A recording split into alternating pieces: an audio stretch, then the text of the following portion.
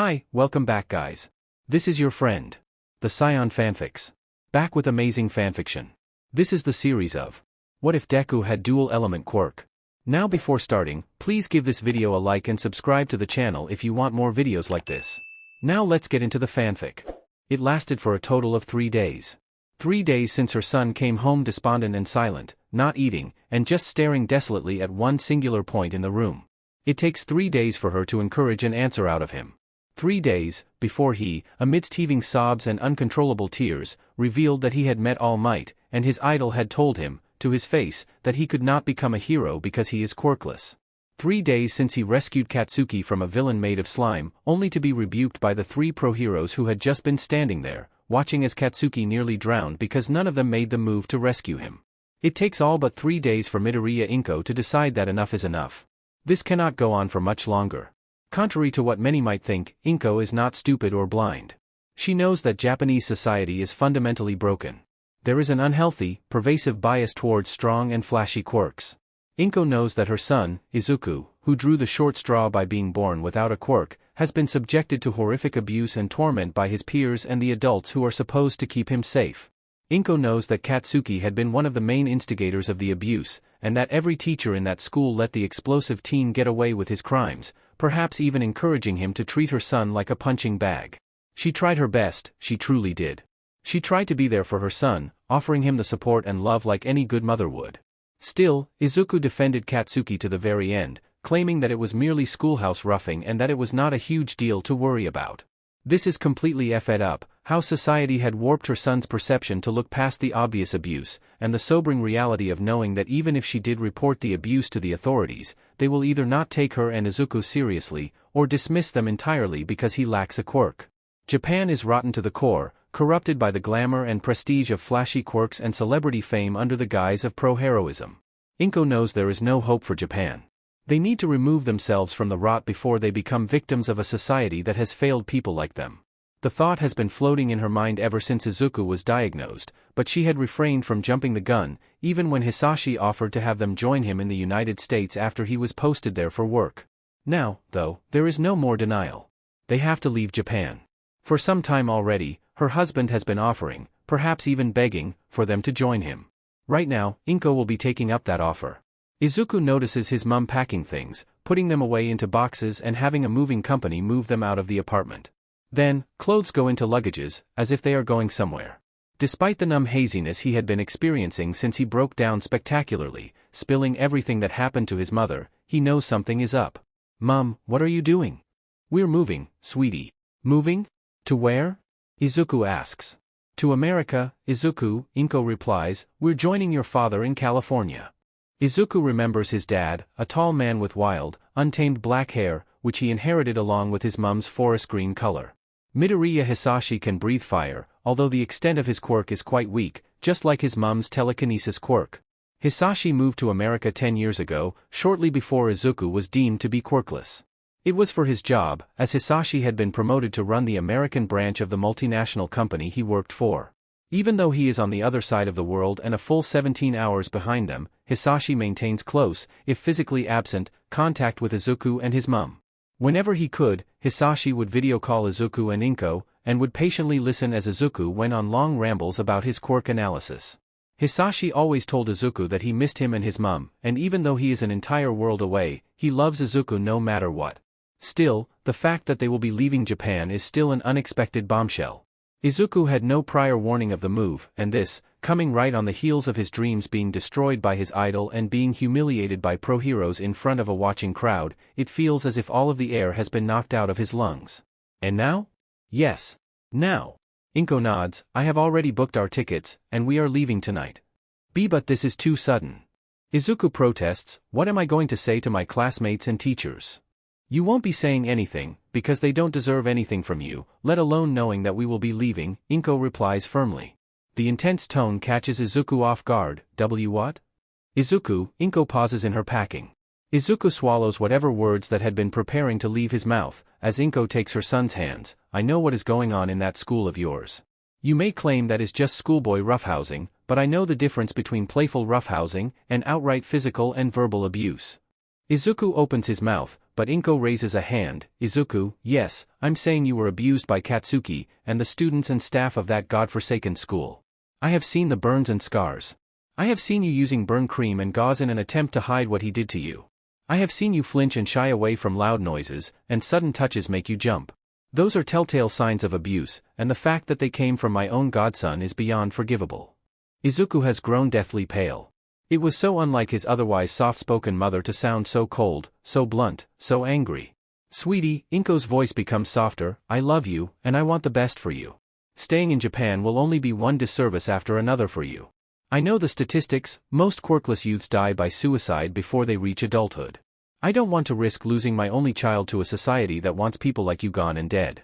Plus, she smiles, we will get to start afresh, and you will get to see your father again in person. No more late-night video calls. We can get to be a family again. Izuku is silent, glancing down at their linked hands. This still feels like the rug has been pulled out from underneath him. He will be leaving everything behind and moving across the world to a completely different country. But, quirkless freak. What a loser. Weirdo. Take a swan dive off the roof if you're so desperate for a FING quirk in your next life. It's okay to dream, but you need to be realistic. Will he really lose anything if he leaves? In the past, Izuku had pushed away the voice in his head that tried to get him to see the reality of his circumstances. But after going through one traumatic event after the other, there is simply no way he can deny the truth. All Might doesn't believe he can be a hero without a quirk. The teachers at Aldera Middle would be relieved to have him gone. And Kaken. Well, he'll likely be happy that the useless Deku would no longer be there to get in the way of his hero origin story. And just like his mum said, he will get to see his dad in person for the first time in a decade. Izuku misses the playful hair ruffles and warm hugs from his dad. Having someone else who loves him unconditionally, quirkless and all, seals the deal for Izuku. Alright, I get it now, he nods. Great, his mum smiles, now, help me pack, will you? Izuku and Inko leave their apartment for the last time at around 4 in the late afternoon. Calling a taxi, mother and son depart from Musutafu and head up to Tokyo Narita International Airport for their flight to Los Angeles. They have dinner in the airport after checking in their luggage and clearing immigration. And at 7 in the evening, the gate opens, and they clear security one last time before boarding the plane. Izuku and Inko settle into their seats, with Izuku in the seat by the window. Izuku watches the ground crew prepare the plane for departure, loading baggage and other essentials. Planes land and take off into the night in adjacent runways. In a matter of minutes, this plane will leave Japan, taking him away from his country of BRTH and flying across the globe to America, where his father awaits their arrival. Izuku does not pay attention to the in-flight safety video broadcasted on the screens. He is too lost in his head to really think about anything other than the fact that this is it, this will be the last time he will see Japan for the foreseeable future. This is the last time where he will hear Japanese being spoken as the primary language. He is starting afresh abroad and, hopefully, his departure will herald a better life for himself and his mum. Finally, the doors are closed, and the plane taxis out of the gate and into the runway. After being cleared for takeoff, the plane thunders down the runway and lifts off into the night sky. Japan becomes smaller and smaller, until a veil of clouds wipe away the last traces of light below. The plane stabilizes, and enters into cruising mode. The lights in the cabin dim down, and Izuku figures, now is better than any to settle in and get some sleep. He closes his eyes, and the continuous hum of the plane slowly sends him under the call of Morpheus. To be continued. Ladies and gentlemen, we will begin our descent into Los Angeles International Airport shortly. Please return to your seats and fasten your seatbelts. Cabin crew, prepare for landing. After a long 10-hour flight, they are arriving. Izuku slept through most of the flight, waking up near the tail end when the cabin crew served out the in-flight meal to the passengers. Spending the last 2 hours of the flight entertaining himself with whatever was available in the entertainment catalog, Izuku opens his window blinds to watch the plane make the descent into America. Past another veil of clouds, the vast deserts of California comes into view. The ground gradually approaches, and LAX sweeps into view. Then, the expected impact of the plane's wheels hitting the tarmac of the runway, and they have landed. The plane taxis into the designated gate, and the doors are opened. Izuku unbuckles his seatbelt, and Inko puts away her book on English grammar and vocabulary. They grab their bags from the overhead compartment, and disembark from the plane. LAX is completely different from Tokyo Narita. The air is livelier, louder and brighter, in Izuku's opinion. Perhaps it stems from his perception that Americans are more outgoing and expressive than their Japanese counterparts. But then again, that could just be a stereotype. Wasting no time, Inko and Izuku clear immigration and collect their luggage. They head for the arrival hall, scanning the crowds for any sign of their welcome party. Izuku! Inko! Izuku WHPs his head towards the voice. There, waving his hand vigorously and a beaming smile stretching his lips, stands Hisashi. Dad! Dropping his luggage, Izuku zips over and leaps into his dad's arms. Hisashi wheezes from the sudden load, laughing as he spins his son in a circle. God, it's so good to see you, Izuku. You have grown so much. I missed you, Dad. Izuku buries his face into Hisashi's shoulder. Hisashi ruffles his son's hair. I missed you too. Inko appears, now dragging both her and Izuku's luggages. Hisashi, it's great to see you again. Inko, love, he bends down to kiss his wife's temple. How was the flight? Good, had a nice sleep on it. Inko hugs him, taking a leaf out of Izuku's book. Were you waiting long? Nope, I timed it perfectly. Hisashi returns the hug. Shall we get going? It is quite a drive to Gardenia. Gardinia? Izuku asks, we're not staying in Los Angeles? No way. Los Angeles is too expensive for me to stay in. Hisashi laughs. The company would never put up with the insane rentals here. No, we are heading a bit up north. Gardenia is a smaller city in between Los Angeles and San Francisco. It's also close to Silicon Valley, where I work. Oh, I see. Hisashi sets Izuku down. Come on, I'll go get the car. Izuku does not really remember much of the drive up north to Gardenia. The jet lag hits him with the power of a Shinkansen, knocking him out for most of the journey. He only remembers being conscious enough for a lunch stopover in a small town about halfway through the drive, before becoming dead to the world once more. Izuku, we're here. He is rudely shaken out of his slumber. Rubbing his eyes, Izuku looks out of the window. The desert and mountains of California have given way to urban sprawl. Buildings rise up from the ground, and people of all shapes, colors and sizes walk around. In all honesty, Gardinia is not that much different from Musudafu, with perhaps the only difference being that Gardinia is less densely zoned than Musudafu. The buildings are spaced further apart, there are plenty of trees and greenery growing on the pavements and in between roads, and it feels less packed together. Although Gardinia is definitely a city bustling with life, the vibe feels freer, for lack of a better term. People are not rushing in a hurry from one place to another, appearing more relaxed and laid back. Izuku watches the city move past him as Hisashi navigates the streets, before pulling up along a row of townhouses a bit away from the city center. Is this the place? That's right, Izuku. Welcome to your new home. Getting out of the car, Izuku takes a moment to let his eyes roam all over the property. The townhouse is 3 stories high, with a small garden in front. Peering around, Izuku notices that there is also a spacious yard out back. Oh, this is just appealing. Inko gasps. Quite a nice place, isn't it? Hisashi smiles. The rent is cheap, even more so since the company is paying it. They unload the luggages from the boot, and Hisashi gestures to the front door. Come on, I'll give you both the grand tour. Izuku thinks that he could get used to this. Naturally, there is far more space here than in their old apartment. The rooms are bigger, and it feels more airy overall. Izuku's new bedroom is easily twice as big as the old one, currently empty. That is, until the timely arrival of the moving truck, allowing work to get started right away. The house is soon bustling with activity. Hisashi and Inko direct the crew to arrange and set the furniture according to how they want everything to go. Izuku's room is quickly filled with boxes containing all of the hero merchandise he has accumulated over the years. He will sort them out later, and possibly sell them on eBay for a decent sum. At the end of the day, exhausted out of his mind, Izuku crashes onto his bed and is out like the light in seconds. He is too tired from jet lag to really ponder about how different life is going to be, his anxieties about whether people here will accept his quirklessness better than back in Japan, and how tomorrow is going to play out. For now, he lets himself fall asleep. Water is everywhere. A dim light shines from above, bringing forth hues of blue to black from the surface down to the abyss below. Bubbles form with each breath, but he breathes without issue. In the distance, he hears a call. It does not sound human, nor does it sound like an aquatic animal. It sounds more like a bird or a raptor. It sounds melodic, a fusion of a hawk's roar and the soft, tinkling music of chimes and harps. He feels drawn to the call, but he cannot move. He is suspended in this endless void of water. Instead, whatever it is comes to him. A creature approaches, appearing to fly through the water. As it gets closer, he makes out features that give the creature a distinctly avian-like appearance. A bird, with massive wings that seem to turn into liquid at the ends, a plumage that looks like a stream of water and bubbles. The only creature he can match it with is a phoenix. But that is so strange, phoenixes are supposed to be creatures of fire. How is this one made of water? The massive avian stares at him intently, wings pushing currents to swirl around him. He is unable to speak. What does it want from him? A haunting trill, cooed quietly. The phoenix comes closer and rests its head against his forehead.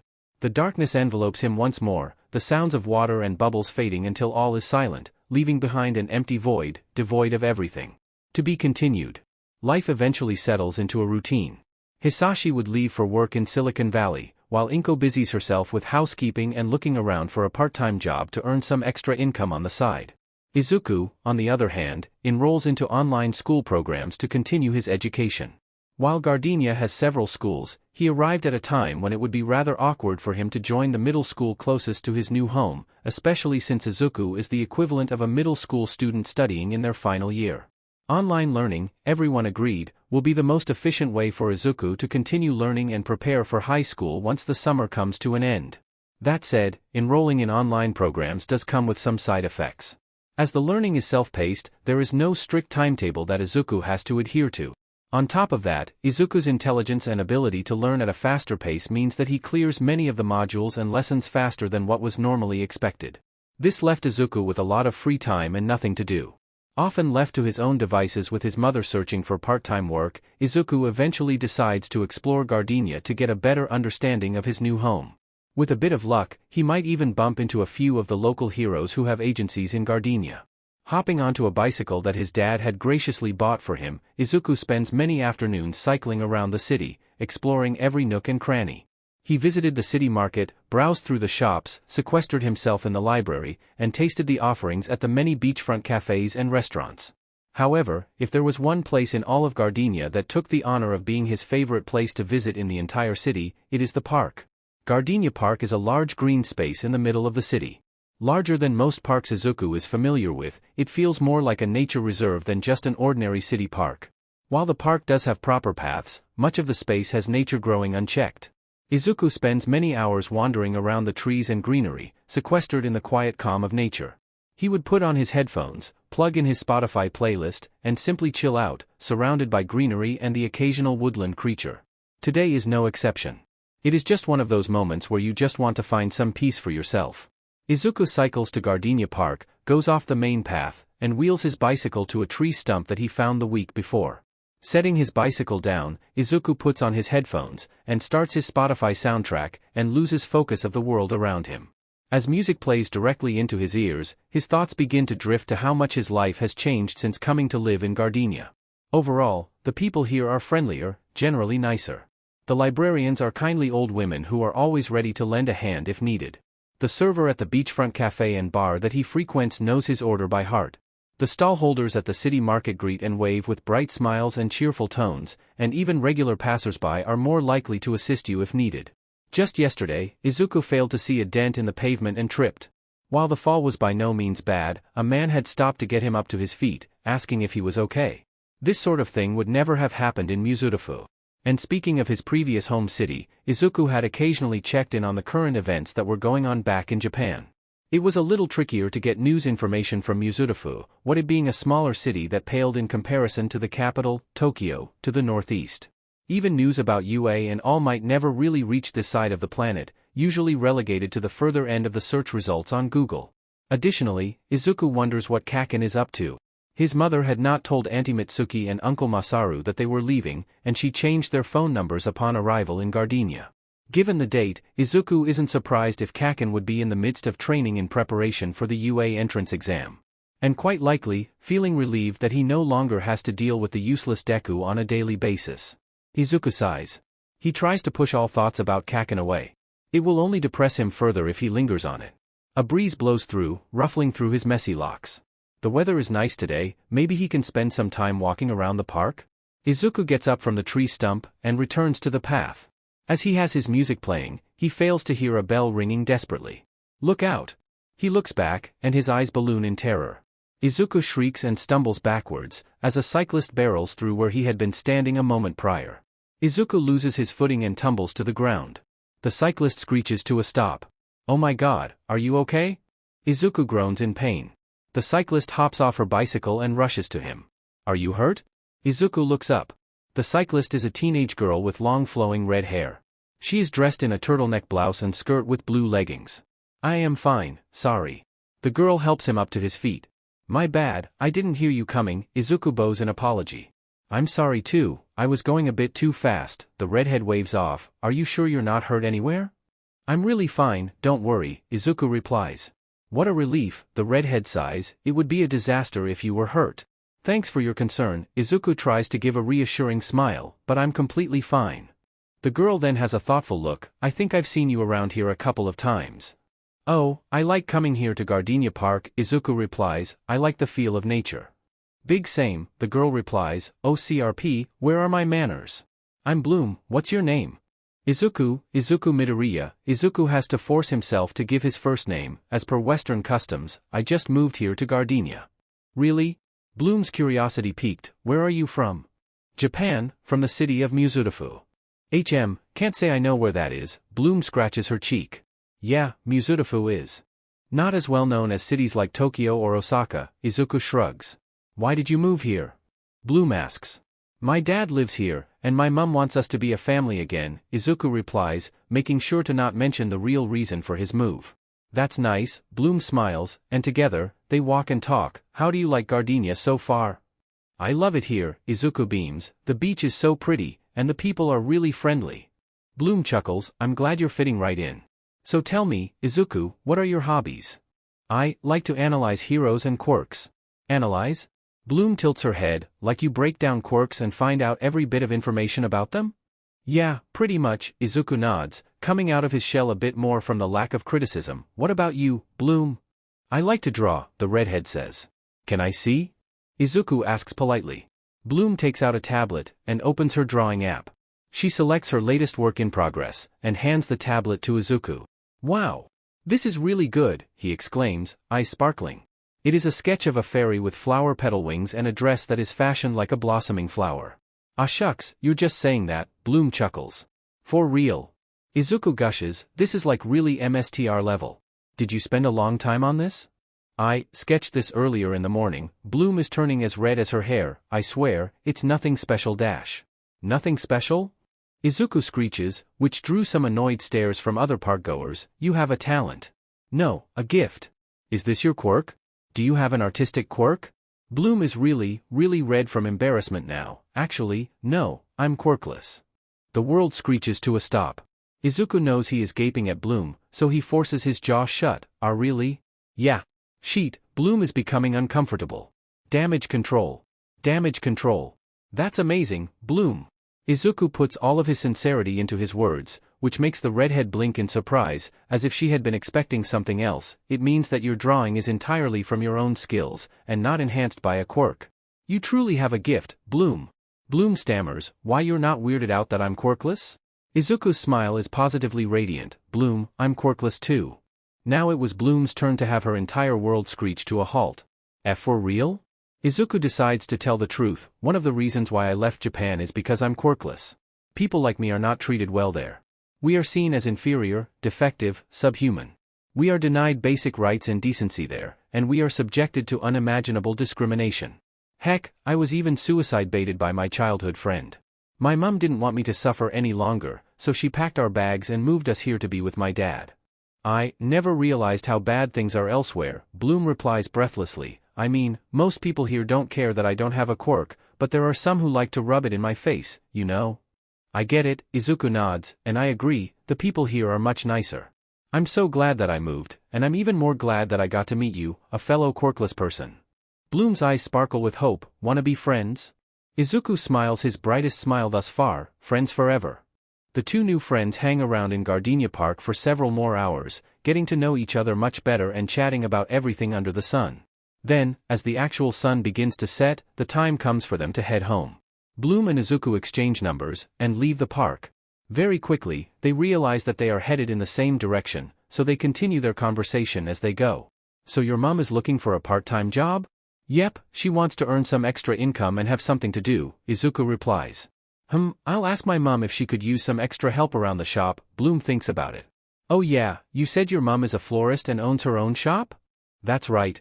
Normally she handles things fine by herself, but I have overheard her talking about how she would appreciate a second pair of hands to help with the upkeep. Do you mind sending me the address of your mom's shop? Izuku asks, I'll pass it on to my mum. Sure, I'll do so when I get home. Thanks, Bloom. Oh, speaking of which, where do you live? Just over the dash. Izuku blinks at where Bloom is pointing. Bloom, I had no idea we were neighbors. What? Izuku points at his house, I live next door to you. Bloom gasps, no way. We're actually neighbors. That's even better. We can introduce our parents to one another. How does tomorrow sound? Izuku suggests. Done.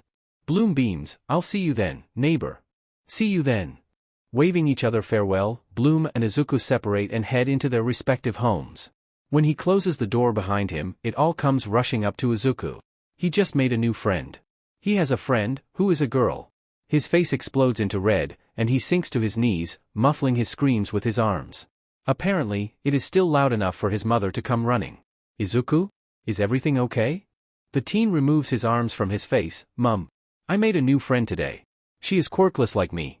Inko gasps, and immediately hugs her son tightly. I'm so happy for you, Izuku. This is amazing. Even better, she lives next door.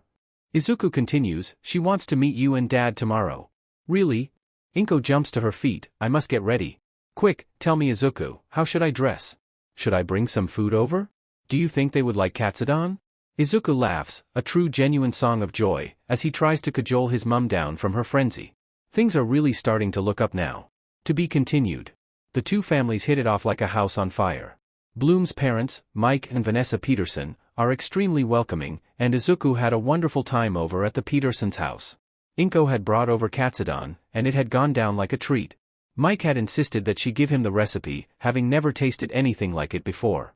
Also, Bloom had apparently informed Vanessa about Inko looking for part-time work, and the two women had discussed privately about whether Inko would like to help out at the shop on a flexible basis. Inko had immediately accepted, and she was hired on the spot. Izuku thought that Mike and Vanessa's quirks are extremely well suited for their jobs. Mike is a firefighter, and his quirk allows him to shrink fires down enough for his crew to extinguish them quickly. Vanessa, on the other hand, has a quirk that allows any seed to sprout, even those that would otherwise not grow due to the hot Southern California weather. As time passes, the two families grow closer. Vanessa and Inko see each other frequently, especially while running the shop. Mike often invited Hisashi out for drinks with his mates, and Izuku and Bloom would hang out together once the latter got off school in the afternoon. More often than not, Izuku and Bloom would head to the park. As the days become hotter, the shady trees provide much-needed relief from the sweltering heat. Protected from the harsh rays of the sun, Izuku and Bloom find a good spot to sit down, dig out their afternoon snacks, and spend the next few hours chatting just about anything. They often trade stories about their time in middle school. While Izuku's stories tend to be quite depressing, Bloom talks about the popular girl, Mitzi, who loves nothing more than to flaunt her wealth and rub it in the faces of those who she thought were beneath her. Bloom, unfortunately, was a target, more often than not, particularly because she is quirkless. Not that Mitzi's quirk was any better or useful. All her quirk did is make her hair shine and appear glossier than normal, which might be useful if she was advertising for some hair care product, but apparently, according to Bloom, Mitzi intended to just roll around in daddy's riches all her life and never do a day of honest work. It also helps that many other students in Bloom's school can't stand Mitzi either, and only those who are really shallow or fellow rich kids gravitate towards the spoiled brat. Mitzi also tends to repeat the same things over and over, which makes it easy for Bloom to block her out. Schoolyard annoyances aside, the afternoons are Izuku and Bloom's chill-down time. Bloom would sketch and color on her tablet, and Isuku would plug in his Spotify playlist and analyze some villain attack or hero debut that he read about in the news that day. On multiple occasions, Bloom would bring her pet rabbit, Kiko, out with them and let him wander around the surrounding trees. Kiko is quite interesting, according to Bloom. Nobody knows where the rabbit came from, and the shelter that Bloom adopted Kiko from suspected that the rabbit had been a test subject in some secret lab, because Kiko appears smarter than the average rabbit, and occasionally displays human-like behavior, like running on his hind legs whenever he is particularly excited or freaked out, and even uses vaguely human gestures when trying to get attention from someone.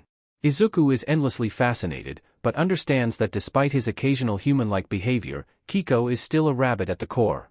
Kiko was incredibly shy when Bloom introduced her pet to Isuku for the first time, and would run or hide whenever Isuku got too close.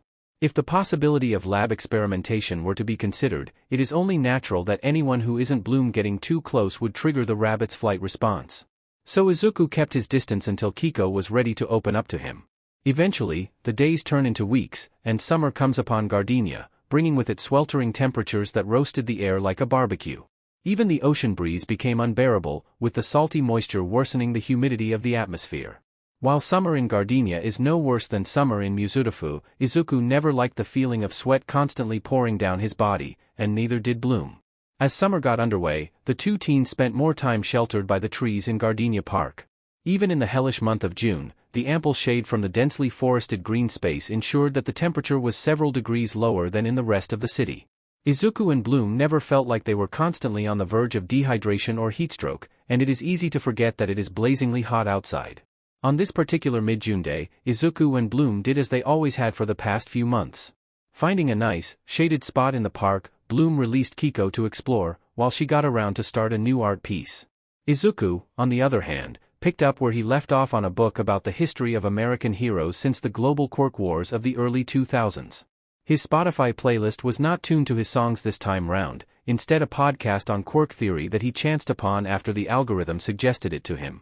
There are no words shared between the two friends. They simply enjoyed each other's company in comfortable silence, basking in the shade and the cooler air. That is, until Kiko comes running back to them, screeching in distress. "Kiko? What's wrong?" Bloom puts down her tablet. The panicking rabbit tugs at her legging, urging Bloom towards somewhere deeper in the park. "I think he wants you to follow him?" Isuku guesses, taking off his headphones. Bloom immediately stashes away her tablet. Kiko runs off into the trees, with Bloom and Isuku in close pursuit. Winding through the trees and thicket, they eventually approach what appears to be a clearing. A loud roar prompts them to creep closer, but remain hidden from sight. Whatever just made that feral roar, it doesn't sound friendly. Isuku and Bloom peer around the tree. There seems to be a fight going on inside the clearing, between what appears to be an ogre with an army of ghouls, and a tall, blonde girl. The girl has suntanned skin, and her clothes reminds Bloom of the Sailor Moon outfits from the 1980s anime. Her off-shoulder top has sleeves made of translucent golden fabric that hug her upper arms, and a chest piece which is made of luminous orange fabric on the top part covering her brsts, and a shiny metallic-like material that covers her abdomen down to her waist. A short, wavy orange skirt falls halfway down her thighs, and she is wearing knee-high heeled boots that are of the same orange color as the skirt. The girl is clutching what appears to be a long, sky-blue scepter with a large sphere at one end, framed by 5 jeweled spheres that are gold in color.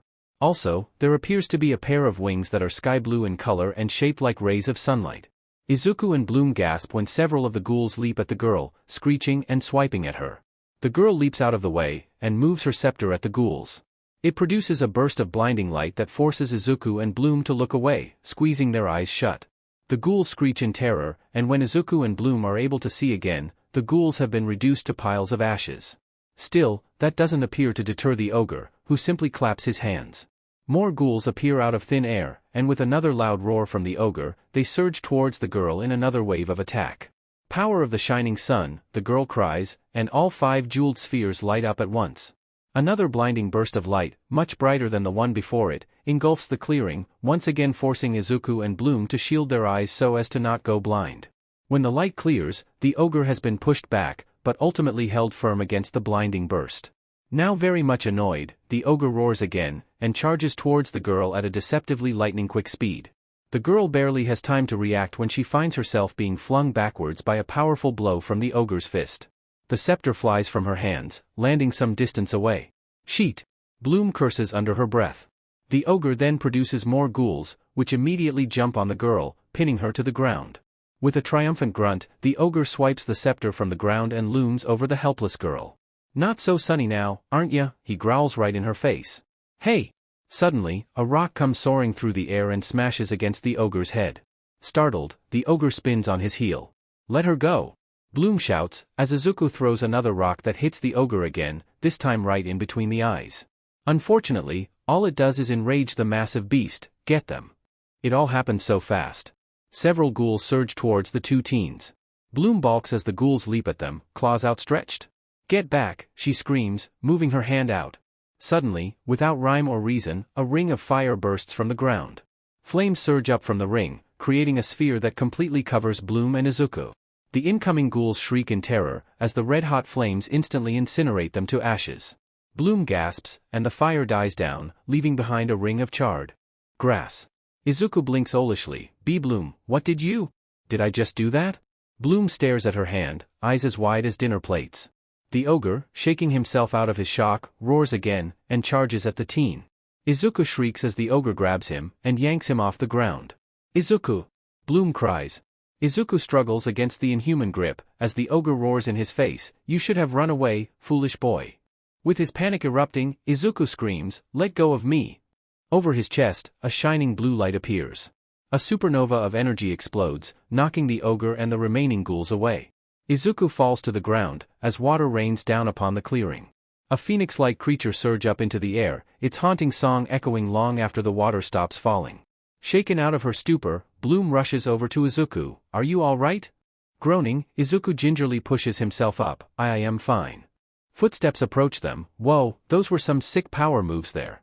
The blonde girl from earlier is standing before them, her scepter once again in her hands. "Thanks by the way. You two totes saved my dumb butt back there."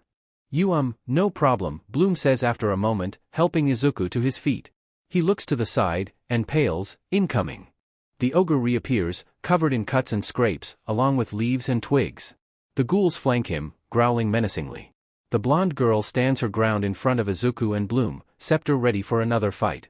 "You better get the F out of here," Stella warns. "With 3 magical beings against your puny army, you won't stand a FING chance."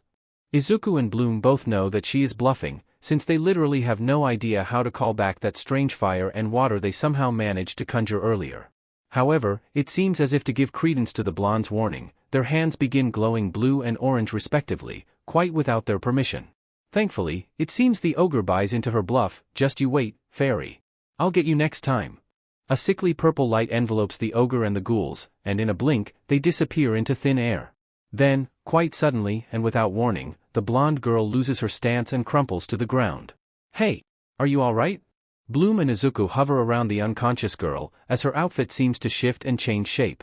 Her wings and scepter disappear, replaced with an expensive-looking dress.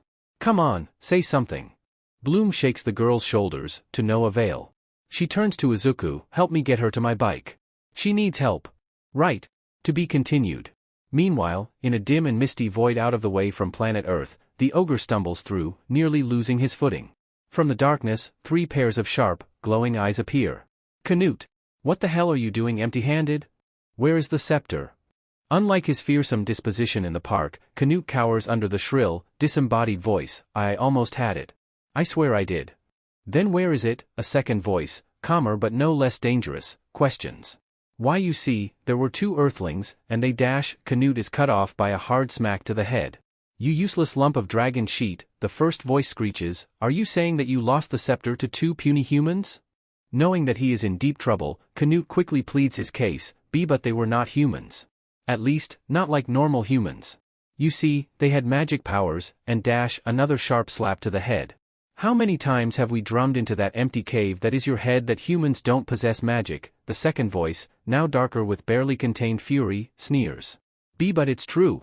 Canute is now dangerously close to wetting his breathes. "The girl with the red hair produced a spherical shield of fire that burned my ghouls to ashes.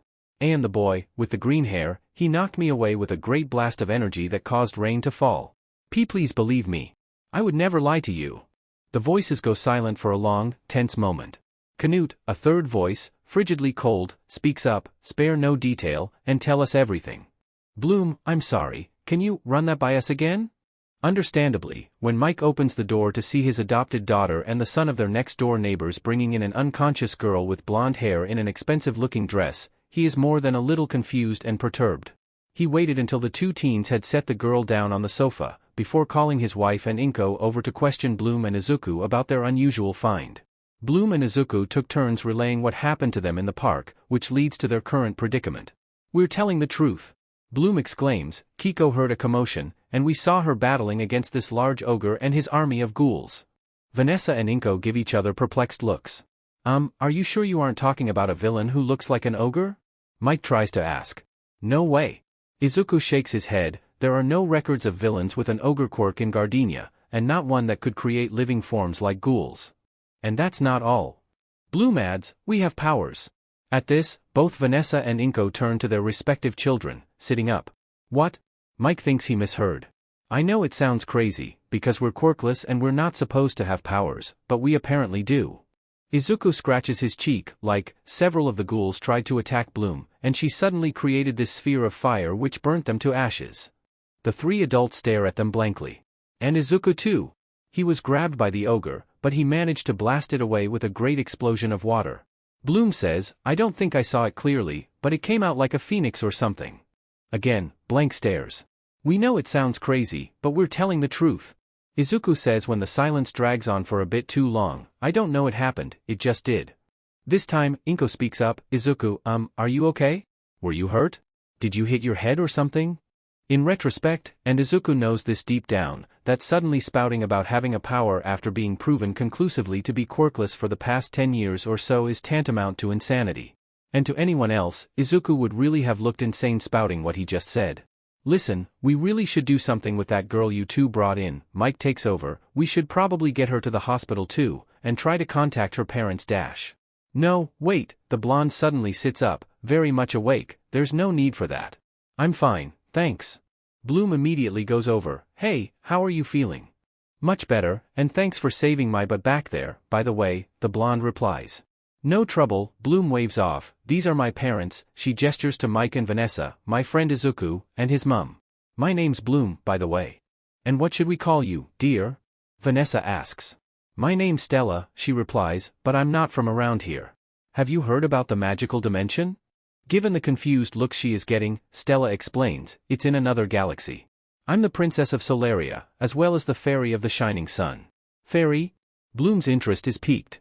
That's right, Stella nods, see, I was confronted by an ogre and his gang of ghouls, and they chased me all the way here. Mike runs a hand down his face, alright, I've heard enough. I'm calling the police, this girl is delirious. He goes to the phone, while Stella huffs with a hint of annoyance. She then points a finger at the phone, and to Izuku and Bloom's surprise, a beam of sunlight-like energy shoots from her finger. The beam hits the phone, just as Mike picks up the receiver, and it promptly turns into a head of lettuce, with the receiver turning into a carrot in Mike's hand. What? Mike is left stunned. Believe me now? Stella asks with a huff. I think you got our attention, Stella-san, Izuku surmises for everyone. So as I was saying, that nasty ogre and his ghouls attacked me in that park, but Bloom and Izuku showed up and sent them packing. Vanessa and Inko, to their credit, are a little intrigued, since Stella appears to be corroborating the account of events that Bloom and Izuku gave earlier. Actually, I have no idea what we did then, Bloom speaks for them both. A fairy doesn't need to know how, they just do it, Stella counters, and while this doesn't really provide any answers, it does intrigue Izuku, and excites Bloom. Us? We are fairies? I would say so, Stella nods, after all, only fairies can perform that level of power that you two did. Of course, there are those who are also able to perform magic, but fairies have to wield a certain level of power to qualify as a fairy. That's not completely correct, Stella, Inko speaks up, drawing all attention towards her. From what I'm hearing, it seems that the fire and water that Bloom and Izuku supposedly created should be something only fairies, she puts in air quotes, can do. But for the vast majority of people, creating fire or water is within the realm of possibility. What do you mean? Stella tilts her head. Inko turns to where the head of lettuce is standing on the table. She raises a hand towards it, and the vegetable quivers. To Stella's intrigue, the lettuce slowly floats over to Inko's hand. Wow, that was a really cool telekinetic trick. That is my quirk, Stella, Inko replies. A quirk? Is that magic? Stella asks. Not really. Izuku scratches the back of his head, I guess it's more about human evolution? There is nothing magical about quirks. It forms part of the human genetics. It takes a moment for Stella to wrap her head around it, I guess that sort of makes sense? Still, it's cool how humans on Earth have developed their own powers. Where I come from, we are taught that Earth is the only planet in the known universe where magic doesn't exist. I mean, there was this whole legend about how magic used to exist on Earth, but all the users were either killed or vanished without a trace. Mike sees that the conversation is starting to get a little sidetracked, that's good and all, but can we get back to the part where you claimed our kids to be actual fairies? Well, while I was out like the light, I did happen to hear you guys talking, Stella clears her throat, something about Bloom and Izuku being quirkless? Yeah, that's the thing, Izuku nods, Bloom and I are not supposed to have quirks. I mean, I didn't ask Bloom if she had any testing done, but I did when I was 5, and I didn't have a quirk factor, which makes me unable to have a quirk. We did bring Bloom for an examination when she turned 5, Vanessa reveals. Even though Mike found her as a baby in a burning warehouse, we still brought her in to see if she would develop a quirk. Bloom didn't appear to have a quirk factor either, at least, according to the doctor. Well, if that is the case, then it is all but confirmed that you two are indeed fairies, Stella surmises. I mean, unless the doctors got you both wrong, which I totally have serious doubts about, that means the only way you were able to produce those sick flames and water is because of magic, which makes you both fairies. Silence follows for a moment, as everyone processes the information before them. Seeing that her husband is quite literally losing brain cells trying to put everything into a coherent picture, Vanessa says, Bloom, why don't you take Stella and Isuku up to your room for a bit? Us adults need to have some time to ourselves for a private discussion. Alright, Mom, Bloom gestures towards the stairs, shall we head up? Meanwhile, in Gardenia's industrial district, the darkness of the night and the lack of people walking around provides the perfect cover for a dirty purple flash of light to go unnoticed. Any security cameras in the immediate area inexplicably fail at that moment, as a lumbering shadow emerges from an alleyway. The ogre from before, Canute, looks around to ensure that the coast is clear. Behind him are another army of ghouls that he has conjured up, and his secret weapon for this mission. Troll, sniff out those fairies. A hunting troll, a truly hideous figure with foul-smelling, leathery skin that is sagging and wrinkled in all of the wrong places, takes a big whiff of the air with its hideously large nose. This way. Well, Stella, this is my room. Bloom opens the door. Kiko, who had up until that point been dozing away in his basket, wakes up to see what the commotion is all about. Oh, cool. I love it. Stella takes a moment to have a look around. Are these your drawings? Yeah, those were from art classes several years ago. Bloom rubs the back of her head. I've always had a fascination towards fairies, especially when I was a child. Stella eyes a sketch with an appraising eye. Well, you certainly got the looks down, for sure. And, since we're on the topic of fairies, let's talk about your powers. The three go to sit down on Bloom's bed. So, I somehow awakened a water power, and Bloom a fire power, Isuku says. How do we know this wasn't some kind of fluke in the heat of the moment? Well, you just need to believe in your powers, Stella explains, as Kiko hops over to sniff the hem of her dress curiously, and when you need your powers, they will come to you naturally. However, I know that for beginners such as yourselves, it may seem difficult. So, why don't we start with a little exercise? Stella cups her hands together, and a small ball of light materializes over her palms. This is a manifestation exercise, she explains, before extinguishing the light. It was taught to me when I was very young, which was like, a very long time ago. It requires concentration to draw your magic out into your palms, and to manifest it into the physical form that it takes. Why don't you two give it a try? Bloom goes first. She copies the way Stella cupped her hands together, and closed her eyes. She filled her thoughts with a longing to manifest the fire she had produced back in the park. But for the first few seconds, nothing seemed to appear or work. Then, there is a great whoosh, and Bloom screams. Fire bursts out of her palms, but it comes out far too strongly and quickly for Bloom to react in time. She flails back onto her bed, accidentally releasing the flames all over the carpet on the floor, which promptly ignites. Fumbling off the bed, Isuku never notices his hands beginning to glow. He is thrown several steps backwards, as a blast of water explodes out of his hands, landing over the flames, extinguishing the carpet before it could burn up entirely and spread the fire elsewhere in the room. Silence follows for a long moment, save for the sizzling of the carpet. Well, at least we know that you two can manifest your powers at will, Stella gives a bright smile.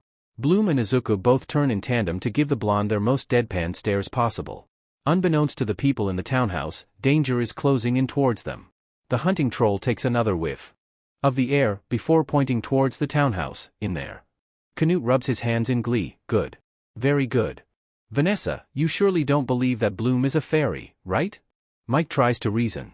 Well, I can't find any good reason not to believe so. Can you, Mike? Vanessa counters. Mike turns to Inko, hoping to find support there. And you? Inko is unsure of what to say. I don't know. If there is one thing I know for certain, Isuku will never lie about something like this. He has long accepted that he was quirkless. There is no good reason why he would suddenly claim to have a power, unless it is true. Mike groans, his head falling into his hands. This is insane. Can anyone see this? It is insane, I agree, but it also makes sense, Vanessa suddenly says, which brings the attention towards her. Remember those times where Bloom got hurt when she was younger? Her injuries would heal up by the next day.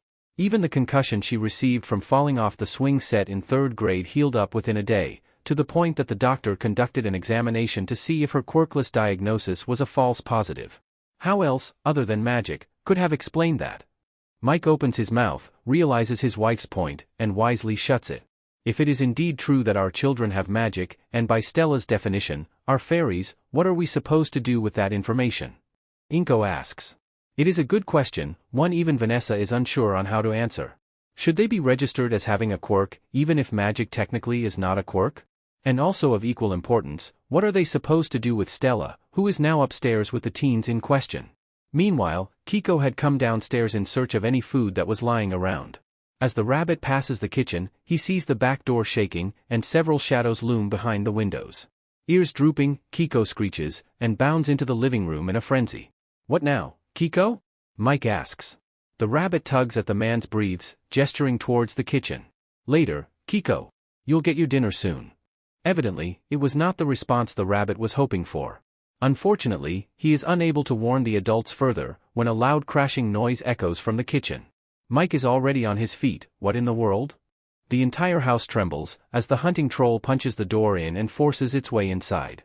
Mike, Vanessa and Inko shriek in terror, as Kiko runs to hide behind a potted plant. Upstairs, Bloom, Izuku and Stella feel the house vibrate from the violent intrusion. A roar gets Bloom on her feet instantly. Sheet! Someone broke in. The trio immediately rush downstairs. Puny humans, where are the fairies? Canute growls menacingly, as Mike tries to ward off the advancing ghouls with a footstool he picked up, Vanessa and Inko cowering behind him. Looking for moi? All eyes turn to the stairwell, as Stella makes herself known to the intruders, with Bloom and Izuku close behind. Attacking me is one thing, but breaking into someone's house? So not cool, Stella sneers, as her power surges up. Come on you two, let's transform. T-transform? Izuku balks. How on earth do we do that? Bloom exclaims, as the ogre and ghouls advance towards them. Call upon your magic, and release it. Stella replies, before shouting, magic winks.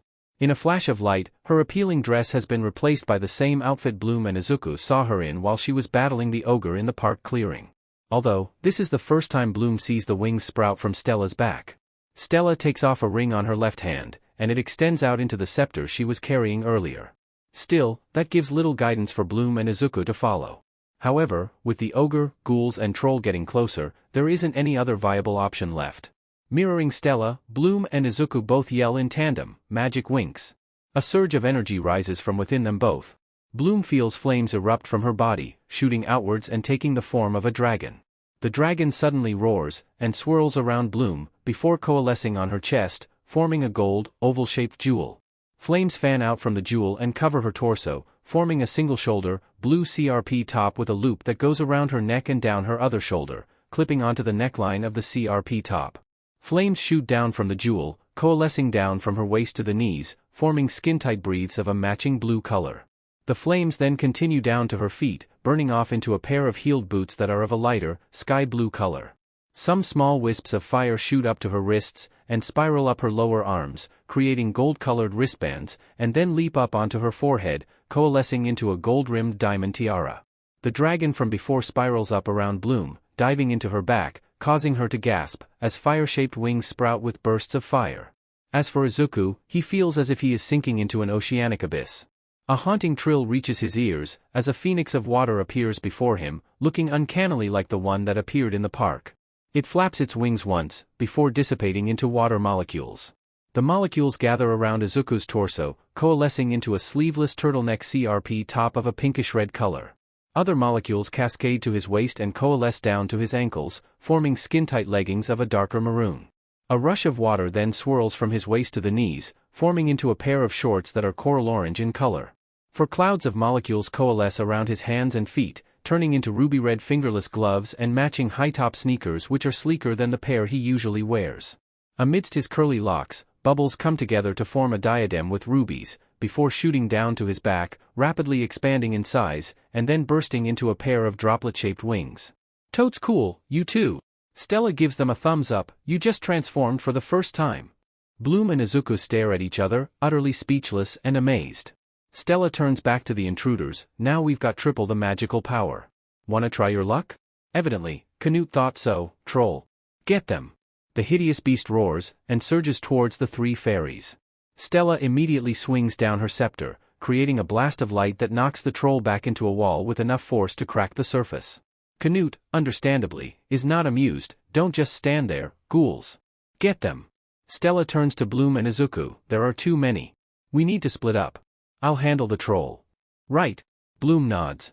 She turns to her parents and Inko. Get out of here. We'll deal with them, somehow. Despite the surrealness of the situation, Mike picks up Kiko, and immediately usher his wife and Inko out through the nearest window. Bloom then turns to the advancing ghouls. Come on, let's take this outside. With Stella dealing with the troll, and Bloom leading the ghouls out of the house, Isuku is left to deal with Canute.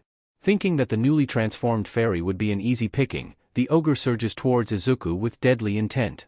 With only milliseconds to spare, Izuku subconsciously calls for his power, and immediately, a blast of water shoots out of his hands. The stream of water wraps around Canute's head, forcing the ogre to screech to a halt. What the? I can't breathe, his muffled voice comes from inside the water. Izuku calls on the water again, this time producing another blast so powerful that it knocks the struggling ogre back into the TV console. While it is unfortunate that the impact destroys the console on impact and cracks the TV set, Canute does appear out for the count. Izuku spins on his heel and rushes out of the back door, where Bloom is busy taking out the ghouls one by one with several bursts of fire. Growing increasingly used to the feeling of power churning under his skin, Izuku unleashes a stream of water, similar to the one he used against Canute. The water sweeps the ghouls up, and traps them inside an orb of water. As the ghouls screech and struggle inside their fluid prison, Izuku turns to Bloom. I need your fire. Getting the idea, Bloom releases a fireball at the orb of water. From the immense heat of the fireball, the water begins to boil. The ghouls scream and screech as they are boiled alive, and when Izuku releases his hold on the water, the boiled carcasses drop onto the ground, crumbling to pieces upon impact. Izuku immediately goes to Bloom. You good? I'm good. Thanks for backing me up. Just then, a flash of light erupts from the house behind, and Stella smashes through the window, rolling to a stop before Bloom and Izuku. Stella, are you alright? Did you handle the troll? Bloom asks. I'm fine, the blonde replies, although her answer to the second question presents itself when the troll smashes its way through the back doorway, and evidently, not well enough. The three fairies prepare themselves, as the troll advances towards them menacingly. However, before it could attack, a rope with a glowing magenta orb at one hand wraps itself around the troll's neck, and pulls it back. The beast roars, fighting against the restraint choking it. Stella looks to where the rope had come from, and brightens. Oh! Good timing! At the other end of the rope, holding on with considerable strength, is a tall, muscular young man with slicked-up maroon hair. With him are four other young men of varying height and musculature. They appear to be wearing armored uniforms of some sort with capes, with the only differences being the color of each uniform. The young man restraining the troll has a red color scheme, while his compatriots have a sky blue, green, orange and yellow color scheme respectively. Good job, Riven, the one in the uniform with orange in it, a bespectacled redhead, who appears lankier than his more muscular compatriots, flashes a thumbs up. Now let's get this brute into custody where it belongs, the one in blue, a tall young man with blonde hair tied up in a tight bun, adds. Riven rolls his eyes. Relax, I got this covered. The one with green in his uniform, with brown hair swept to one side and tanned skin, idly comments, I'm totally relaxed. It's just Dash. Suddenly, the troll grabs the rope and pulls, yanking Riven off his feet. You I'm worried about. With a yell, Riven lands in front of the three fairies, his rope coming loose from the troll's neck.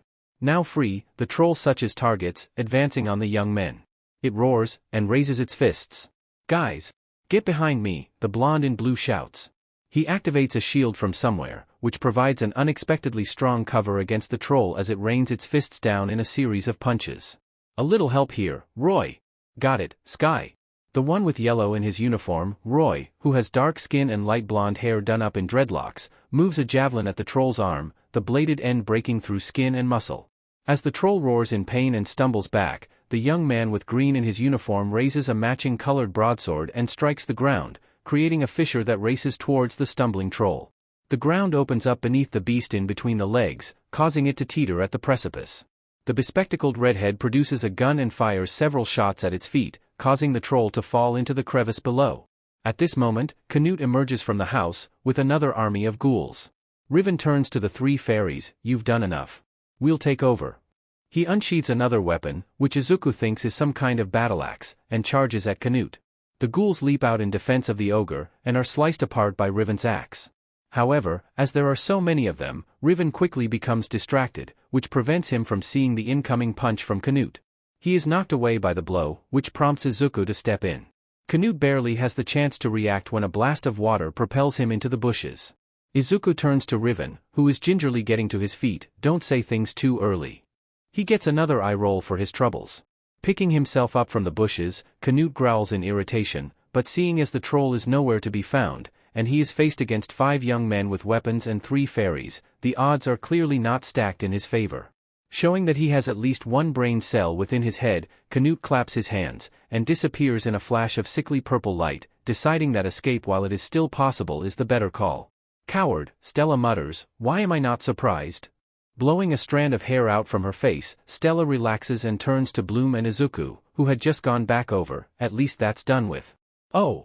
Before I forget, Bloom, Izuku, let me introduce you two to these fine gentlemen, known as the specialists. That is Riven, who grunts in acknowledgement. Brandon, he swings his broadsword over his shoulder, winking playfully. Timmy, who waves with a smile. Prince Sky of Heraklion, he sheathed his sword and gives a salute. And Roy, personal guard of King Tyrder of Andrus, he sheathes away his javelin and waves with an easy grin. We were looking all over for you, Princess Stella, Riven says. Also, any injuries? Admittedly, Izuku is a little surprised, as he did not see that question coming. Riven is our healer, Brandon helpfully explains. While he is quite rough around the edges and has a tongue like a cactus, he has a caring heart, and besides, his magic has healing abilities. The redhead simply rolls his eyes. See if I heal you again after another botched spar. You and I know that you will, Brandon replies easily. Your heart's too big to ignore the call of blood and injuries.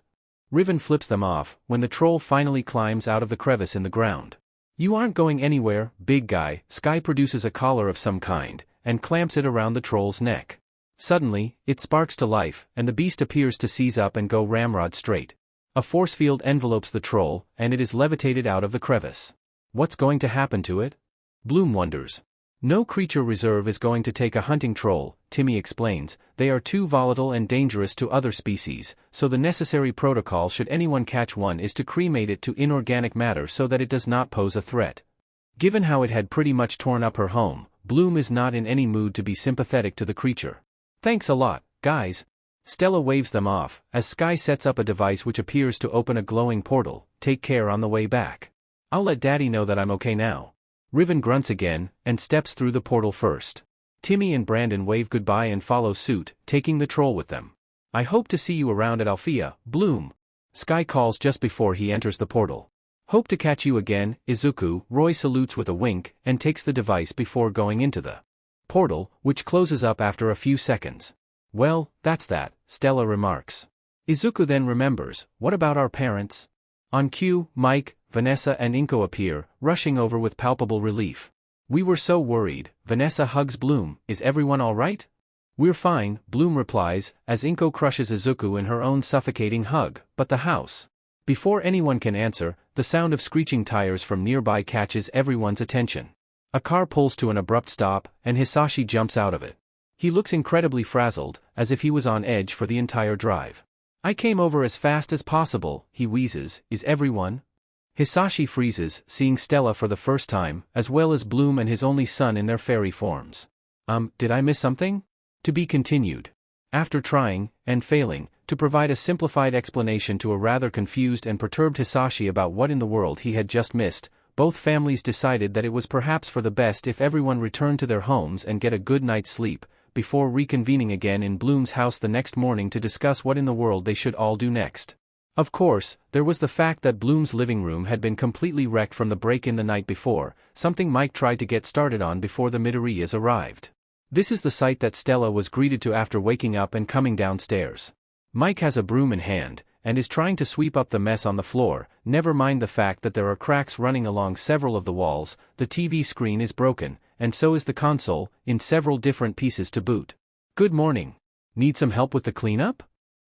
Good morning, Stella. Mike wipes some sweat off his forehead. No thanks, I think I've seen enough magic for a lifetime. You sure? I mean, Stella glances at the cracks, those do look rather nasty. For sure, Stella. Thanks. Stella shrugs, and goes to sit down on the couch. A short while later, Bloom and Vanessa come downstairs to get breakfast ready.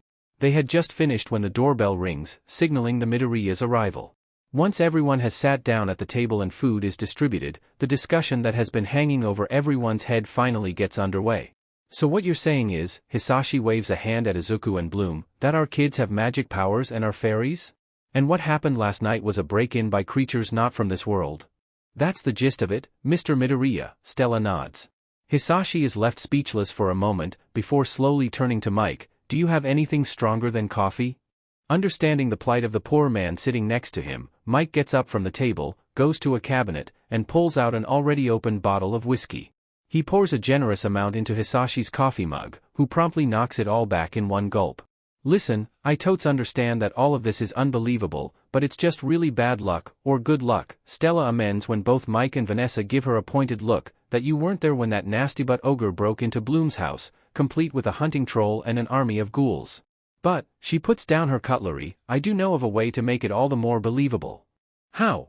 Izuku asks. By going to Magix, of course. Stella replies, and explains further when all she gets are confused looks. Since Bloom and Izuku are undoubtedly fairies, it's only natural that they enroll into the best school for fairies in the entire magical dimension. And what is this magical school? Vanessa asks, as Bloom perks up and Izuku tilts his head in curiosity. It's the Alfia School for Fairies, Stella replies, I'm a student there, incidentally, and the new school year is due to start next week. However, I'm sure that if we can meet with Headmistress Faragonda, she might be convinced to enroll both Bloom and Izuku too. Can we go there now? Bloom asks excitedly. We sure can. That is, if everyone is ready to go. Stella points out. Despite the fact that there doesn't appear to be a given option to refuse, in truth, everyone is curious about this Magix and Alfia. So, once the dishes have been cleared away and everyone is given a chance to freshen up and put on some clean clothes, they gather in the living room. Alrighty then. Stella produces her scepter, hold on to your stomachs. Son of Solaria, take us to Magix. A blinding light blasts out of the scepter, enveloping the entire room. The floor then seems to disappear, and the group find themselves falling through a shimmering portal. Kiko screeches loudly as he tumbles like a wet rag in the washer, while Izuku feels his stomach threatening to make an emergency exit through his mouth.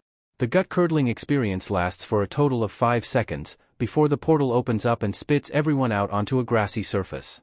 Stella lands with practiced finesse, while Bloom, Izuku, their respective parents and Kiko all land on top of one another in an ungainly pile. We're here. Is everyone okay? Extracting himself from the pile of bodies, Izuku is unable to stop the nausea and promptly vomits out his breakfast. Bloom is also deathly pale, and the adults are no better. That was something, Inko comments diplomatically. Never again, thank you. Mike groans. Being the first to settle his stomach, Hisashi gets to his feet and looks around. Holy sheet. This place really does exist. Welcome to Magix, everyone. Stella proudly proclaims, reverting her scepter back into its ring form. Also getting to her feet, Vanessa spots something in the distance. Is that Alfia over there? Yep. Stella beams at the sprawling castle in question. Marvelous, isn't it? Quite fitting for the best school for fairies in the entire magical dimension, if I may say so myself. Also on his feet, Mike takes several steps forward. I wonder if Alfia has any scholarship opportunities. Everyone WHPS towards him when Mike suddenly collides with something solid and not quite there. What the? Mike tries to push through, but finds himself unable to. I can't get through. It's like there's an invisible wall. Really? Vanessa goes to her husband's side and sticks a hand out. True enough, her palm feels something solid and unyielding, although she can't see it. Bloom raises an eyebrow, and walks past her parents. Izuku follows behind her, and passes Mike and Vanessa, also without issue. Where is it? I don't feel anything. Whatever it was, it's not affecting us, Izuku remarks, and not Kiko either. That's because it's a magical barrier, Stella explains, producing an orb of light and tossing it in the air between Bloom, Izuku, and their parents. Sure enough, a barrier comes into view, separating the teens from the adults. It was set up to keep all non-magical beings out of Alfia. Does that mean we can't come along? Inko asks worriedly. Oh, don't worry about that, Stella waves off, I have an easy fix for this. She conjures 2 more orbs, and casts them over the adults. The orbs start raining showers of sparkling lights over the adults. When the showers stop, all 4 are now glowing with bright light. When you are covered in magic, it's possible to trick the barrier into letting you through, Stella explains, before joining Bloom and Izuku. Come on over. The four adults glance at one another, before tentatively stepping forward. Sure enough, they are able to cross the barrier without issue. The party then treks down the hill, cut through the nearby forest on a dirt trail, before finally reaching the main road.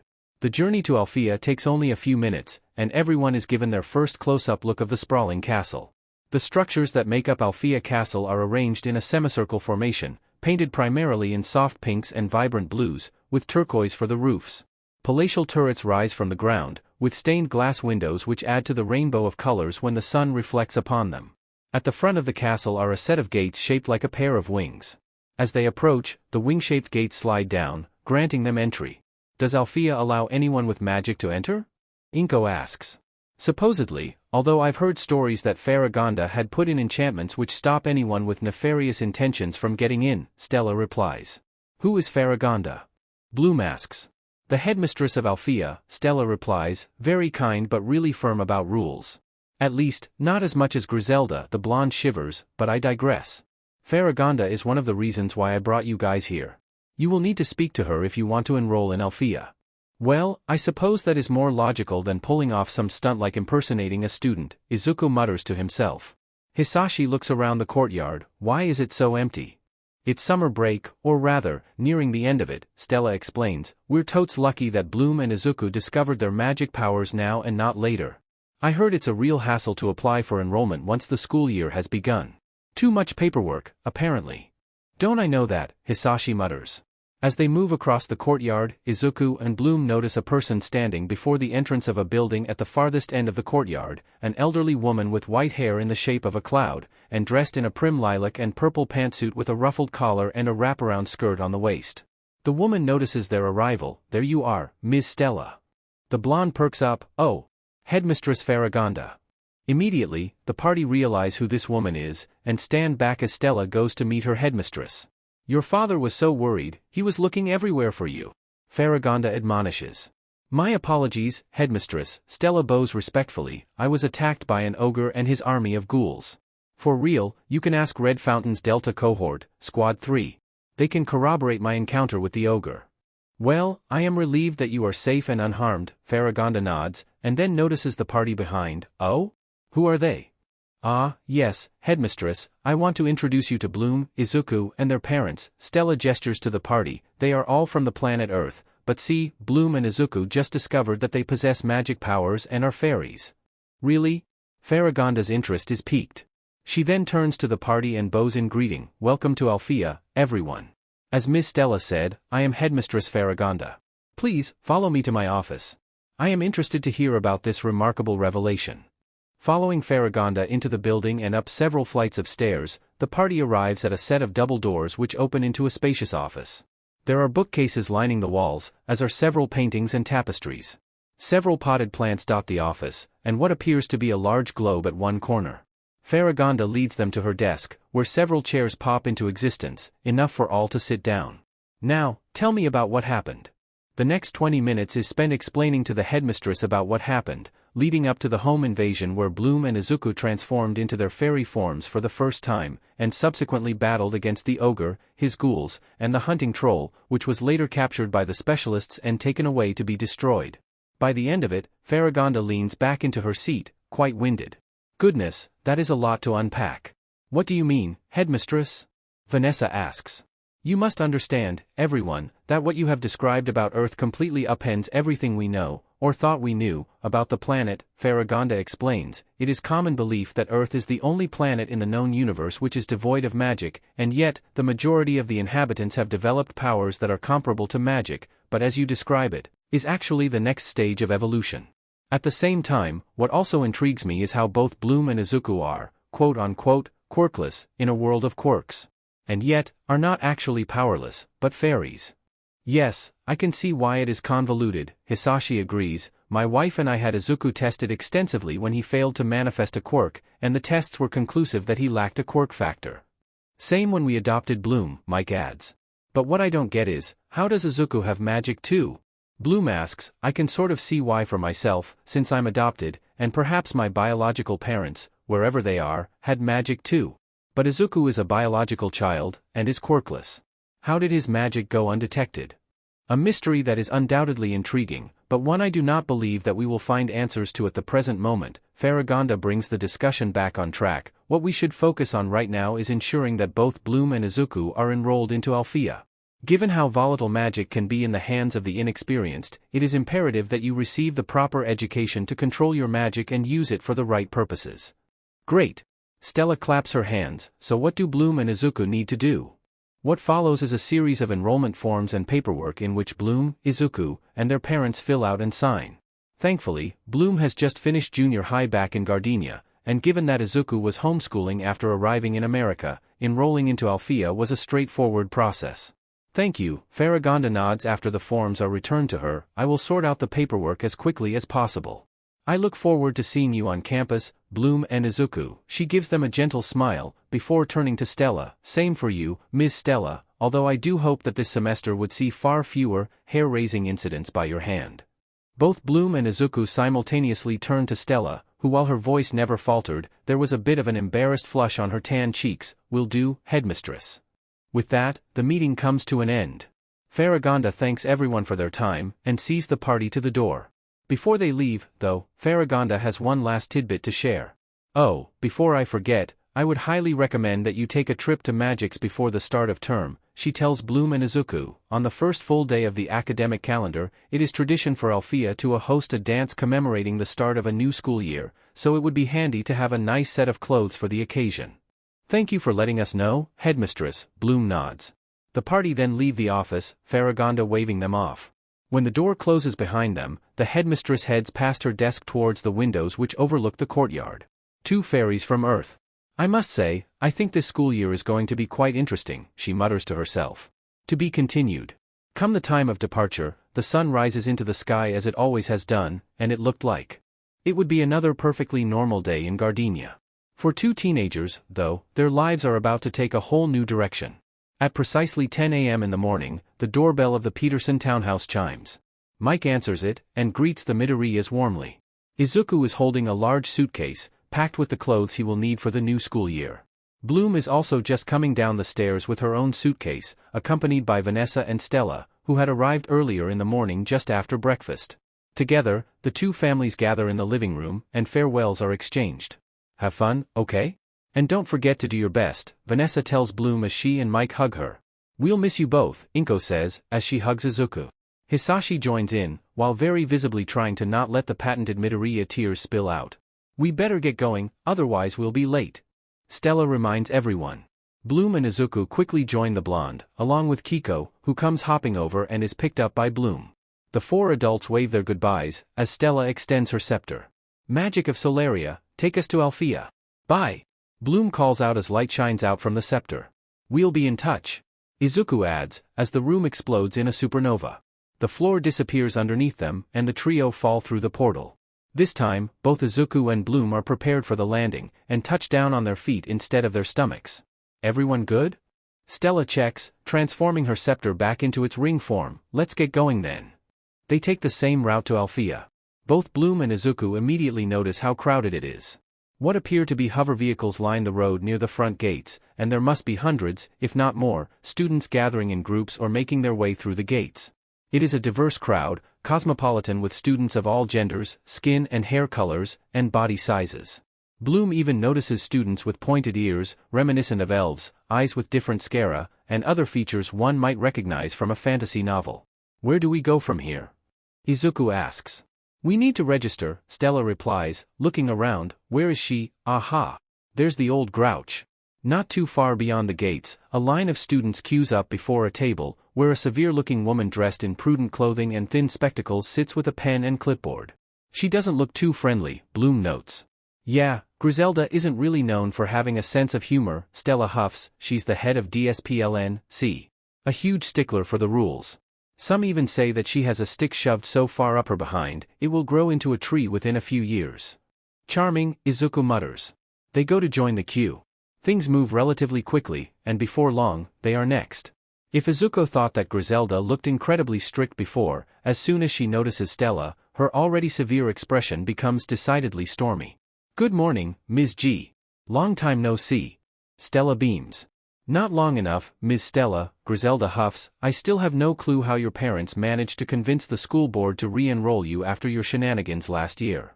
Bloom briefly remembers Headmistress Faragonda mentioning something about hair-raising incidents. If anything, it only serves to fuel her curiosity further.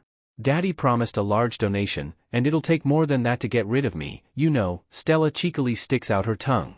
Griselda lets out a long-suffering sigh. Yes, because we are constantly running low on funds, that will take anything, even if it means re-enrolling troublemakers like you. I guess I should have expected that by now. She ticks off Stella's name on the list, and these two behind you. Bloom Peterson, from Earth.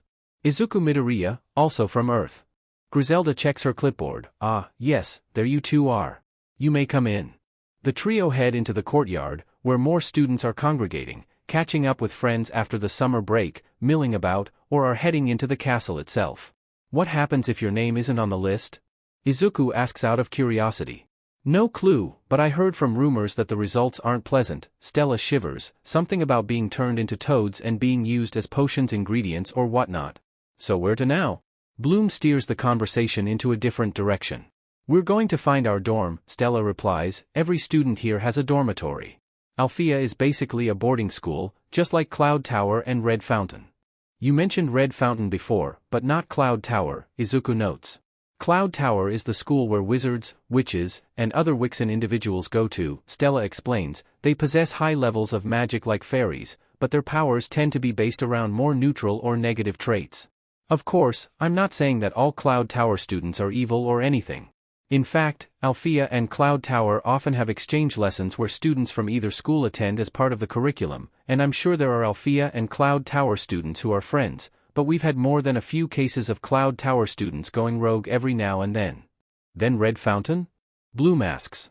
That's where students who either don't possess magic, or have magic but not as much as fairies or Wixen, go to, Stella continues. Red Fountain is more of a military academy, really. The students there usually become the armed forces, protectors, or guards of their realms. Like Roy? Izuku remembers. Precisely, Stella nods. Additionally, royal families send their children there too. You may remember Sky, who is the crown prince of Heraklion. Their education primarily centers on their future role as monarchs. Bloom does, indeed, remember the blonde-haired young man, if the slight blush on her cheeks is any indication. Going through several staircases and hallways, the trio finally find their designated dormitory. Oh, goody! Stella beams. We have different roommates this time. What's wrong with the previous batch? Bloom raises an eyebrow. No sense of humor, the lot. And really questionable fashion taste. Stella pushes the door open. The dormitory is a considerably large space. There is a common sitting room which Bloom and Izuku immediately see as they enter, complete with a flat-screen television, 2 sofas and a couple of armchairs, and a coffee table to complete the set. Large glass windows let in plenty of natural light, and on both sides of the sitting room are doors, presumably leading to the different shared bedrooms. On one such door, Bloom and Stella's names are printed on a piece of paper. Another one has another 2 names from the list on the main doors, Flora and Musa, and the third has Izuku's name, along with someone named Tekna. They check out Stella and Bloom's room first. Oh nice. Stella gushes, they've expanded the room. Did you have a roommate previously? Bloom asks, as she goes to set her suitcase on one of the 2 beds. Nope, Stella shakes her head. Usually, princes and princesses who attend Alfia have rooms all to themselves. But I think Faragonda put you with me so that it wouldn't be too much of a hassle with the logistics. Izuku hums to himself. I wonder if this Tekna is here yet. While Bloom and Stella get to putting their things away, Izuku heads out towards his room across the hall. However, he barely takes 2 strides when he steps on something organic, and the air is rocked by a piercing shriek. Startled out of his life, Izuku stumbles back, nearly dropping his suitcase along the way. Something zips out of sight below him, retreating into the room which belongs to Flora and Musa. Izuku, what was that? Bloom rushes to the door. I don't know. Izuku takes a shuddering breath. I just stepped on something, and then the shriek dash. Oh, I'm so sorry about that. A new voice catches their attention. There is a teenage girl of average height, a bit on the chunky side, and with brown skin and moss-green eyes. Her chin-length brown hair is curly, with the bangs a lighter blonde shade. She has a pair of round lens glasses with green rims, and she is dressed in a white blouse with a scalloped collar, and ankle-length skirt that is both pink and purple, adorned with vines and embroidered flowers. Based on her appearance, Izuku guesses that this must be Flora. I didn't realize that my talking plant's vine had escaped out from my room. The girl, presumably Flora, rubs the back of her head in apology. I hope it didn't give you guys too much of a shock. You have a talking plant? Bloom asks, quite disbelieving. Yep. He is one of my creations. Though, he hasn't really mstred talking yet, the girl gushes, before realizing something. Oh, gosh, where are my manners? My name's Flora. My name is Bloom, and this is Izuku, Bloom introduces. And I'm Stella. Gotta say, you're rocking that skirt really well. Oh, Flora blushes, thanks. At this moment, the front door opens. All four turn around to see who it is. However, for a moment, the door remains ajar, as if it was opened by accident or by a gust of air. A few seconds pass, before someone peeks in cautiously. When their bespectacled eyes see the four pairs of reciprocating eyes, they widen, and disappear, closing the door behind them. That's odd, Stella states ever so eloquently. Izuku goes to the door, and peeks out into the hallway. Seeing as there is nobody, he shrugs, and closes the door behind him. I think somebody got the wrong dorm, he says to the three girls. Anyways, Flora, could you tell us more about Dash? Suddenly, the door is thrown open unexpectedly. Had he not been heading towards the three girls at that moment, Izuku would have been hit pretty hard by the door. Startled for a second time, Izuku barely registers the sound of rushed footsteps, before a second door opens quickly and slams shut just as fast. It takes a few more seconds for Izuku, and everyone else, to realize that the door was the one that led to the room designated for him and Tekna. What was that all about? Bloom wonders. If that was Tekna, Flora guesses, I guess they are not really fond of socializing? That triggers a response, but not in the way any one of them expected. Please call me Tek. The door is now ajar, and a face is slightly visible from the gap. I prefer that. Also, Tek appears to swallow. They slash them pronouns, please. And with that, the door closes again. Well, I guess we have our answer, Stella shrugs. Also, she turns to the door. Thanks for telling us. We'll remember that. The door doesn't open, so it's unclear if Tek actually heard Stella at all. Guess they really aren't keen on social interaction, Bloom surmises. I know how that feels, Flora admits. I'm pretty shy by nature. But I guess for some people, meeting new strangers is much harder. The front door opens a second time. Ah, looks like this is the right one. Four heads turn to the newest arrival. Entering the dorm is a rather petite girl with warm olive skin, and short black hair styled in a bob and air bangs, with a green stripe running down the side. Dressed in a red tank top, gray ripped jeans, a hoodie wrapped around her waist and a well-used pair of headphones draped around her neck, she wouldn't look out of place in a hip-hop dance troupe from the early 2000s.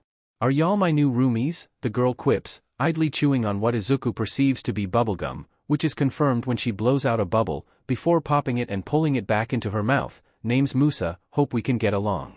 Hey Musa. I'm Stella. Musa raises an eyebrow. Stella, aren't you the pyromaniac who bombed the potions laboratory last year? Bloom and Izuku blink in surprise. Stella huffs, it was for the sake of my kingdom, I don't regret it. Yet you were expelled? Bloom points out. How did you blow up the laboratory in the first place? Flora asks.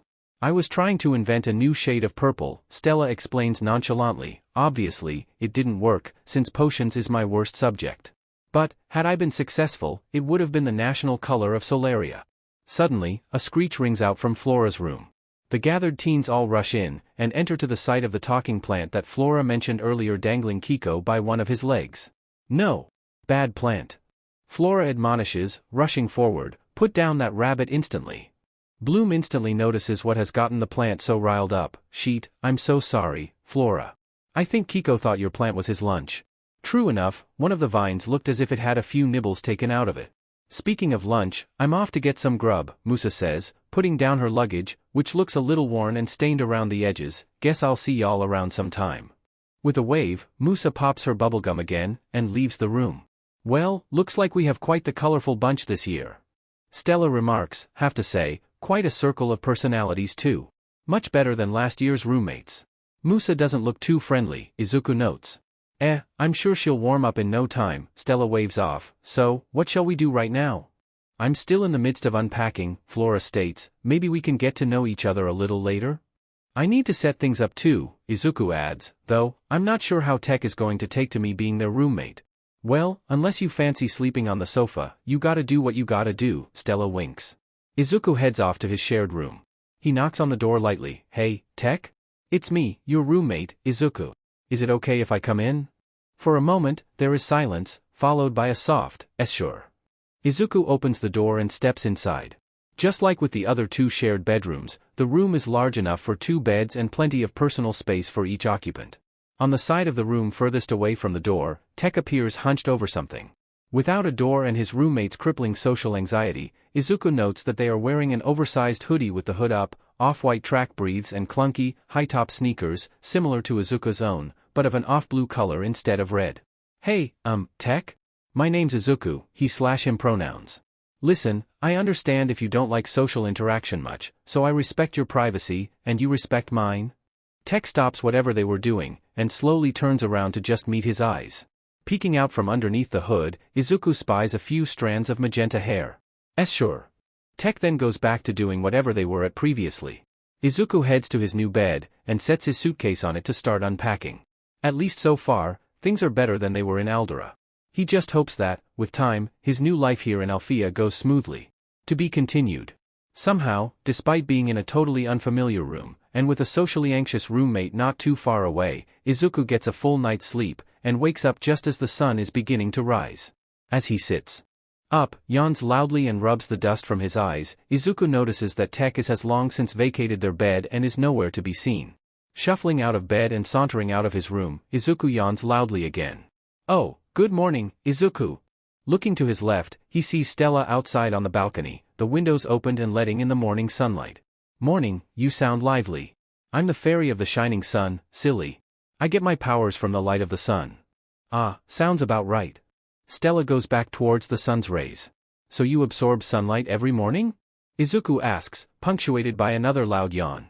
It's part of my morning routine, Stella replies, plus my morning skincare rituals, and choosing the best outfits for the day, and making sure my hair is as luminous as always. You do that, Izuku says after a moment. Oh, by the way, did you see Tech earlier? Nope, though I did hear the doors close not too long ago. Stella shakes her head. I guess Tech really isn't up for morning chatter. Right, anyways, I guess I'll see you in the dining hall later. You go ahead, I'm still waiting for Bloom to wake up. Stella waves him off. She sleeps very soundly, did you know? Can't say I do. Izuku saunters back into his room to grab a change of clothes and his toiletries to go freshen up. Meals are served in a large dining hall. There are set times for the 3 meals of the day, and students can take however long they wish to eat, so long as they finish up before the end of the designated time, or before any subsequent lessons. The food is served along long buffet tables, and the students go to sit in one of 3 equally long dining tables, one for each cohort year. The staff eat at their own table on a raised platform which overlooks the rest of the hall, mainly to keep an eye on the students and make sure no tomfoolery takes place. Admittedly, the food is unlike anything Izuku has ever seen before, but they all do smell nice, so there is hope that they are equally palatable. After leaving the buffet tables behind, Izuku very quickly realizes that he has no idea which table he is supposed to sit at. There are no clear designations to say where first years like himself sit, and he doesn't want to commit an accidental faux pas by sitting at the wrong table, in front of the entire school, no less. Thankfully, he sees Flora sitting at the table located at the far end of the hall on the right. Subconsciously releasing a sigh of relief, Izuku beelines over to that table, and sets his tray down on the space directly opposite Flora. Good morning, Flora-san.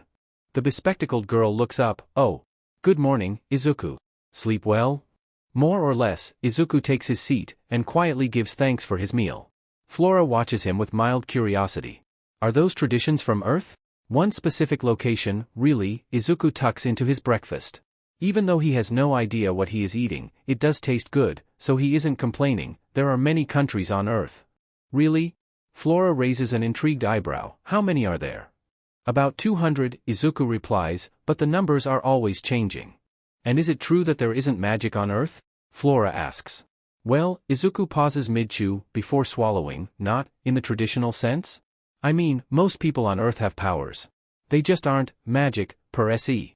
Flora remains intrigued by this, and seeing that her silence continues on after a few seconds, Izuku decides to switch topics before it inevitably moves towards his formerly quirkless status. Did you see Tech or Musa this morning? Oh, Musa was still sleeping when I left, and I didn't see Tech. Were they awake when you got up? They had left already, Izuku replies. I don't suppose Tech will show up for breakfast? Not likely, at any rate. Flora shrugs. Was anyone else up already? Stella was up, Bloom was still sleeping. I hope they come soon. At this rate, they're going to miss breakfast, Flora remarks. It does, in fact, take some time before Stella and Bloom arrive. Sorry, I overslept, the redhead apologizes. Bloom's a very deep sleeper, I now know, Stella teases. I think she could sleep through the worst solar storm Solaria ever faced. Both girls sit down, with Bloom next to Izuku. The redhead looks at the food on her plate, uncertain of what to make of it. Don't worry about it, Izuku tells her, even though I have no idea what I'm eating, it all tastes good. Trust me on that. Bloom slowly takes her first bite, and has no further trouble with her breakfast. Sometime later, up at the head table, Faragonda stands up, and taps a spoon on her teacup loudly. May I have your attention, please? All conversation in the dining hall ceases. Thank you. A very good morning to everyone here with us today, and welcome back to another year of learning here at Alfia. For those of you who do not know who I am, my name is Faragonda, and I am the headmistress. With me here at the table are the teachers whom you will meet during your lessons. Faragonda introduces each and every one present at the table. There is Palladium, a leanly muscular elf with long, light orange hair who teaches magical reality, potions and herbology. Whizgiz, a leprechaun who teaches the art of magically shifting from one form to another, also known by the mouthful metamorphosymbiosis. Dufour, who specializes in etiquette, poetry and literature. Avalon, a paladin with a broader musculature than Palladium who teaches magical philosophy and history. Picasse, a being who resembles a goblin and teaches public speaking and presentation. And finally, Narala, a female dwarf who teaches physical education. I hope every one of you will have a fulfilling time with all of your teachers, and not give them too much of a difficult time, though I don't doubt that some of you might be willing to test those boundaries. Faragonda chuckles, but I digress. Moving on, I have an important announcement to make, so please listen up. As is tradition, Alfia will be hosting a back-to-school dance this evening. There will be no classes today, so as to give everyone sufficient time to pick out your best outfits for tonight's festivities. The students from Red Fountain and Cloud Tower will also be attending, so we must all do our parts to be exemplary hosts to our friends. Griselda adds her 2 cents. The staff will be watching to make sure that everyone remains on their best behavior. And while we do not pry into whatever private and consenting activities that go on inside your dormitories, we expect each and every one of you to maintain cognitive functions and use any and all protection. The school and staff will not be held responsible for any consequences that occur from any irresponsible drunken shenanigans. Thank you, Ms. Griselda, Faragonda nods. That being said, please do not be afraid to mingle and make new friends tonight. Also, the students of Red Fountain and Cloud Tower will be bringing special gifts for everyone tonight, so we encourage you to bring your own gifts too in order to extend the hand of friendship to your peers. That is all from me. We look forward to seeing you tonight. The headmistress sits back down, and conversation resumes, though the tone is more excited than before. Good thing we went to Magix earlier and got you both outfits, Stella remarks. I can foresee the shops being absolutely packed afterwards. Do you have an outfit for tonight, Flora-san? Isuku asks. I do. Flora scratches her cheek a little shyly. It's nothing fancy or anything, but I figured it would do for a formal event. I know. Stella snaps her fingers. We should do a fashion show in our dorm later. Why? Bloom asks. Why not? Stella counters. I'm sure we're all curious to see what we're all going in later. But, you already know the outfits that Bloom and I are going to wear, Isuku points out. In fact, you were the one who chose the outfits. Oh, details, Stella waves off, and besides, Flora hasn't seen you in them yet. I wouldn't deprive her of the chance to see you at your best. Well, I'm not really what you call fashion inclined, Flora admits, but I'm sure you both will look great. Trust me, Flora, they both are, Stella winks. Across a large lake from Alfia, perched upon a rocky mountain lined with jagged boulders and cliffs with sheer drops, the Cloud Tower School of Wixen rises imposingly over the sky, which while still daytime, is unusually ominous, occasionally rumbling with thunder and lightning. In one of the many dormitories, 3 occupants are discussing an announcement made earlier in the morning by their headmistress. So Griffin said that Alfia is hosting their back-to-school dance again. Ugh, her frazzled-haired roommate groans. Why do we have to attend that lame-butt party anyway? All that laughter and smiles make me want to puke. Trust me, dear, the third witch, as cool as ice, smirks. It might not be worth our time, but it'll be our best chance to get our hands on the ring of Solaria once and for all. But we have to be around those pixies and specialists. We won't have to, the first witch states. We just need to show up with the rest, and then slip away. Plus, we can create a little diversion, so to speak, which will aid our cover. What do you mean? Cloud Tower, like Red Fountain, will be bringing gifts to the party. I'd say we give them all a surprise that nobody will ever forget. Oh? Do share. The impromptu fashion show is underway. Once again, Tech is nowhere to be found, which isn't surprising to Izuku. On the bright side, it ensures that he has the entire room to himself, so he doesn't have to ask his roommate to vacate while he gets dressed. It's a good job that Stella showed him how to get into the three-piece suit that she chose for him. For all intents and purposes, it doesn't look any different from a formal suit that one might wear on Earth. The differences, though, come in the blazer extending beyond the waist and down to the ankles, giving it a robe-like appearance, secured at the waist by a belt, and the collar being higher and covering his neck. Slipping into black and silver dress shoes that came along with the suit, someone knocks on the door. Izuku, are you ready? Coming, Stella.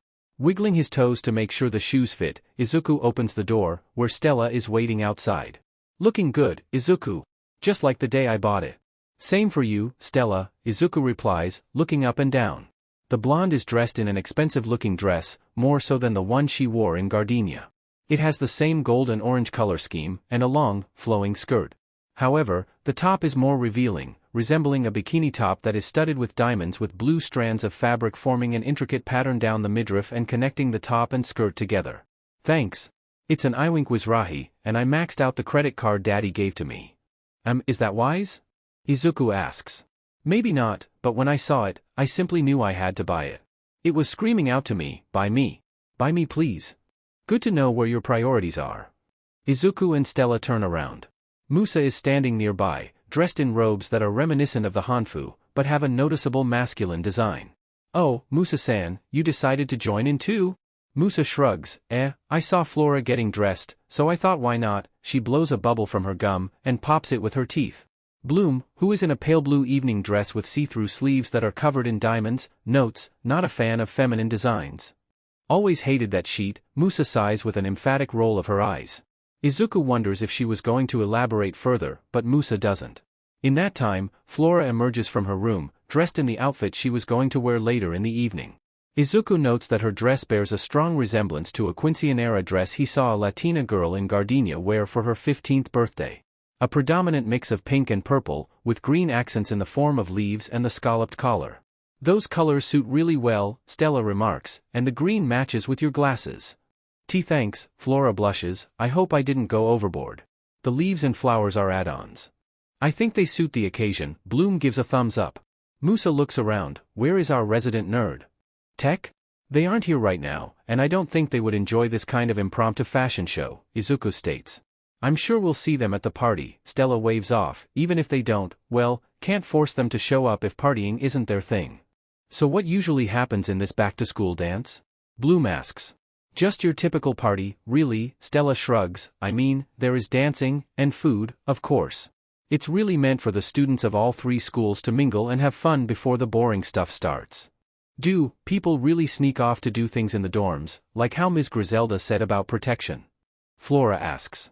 Sometimes, usually only after people have too much to drink, Stella replies. Of course, established couples would take any chance they can to sneak off for some private time. You find them in all sorts of places, really.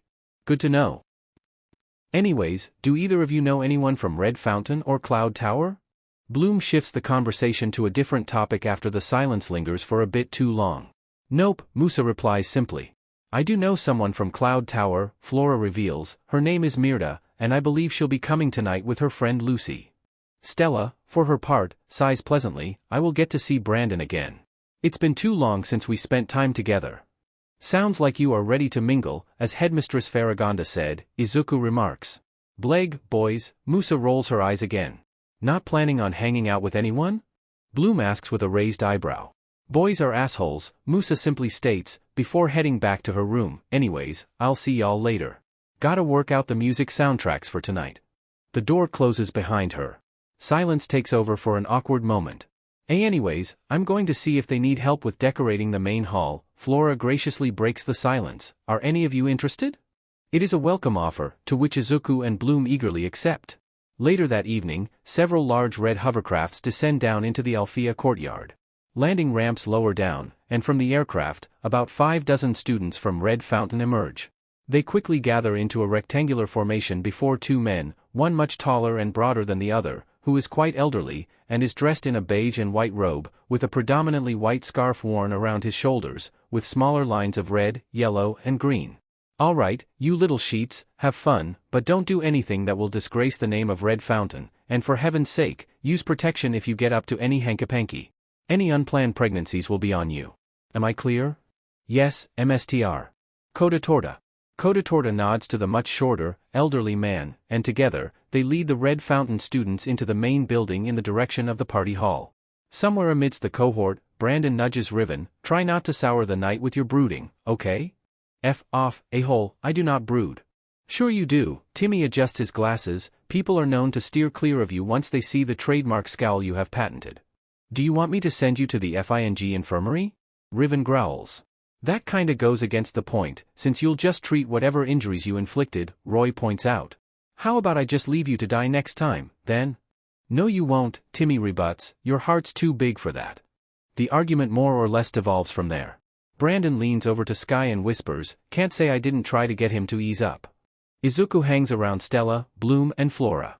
The entire Alfia student population has gathered, as the time inches towards 7 in the evening, the time where the Red Fountain and Cloud Tower students are supposed to arrive.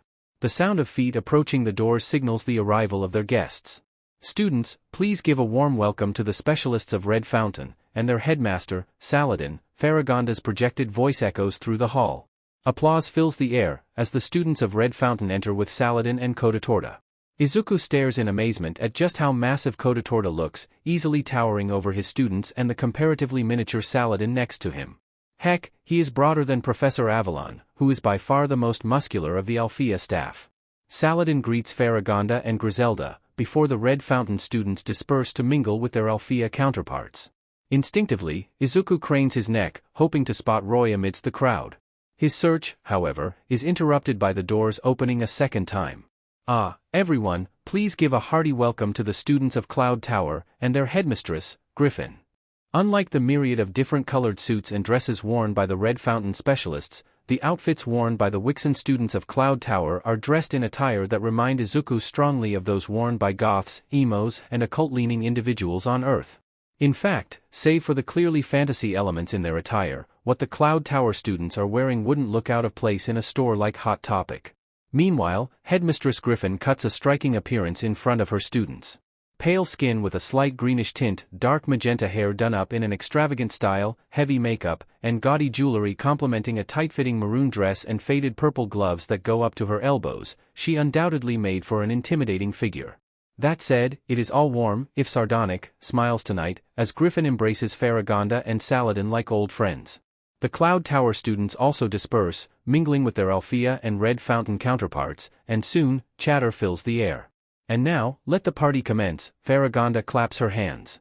Up on a raised stage, Izuku spots Musa starting the music. The first song manages to get through no less than 10 pearl-clutching obscenities in 5 seconds before Avalon could be seen bolting towards the stage. The paladin moves with frightening speed, almost as fast as lightning. Avalon immediately tries to intervene with the console, much to Musa's displeasure. However, it seems that despite his best attempts, the song not only refuses to change into something less profane, a tongue suddenly sticks out and blows an insulting raspberry right into Avalon's face. Back where the staff of all 3 schools are gathered, Izuku spies Griselda looking heavenward and visibly praying for patience. Thankfully, the students don't seem to mind too much, with many gathering on the dance floor to jam along with the heavy metal-like song. Meanwhile, Izuku starts feeling a little hungry, so breaking away from Bloom and the others, he beelines towards the buffet table, and eyes the food and drink on offer. Again, he has no idea what on earth the food is, but the smell is appetizing enough, so he piles his plate high. He is just about to turn around with an absolute mountain of food when he nearly smacks his face head-on into a chest with firm pectorals. Careful there, you would have wasted all of that food. Recognizing the voice, Izuku looks up. Oh, Roy. Good evening. The dark-skinned specialist grins boyishly. Hungry? Absolutely starving, Izuku chuckles, steadying his plate. I haven't eaten anything since lunch. Too busy decorating the hall with the others. I can tell, Roy eyes the pile of food balanced precariously on the plate. Anyways, are you planning on eating anything? Yep, though, probably not as much as you are planning to. Try to tell my stomach that. Roy chuckles, and goes to grab a plate and fill it with a more moderate amount of food. He rejoins Izuku. So, how has Alfia been thus far? Any more rogue ogres and ghouls you need me to rescue you from? Izuku knows that he is joking, so he throws one back. If I had, I would have directed them to Red Fountain instead. I'm sure you and your squad could always benefit from extra training. This time, Roy bursts out in laughter. But for real, things have been more or less peaceful here, Izuku continues, no ogres or ghouls. I'm glad to hear that, Roy nods, wiping away the tears that had gathered from laughing his lungs out. So did you destroy the troll from last time? Izuku asks. Yep, as soon as we arrived back at Red Fountain, we sent it off to the laboratories to be euthanized. Roy nods, I witnessed the cremation. How does that work? Izuku asks curiously, in between bites, did they just shove it into a machine or toss it into a bonfire? A machine, Roy replies, it's faster and more fuel efficient than a bonfire cremation. The conversation deviates from there. Izuku laughs at some more of Roy's jokes, but the humorous atmosphere is broken when Izuku's stomach growls again, but for a different reason entirely. Oh shit, I don't feel so good. Seeing how pale and green Izuku's cheeks have become, Roy quickly takes his plate away. I think you ate something your system isn't reacting well to. Could be anything, Izuku groans, please excuse me. Take your time, I won't go anywhere. Izuku dashes out of the hall and beelines for the nearest bathroom. Thankfully, it is not too far away. Diving into the first stall he can get into, he is barely able to pull his breathes down and sit on the bowl before the emergency evacuation begins. Meanwhile, 3 witches from Cloud Tower have also left the main hall, but for a different reason entirely. Slipping into a hallway not too far from the hall, they come before 2 large chests. So these are the gifts, huh? I wonder what those Red Fountain losers brought for those annoying pixies. The chest bearing the Red Fountain insignia is opened, revealing hundreds of small, palm-sized eggs with golden spots on them. One such egg is taken out and broken open. A swarm of golden butterflies is released and flutters up to the ceiling, where they hang around for a few seconds before dissipating. Ugh, that was so f***ing sweet, I almost got diabetes from that. Good thing we're fixing that, no? Now let's see where that ring is stored. Sighing deeply, Izuku emerges from the bathroom, flicking his hands dry. It had been an arduous experience, evacuating his system of whatever was causing the disturbance. He just hoped that the bathroom had a good ventilation system, otherwise it might not be usable for the foreseeable future. As he heads back towards the main hall, several voices reach his ears. And while this in of itself wouldn't warrant him to pause in his tracks, what was spoken was concerning enough to make him pause. Now let's see where that ring is stored. Again, it could have been anything else. But with his experience of the magical dimension thus far, the only ring that has triggered the most significant events he had gone through belonged to Stella. And the voices don't sound all too friendly either. So, acting against his better judgment, Izuku follows where the voices are coming from, and hides around the corner just out of sight from the source. There, he spies 3 witches, one who has long, snow-white hair tied up in a high ponytail, the second with olive-green hair, and the third with short hair frazzled so much that it looked as if she ran a strong electric current through it. All 3 wore heavy makeup, and looked quite sinister. Izuku watches as the witch with olive-brown hair extends her hands into the air, cast the spell, the past it tells. Show us where the Ring of Solaria is. A dark miasma appears before her hands, and an image appears.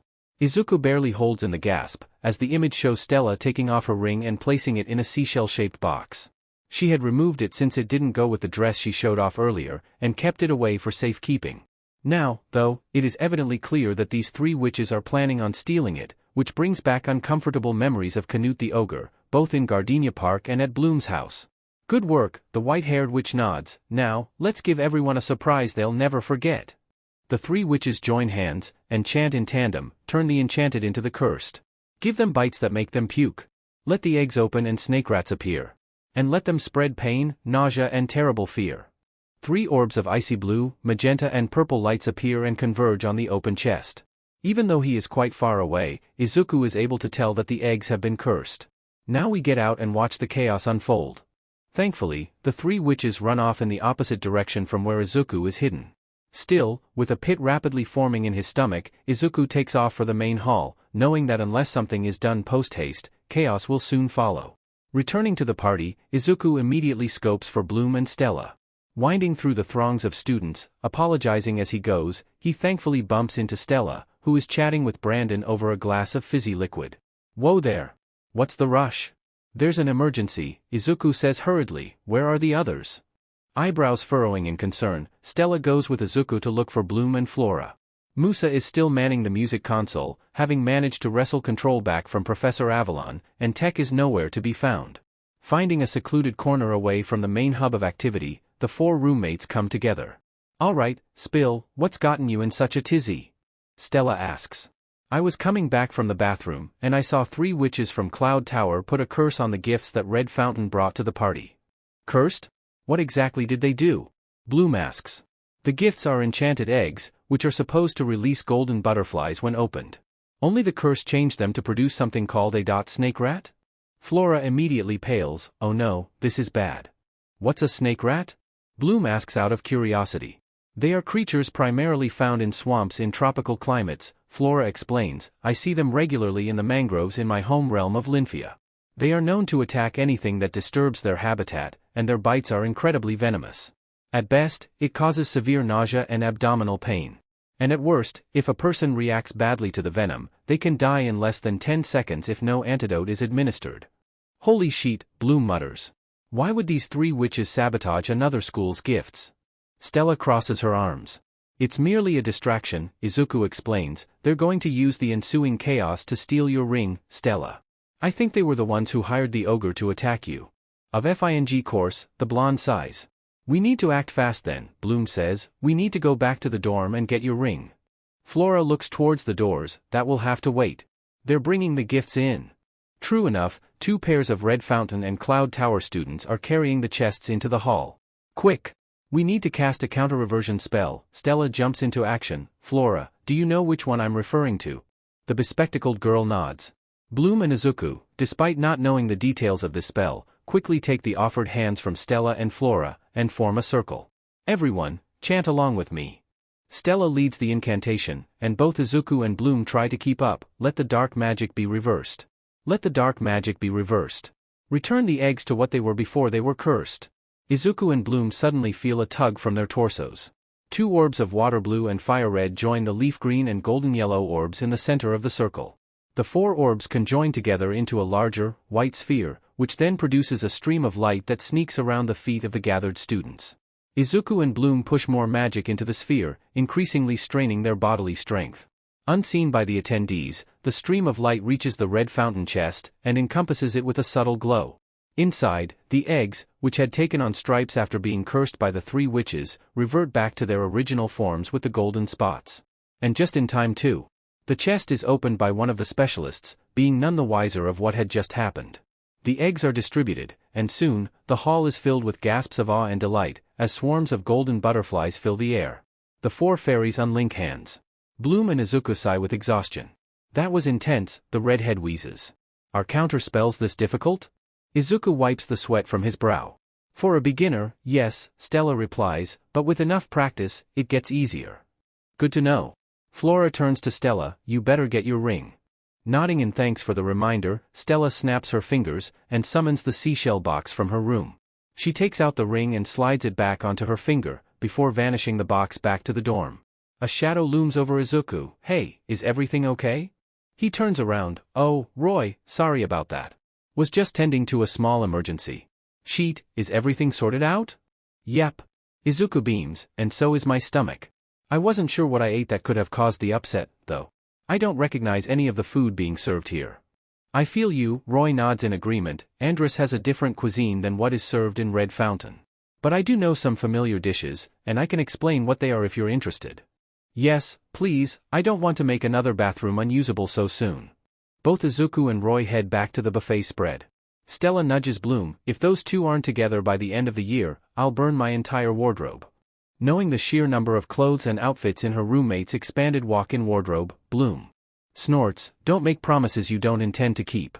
Unfing believable, the white-haired witch screeches, freezing some nearby bamboo into icicles and shattering them into tiny shards. "They reversed our curse.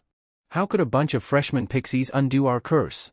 This is so getting on my nerves." Her electrified counterpart grits her teeth. "Let's just trash the place and be done with it all." "Not unless you want to get your flat butt tanned by both Faragonda and Griffin at the same time," the third witch reasons, her tone dark. "I hate it when you're logical and whatnot. F off, you whiny beach." "So our gifts were cursed?" Brandon asks. "Apparently," Stella sniffs, taking a sip of her drink. Thankfully, we were able to reverse it before any damage could be done. Why would those witches be after your ring? The brown-haired specialist wonders. Who knows, really, Stella sighs. I mean, it's not like my ring is the most powerful artifact in the entire magical dimension. Sure, it amplifies my magic, but other than being able to make me look chic and defending me against opponents, it's nothing different from any magical ring out there. Brandon purses his lips. Do you think these witches are seeking out some greater power? I sure hope not, Stella shudders. It's bad enough that we have several Wixen go rogue every year. But seeking out some greater power for some nefarious purpose? No thank you, very much. Ugh, can't we just do something? I'm all charged up, but there's nothing for me to let it out on. Patience, dear. We need to find the right moment and target. The witch huffs, crossing her arms petulantly. A few moments later, luck seems to turn for them. Aha, and here comes a willing volunteer. It was all too much. They know that this should have been the best opportunity to practice opening up socially and making new friends. They even researched obsessively about what kind of material, color, and outfit design would catch the most attention. It was all on the encouragement of their parents to make friends and not dig deeper into the computer nerd stereotype by having no actual social life. One thing though, stereotypical computer nerds are socially awkward. They, on the other hand, are socially anxious. One word makes all the difference. The stereotype makes fun of a certain group of people who don't understand social cues. Here, they have an actual, diagnosable medical condition. And it's not like they don't want to socialize or don't know how to. It is just too terrifying and painful to do so. The loud noises from hundreds of people talking at once, knowing that any number could suddenly make eye contact with them, and fearing that they will mess up as soon as they open their mouth came together into a terrifying, confusing mix of spiked adrenaline and escalating flight or fight urges. It is simply too much. They had briefly thought about seeking safe refuge with their roommate, Isuku, but he was nowhere to be seen. And rightly so, since no doubt, he was having a great time with the others, or maybe even someone from Red Fountain or Cloud Tower. They were all alone, in a social minefield where danger lurks everywhere. One wrong move, and they would be once again subjected to the humiliation, pain, and contempt from those around them. They thought that Alfia would be different. Zenith, for all of their technological advancements that propelled the citizens to new heights, failed to factor in mental and emotional development in the process. Technology and magic brought change, but it turned the citizens into no better than the machines they now operate. Those who were fortunate enough to have unbothered minds benefited, but those who had problems with their mental and emotional states found themselves at the bottom of the pecking order. In Zenith, clear minds were favored over everything else. And despite their prodigal skills in technology and magic, they were seen as less desirable because of the constant state of fear permeating through their mind when faced with other people. Their parents sent them to Alfia, hoping that they would get over their fear of people. A small part of them hoped so too, and it seemed that tiny progress was being made, courtesy of their roommates, especially Izuku. Not only did they respect their pronouns, Izuku was conscious about their disorder, establishing safe and comfortable boundaries. But now, those tiny baby steps are ruined by the rapidly erupting fear and panic from being in a noisy hall full of people who could be looking at them, with all sorts of unknown thoughts and feelings about them, how they looked, and whether they looked like a right fool. It is too much. Too much. Not wasting a second, Tech turns on their heel and flees from the main hall. Acting entirely on blind panic and instinct, they somehow end up outside on the grounds, only noticing the change in location when the cool night breeze hits their skin. Looking around, Tech curses under their breath. They didn't mean to end up outside. What a mess. Now it is going to be a much longer way back to the dorm, and they have no idea which part of the castle they are in now. With a loud sigh, Tech turns on their heel to begin the trek back to the castle. Leaving so soon? To be continued. Despite refilling his stomach, there was something Izuku couldn't quite put his finger on. Not so much a symptom of a physical issue, nor the sinking feeling he experienced when he uncovered the plot by those three witches to cause mayhem in order to steal Stella's ring. But rather something unknown, like there is a matter he is forgetting, but can't quite remember what it is. As it is, Roy seems to notice his state of mind. Something up? You ever had that nagging feeling that you're forgetting something, but can't quite remember what it is? Izuku asks. I'm pretty sure, Roy nods. Of course, I can't exactly help with this one. Izuku hums, do you mind if I step outside for a bit? No trouble, take your time. Izuku hands over his now empty plate, and leaves the hall. Now in a quieter setting, Izuku mutters to himself, what could it be? His ruminations, however, are suddenly broken by a loud noise, seeming to come from just outside the hallway he is in. What the? Worried that something could be wrong, Izuku immediately heads for the nearest exit in the direction of the disturbance. Leaving so soon?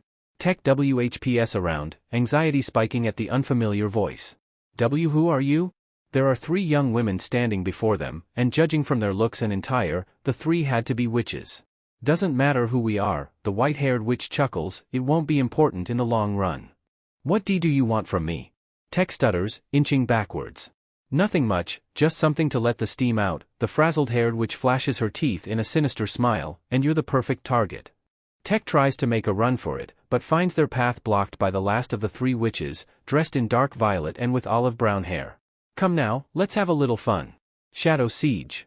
Shadows from nearby trees, and even the walls of Alfia Castle surge towards Tech on the witch's command. Forced on the retreat, Tech jumps and dodges attacks from the myriad of shadows taking aim at them. Pathetic little pixie, don't you even know how to use magic? The frazzle-haired witch sneers, lightning barrage. From shadows, comes the lightning. Once again, Tech is forced to dive out of the way from being electrocuted and burnt by the storm of lightning bolts raining down on them. They try to make a run for the castle, but find their path blocked again, this time by the white-haired witch. Such a shame that you want to leave us so soon, she shrugs. Oh well, since you want that so badly. Ice. What the F is going on here? It was one thing to come across the same trio of witches who tried to sabotage the party all to steal a magical ring, but another thing entirely when those same witches were attacking his roommate in what was clearly an unprovoked assault. And yes, he may have only met Tech for less than 2 days, and only seen them around for a couple of minutes at the most, but this? For Izuku, this will not stand one bit.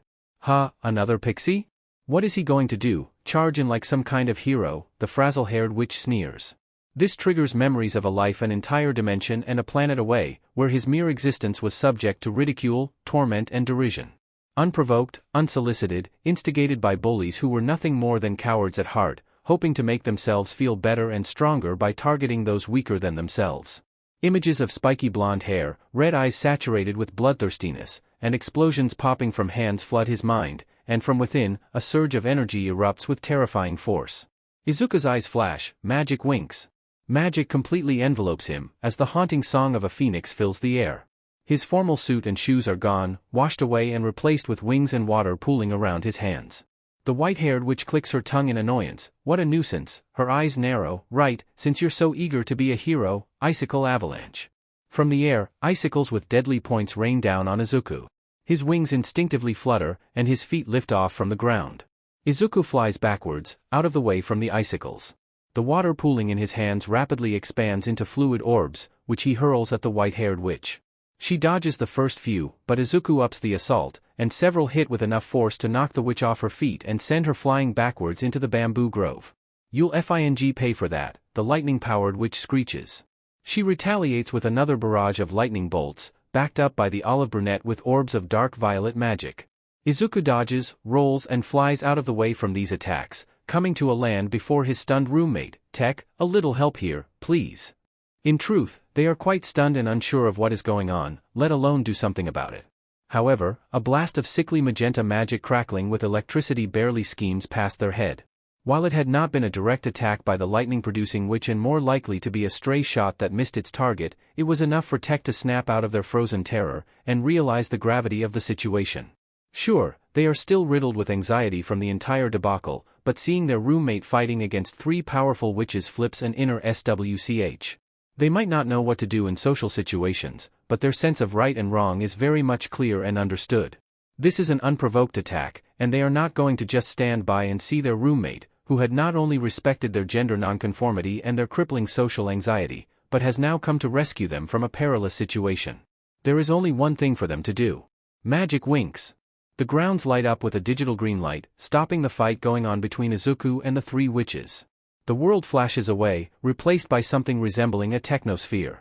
Tech's robes flicker away, as they transform into their fairy form. Several screens blink into existence all around their body, and a swarm of zeros and ones coalesce around their shoulders, torso and down to their elbows and knees. A lilac-armored bodysuit shimmers into existence, before more swarms of ones and zeros fill up the spaces of their arms and lower legs. A pair of light, faded blue gauntlets and boots provide protection for their extremities, and as for their head, a projection creates a helmet with a green, transparent visor. And finally, the screens all switch off into white orbs of technical magic, which surge to their back, and expand outwards into their wings, shaped like two Wi-Fi signals with 3 strength bars.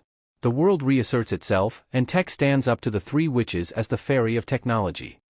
Really? Is that all you got? The white-haired witch sneers. Oh well, I guess we just have to show these 2 pixies that playtime is over.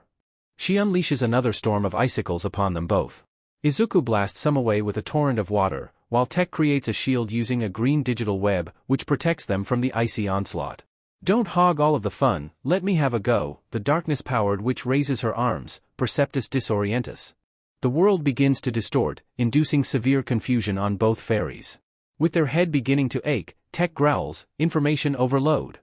They unleash a barrage of useless, trivial data and facts. The dark-powered witch is immediately struck down by her head being assaulted in all directions, and the perception-confusing curse ceases at once. The other 2 witches snarl with fury and immediately strike back with ice and lightning. Soon, the entire grounds turn into a war zone, with water and technology clashing with the combined force of ice, darkness and lightning. How nobody in the adjacent hall realizes that a battle is taking place is anyone's guess. But as the fight drags on, and the white-haired witch takes a blast of water to the face, she screeches, enough of this sheet. Ice coffin. Immediately, both Izuku and Tech are encased in giant icebergs, and for a moment, it seems that the battle is over. Well, that'll show them, the frazzle-haired witch cackles. Except, the ice surrounding Izuku begins to crack and splinter. Before any of the 3 witches could react, the ice explodes with terrifying force, shaking the ground and sending projectiles hurtling towards the windows of the hall, shattering the glass. The haunting roar of a phoenix fills the air, as Izuku emerges, his exposed skin flushed red from the frigid ice, and his breath coming out in condensed puffs of water vapor. Then, in front of the 3 stupefied witches, his forest green hair begins to flicker to a brown color, and back to green in rapid succession. His fringe was hiding his eyes as he emerged from his frozen prison, but as he raises his head to glare at the witches, they are treated to the unsettling sight of eyes that have lost their emerald color. Now, they are an angry red. The fragments of ice around Izuku start to rise with his erupting rage. The 3 witches subconsciously step back, as the ice seems to melt and turn into a liquid not unlike an important crimson fluid that is necessary for life. Izuku opens his mouth, and his voice carries an ominous warning of what is to come, pay with your blood. Before any of the witches could react, let alone flee or attack, Izuku throws a hand out, and clenches it into a tight fist. All 3 witches seize up, and their bodies begin spasming uncontrollably. With every movement of Izuku's hand, their bodies jerk and snap in tandem, as if he is a puppet MSTR controlling them with strings. As Izuku channels more of his rage into his power, the witches' veins begin to come into grotesque view, a sickening red against their pale skin. Then, Izuku suddenly pulls his clenched hand back, and all 3 witches scream in unholy agony, their mouths snapping open and their bodies arching backwards as if possessed. From every possible opening and orifice, blood begins spilling out, surging towards Izuku and swirling around him in a horror show of gore. Izuku could have gone too far. He could have easily drained all of the blood from these 3 witches who attacked his roommate, completely unprovoked. He could have mercilessly killed them, leaving them as nothing more than hollow husks, entirely drained of their life force. He could have become the very entity that he despised, had it not been for a timely interruption. What is going on here? And just like that, Izuku snaps out of his murderous rage. His eyes turn back to their original emerald hue, and his hair stops flickering. The swirling blood splashes all over him in a crimson shower of gore. His breath is ragged and shallow, as comprehension slowly returns to him. He hears gasps, and footsteps rushing towards him. Mr. Midoriya, Faragonda strides up to him with a stern, questioning look. What in the world did you just do? To be continued. Mr. Midoriya, what in the world did you just do? Izuku, understandably, is unable to respond.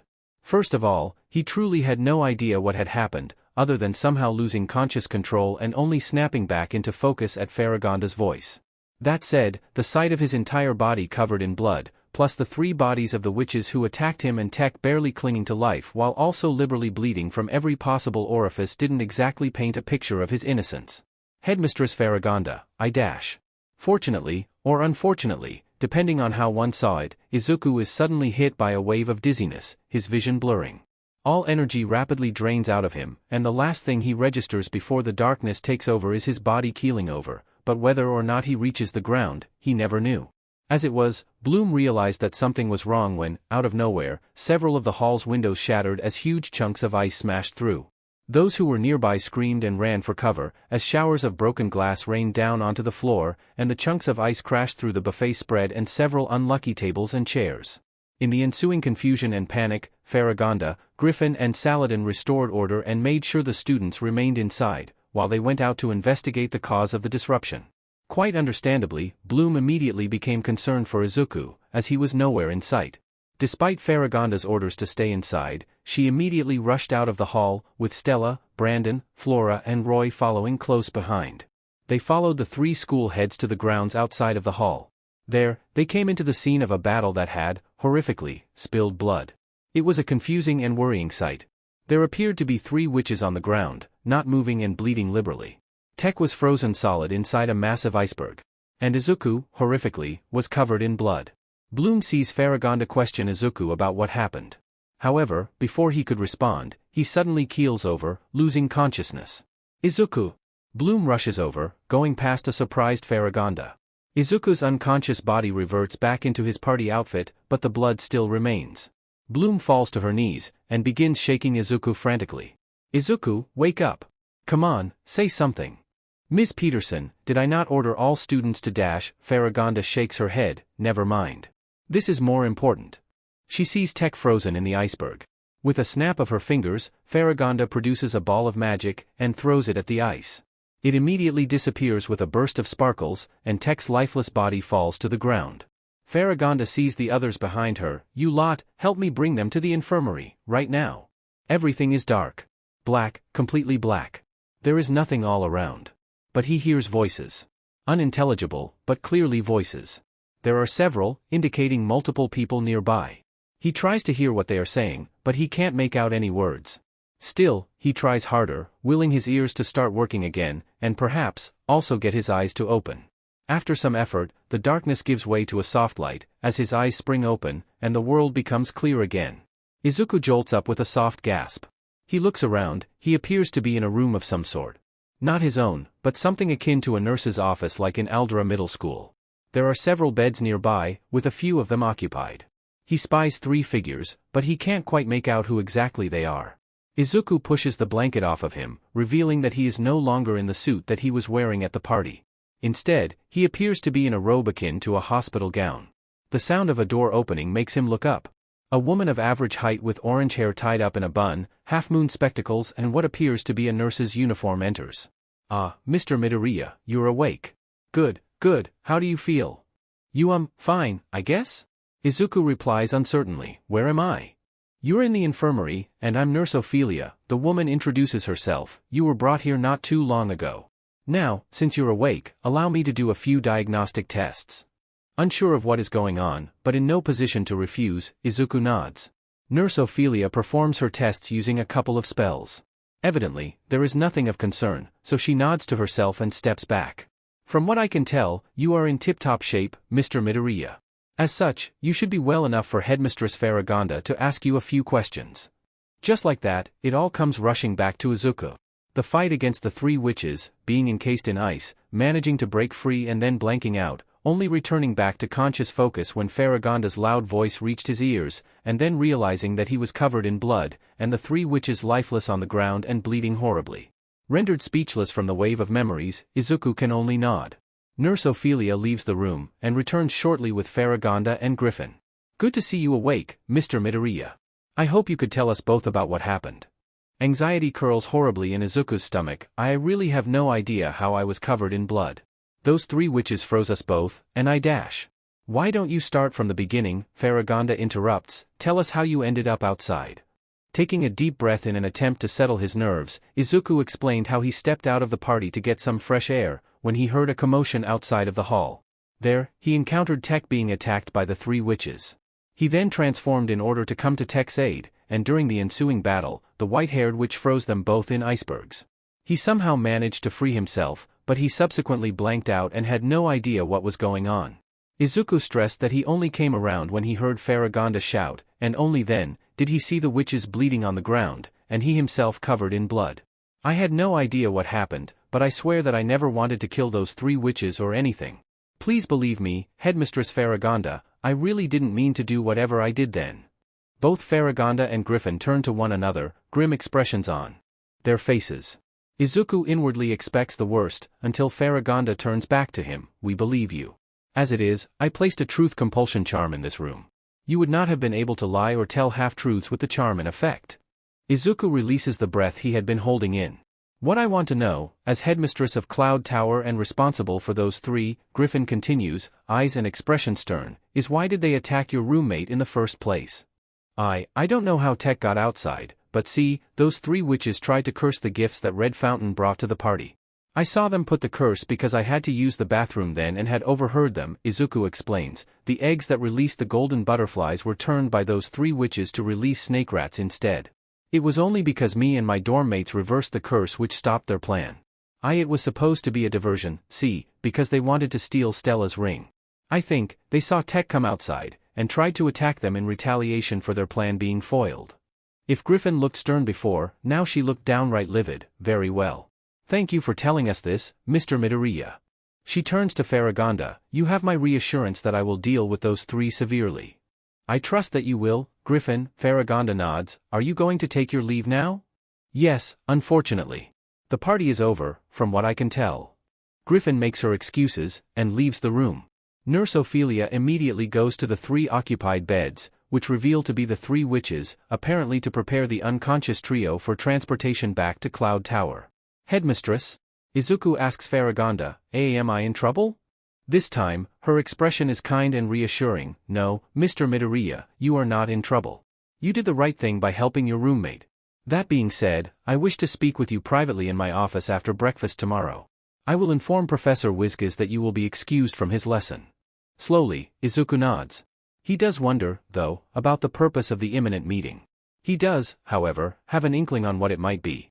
Izuku deflects off the questions that came from a worried Bloom, Stella and Flora after he was discharged from the infirmary.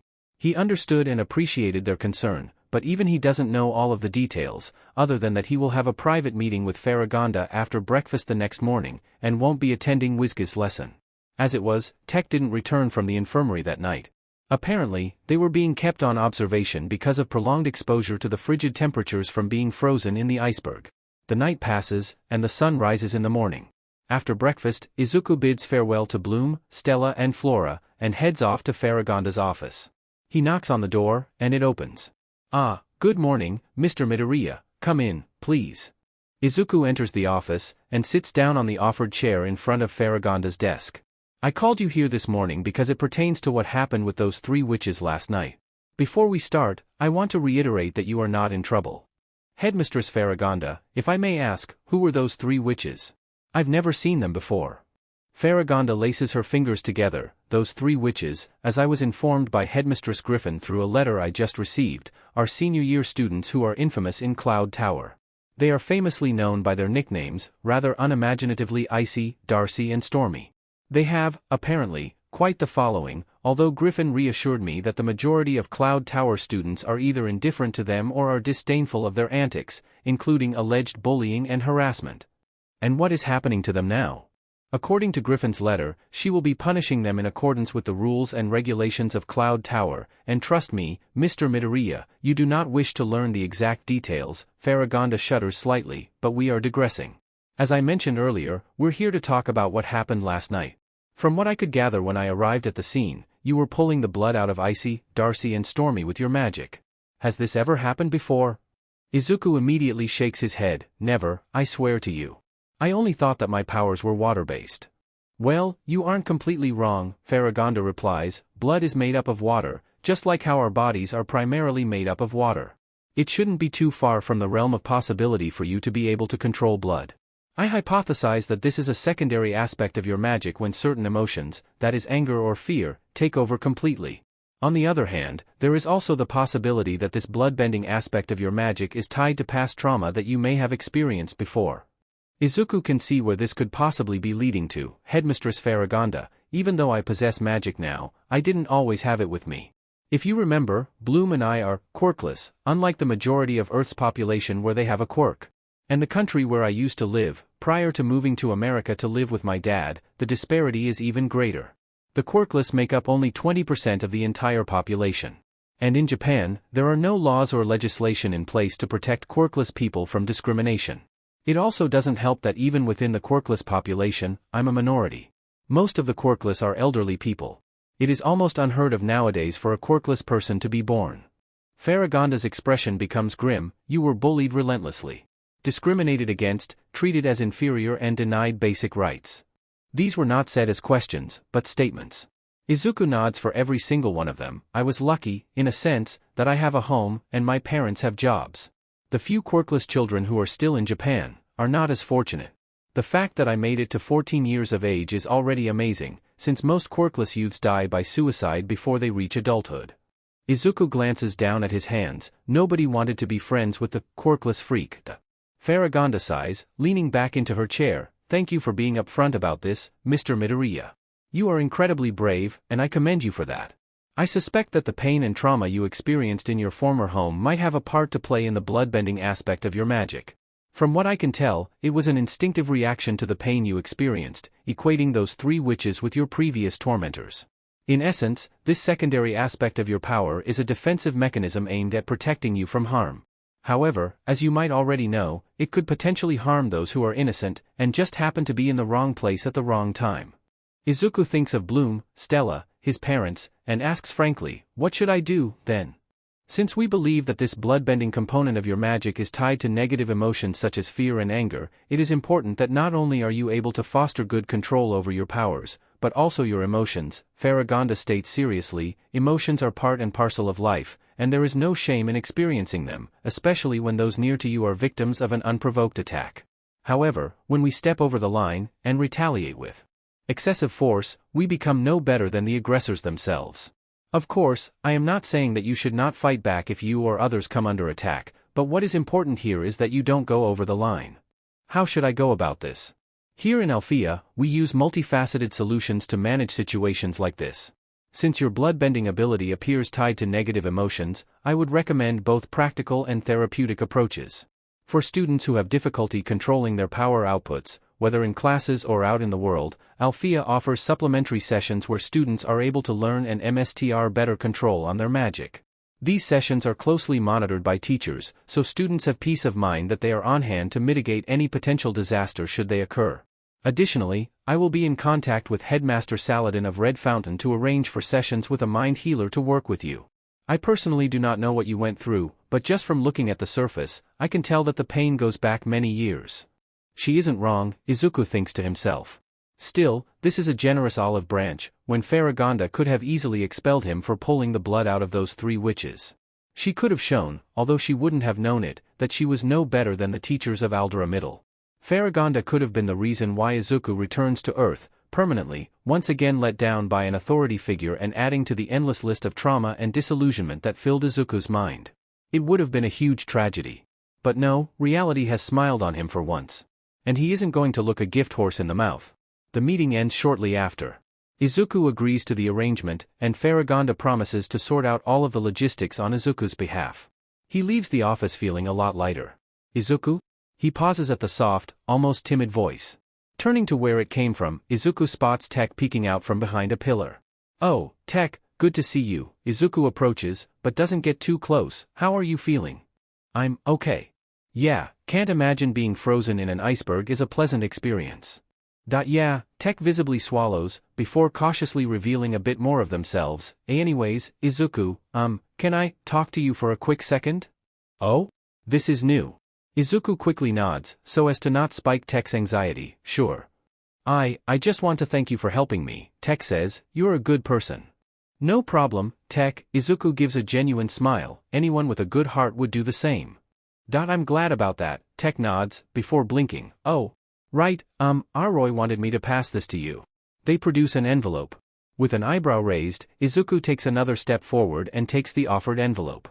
Tech quickly withdraws their hand. I gotta go. Thanks again, Izuku. Tech quickly rushes off into the opposite direction. Izuku glances down at the envelope. He goes to a quiet corner in the main atrium and sits down on a bench. He opens the envelope and reads the letter inside it. Izuku, I hope this letter reaches you. I was worried when I saw you covered in blood, and the bodies of the 3 witches on the ground, bleeding horribly. I didn't want to assume, so I waited until I heard the full story. You were incredibly brave, coming to help your roommate. Even though I have personally never seen so much blood spilled out before in my life, I knew that it was in defense of your roommate. Despite only knowing you for a short time, I have full confidence that you would never willingly hurt someone without good reason. You just have this aura of light and goodness around you, I can't explain it. I don't know if you have a phone, so I wrote this letter to you, and passed it on. Hopefully, we can get the chance to talk, and maybe even see each other more often. You're a good person, and I want to get to know you more.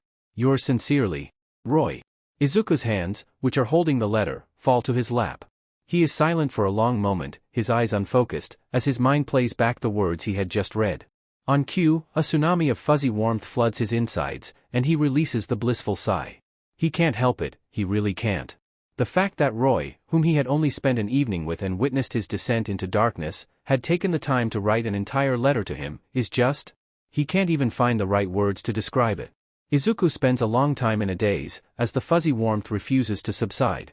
Eventually, the ring of the lunch bell gets him moving, but one thought remains firmly etched in his mental to-do list. Get a phone, and then, get Roy's number.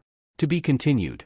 While waiting for his sessions with the mind healer to be arranged, Izuku begins his supplementary lessons to better control his magic. And by extension, that included Bloom.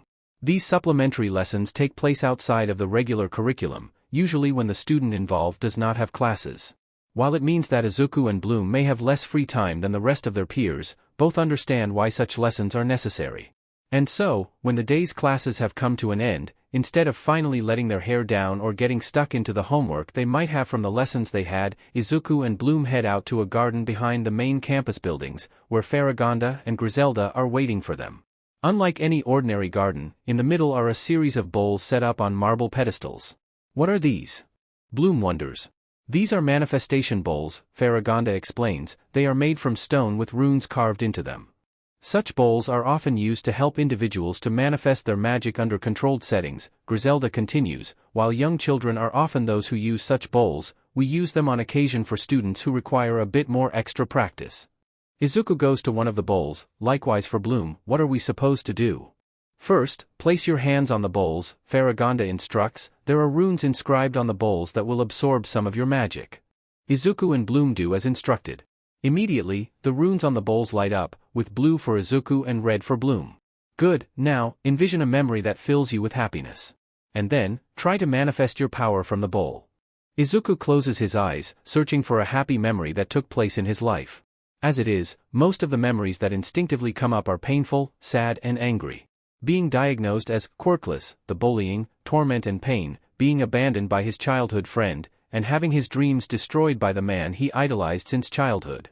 However, as he dug deeper, beneath the pain and suffering that dominated his life, he saw his family, his parents, especially reuniting with his dad in LAX, then meeting Bloom, Vanessa and Mike, and then Stella, his roommates, the specialists, Roy. From the bowl, water begins to rise. As Izuku doubles down on the more recent, happier memories of his life, the water swirls as it rises, forming a column akin to the structure of a DNA. Good, Izuku, you're doing well, Faragonda nods, water forms the basis of every living being, from humans, animals, even planets. Without water, there cannot be life. Izuku slowly opens his eyes, and pulls his hands away from the bowl. The swirling water falls back in with a soft splash. The attention then shifts to Bloom. She too appears to be doing well. Wisps of fire are dancing from her bowl, sometimes coming up as small orbs, but very much a controlled display. Excellent, Bloom. You may let go of your bowl. The redhead opens her eyes, and pulls her hands away. The wisps of fire dissipate, and the air around her bowl cools. How are you both feeling? Like I just cut through a cement block, Izuku wheezes, wiping his brow. Did you have trouble finding a happy memory? Griselda asks. I guess. It took me a bit. There were so many unhappy ones, for lack of a better word. Griselda and Faragonda share a look. May I ask a question? Bloom raises her hand. You may. What happens if we think of a bad memory while performing this exercise? Well, the runes inscribed into the bowls would prevent any significant blowback should the one performing the exercise gets overwhelmed by a bad memory, Faragonda explains. While bad memories are also a fuel for one's magic, they, understandably, do cause quite adverse effects for the caster and those around them, especially if the caster is not usually attuned to using magic from negative sources. But say, witches and warlocks? Izuku asks. Then the opposite is true, although, bear in mind that no two magic users are the same. Some fairies might have a more neutral or negative alignment with their magic, and the opposite is also applicable to witches and warlocks, Faragonda states. Something to think about, Izuku notes to himself. Is there a way for us to figure out where our alignment is? Bloom asks. Usually, it comes from years of practice. Griselda adjusts her spectacles, although, it will do you good to understand that one's magic alignment can also shift, depending on life events and experiences. It may seem complicated, especially in the broader sense of the picture, but really, since when was magic ever considered easy? Bloom and Izuku certainly don't see it that way. So, how was your first supplementary lesson? Stella asks later in the evening. All things considered, I think it went pretty well, Bloom replies, hugging a cushion to her chest. No explosions or destroyed laboratories? Flora asks, half in jest. Hey now, I didn't deliberately blow up the potions lab, Stella huffs. Nope, Headmistress Faragonda and Ms. Griselda oversaw our lesson, Izuku shakes his head, and besides, we weren't in a laboratory per se. We were in a garden, so to speak. He explains the nature of their lesson. Well, at least you didn't lay waste to the garden, those poor plants, Flora shudders. I don't think Ms. Griselda would appreciate us destroying school property so soon, Isuku mutters. Anyways, Stella steers the conversation to a different topic. Any news on those mind-healing sessions yet, Isuku? Not yet, he shakes his head. Apparently, they will be held at Red Fountain, and Headmistress Faragonda is working with Headmaster Saladin to plan out a workable schedule with one of the mind healers there. See, they only have so many healers, and perhaps hundreds of students. I think it will be a while before I get to start. Understandable, Flora nods. The Red Fountain students go through a lot more stuff, or so I heard. On the bright side, Stella adds, whenever you do start, it will be a good excuse for you to meet up with Roy every week. At this, Izuku turns into a strawberry. I wouldn't be opposed to that. But don't you already have his phone number? Bloom asks. Izuku's flush darkens even further, as both Stella and Flora WHP towards the redhead. Say what? You mean you guys didn't know?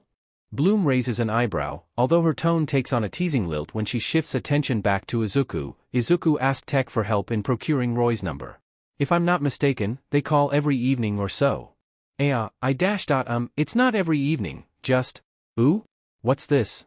Stella turns devious eyes towards Izuku. Am I hearing wedding bells so soon? Is this a chance for me to design your wedding outfit? Oh, Izuku, you shouldn't have. No. To be continued. Aside from their supplementary lessons, Izuku and Bloom continue to attend classes within their normal curriculum. Sometimes, though, these classes take place outside of campus. Welcome, students, to the ACHOO. That was the third sneeze Izuku heard ever since arriving in what can be best described as some kind of marshland or swamp. To the Black Mud Swamp. So, ACHOO. And that was the fourth. Pardon me, just a moment. Their teacher, Palladium, takes out a vial containing some pale green liquid and downs the entire contents in one go. I have the unfortunate luck to be allergic to some of the plants that grow in abundance at this time of the year. So, no doubt some of you might be wondering, why am I leading today's lesson when I'm usually in charge of potions and magical reality classes? Well, a girl with a rather annoying nasally sounding voice rudely interrupts, I must be in the wrong class. I'm from an urban realm.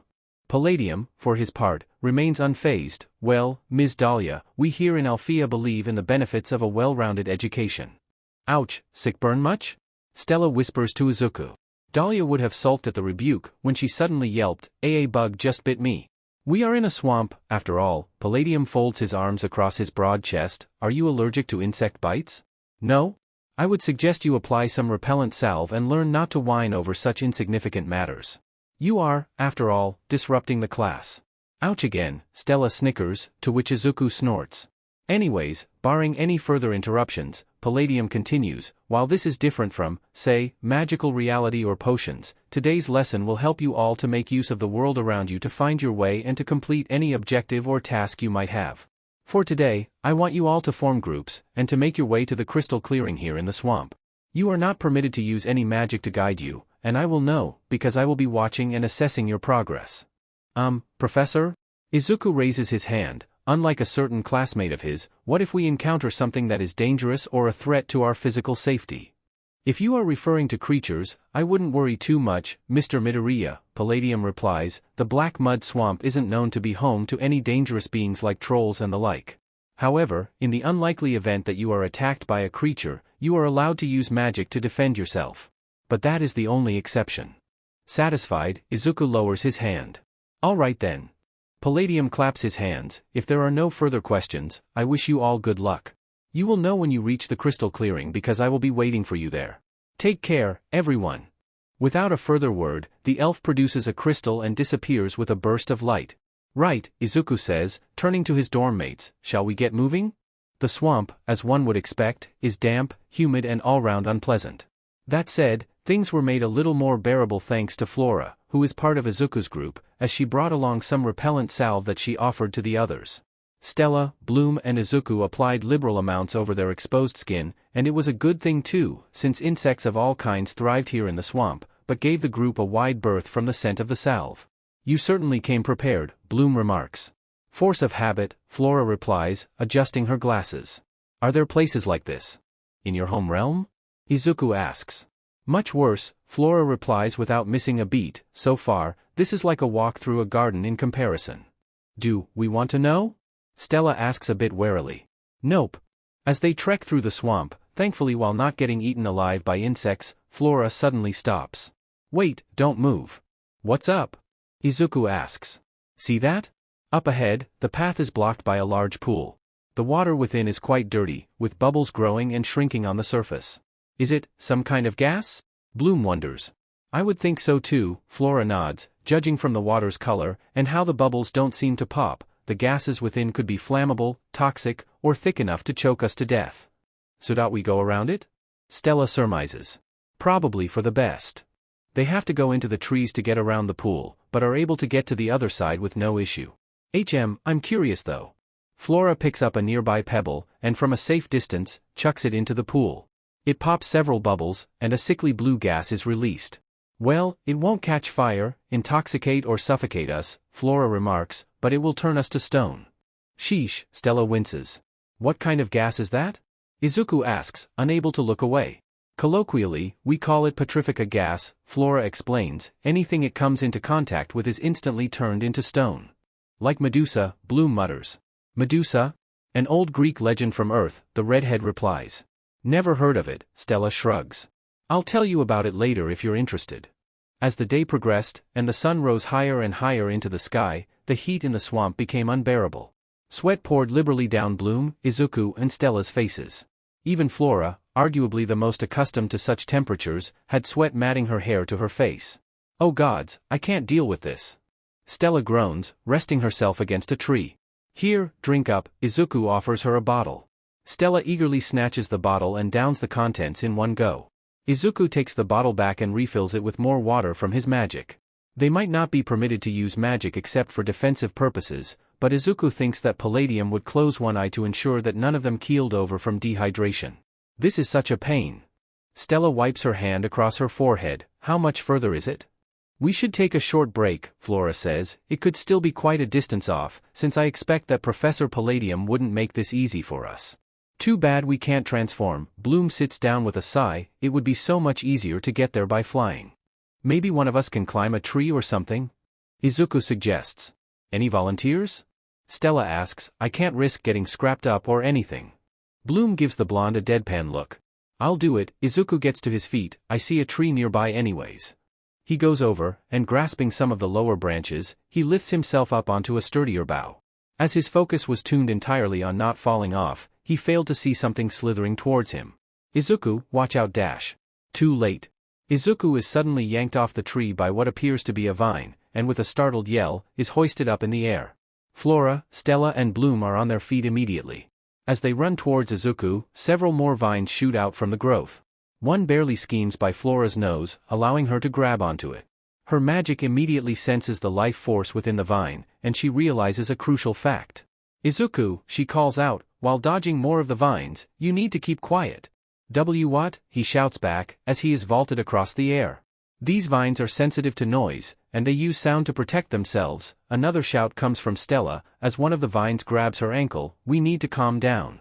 Somehow, despite the harrowing experience, Izuku manages to stop his screams, a tough job when he is being flung and hurled in every direction imaginable.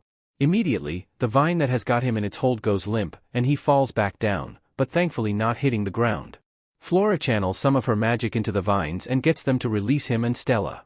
Are you alright? Bloom immediately rushes to Izuku, keeping her voice down so as to not attract the vines again. That was terrifying. Izuku braces himself against the redhead. How could Professor Palladium allow this in a lesson? The vines are typically not dangerous, Flora explains. As I said, they attack only when they feel they are threatened in some way.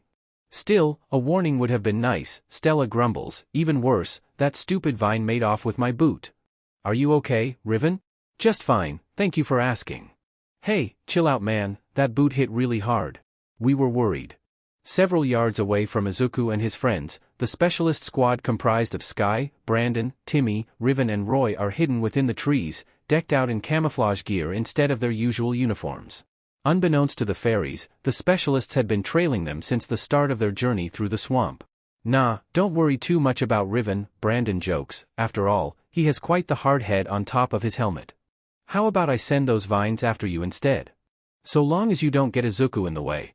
Yeah, we know that, Roy boy. Sky nudges his fellow blonde. Can't have your favorite be attacked a second time, after all. Roy swats Sky back. Have some compassion. Izuku isn't from this realm.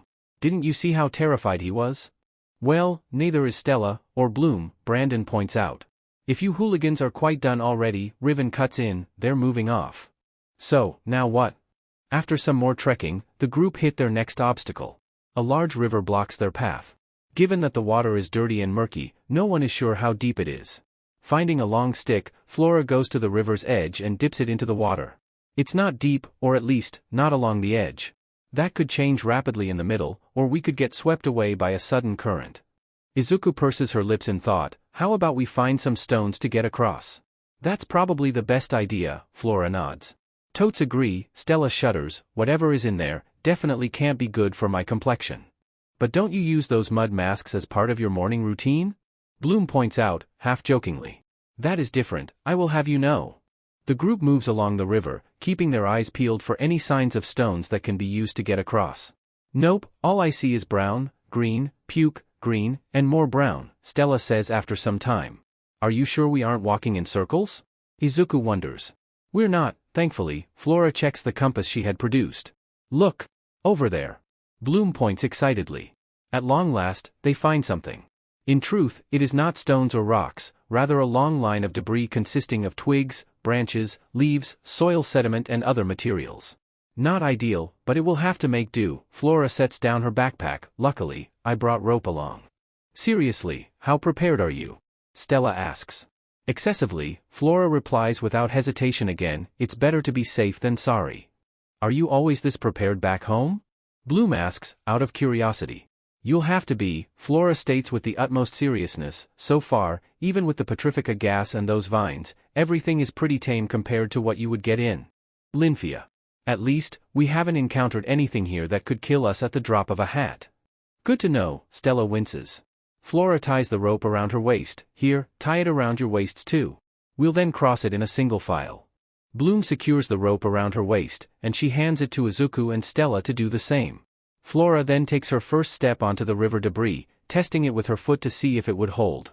Spongy, she remarks, then puts more weight on it before placing her other foot on. Let's do this slowly. It is a careful operation. They cannot afford to rush. One slip and they would all be dragged down into the river. Flora takes careful steps, making sure that her foot doesn't plunge through the mass of debris before taking the next step. Bloom, Izuku and Stella mirror her, moving carefully. Slowly, but surely, they manage to cross most of the river. Given how smooth the entire operation had been until then, something was bound to go wrong. To be fair, it wasn't anyone's fault. Given that the impromptu bridge was, quite literally, just a mass of river gunk that had gotten caught up with no means of anchoring or support, it didn't take much for one small surge of water to cause the entire build-up to give way. Flora has just barely stepped onto the opposite bank when, suddenly, the debris under Stella collapses. With a startled shriek, she plunges into the river, dragging Izuku, Bloom, and then Flora into the water. After much sputtering, choking and shrieking, Flora calls out, "Is everyone okay?" "Oh my fing god," Bloom spits out some water she almost swallowed. "The river is only waist deep." "I think I found some rocks," Izuku groans, as he struggles to his feet while nursing his sore bum. "First the vines, now this?" Stella groans in frustration. As she tries to wring the muddy water out of her clothes, Stella screams into the heavens above, "You think this is funny? I can hear you laughing at us right now." Come on, guys, don't laugh. Brandon strains under his quivering lips.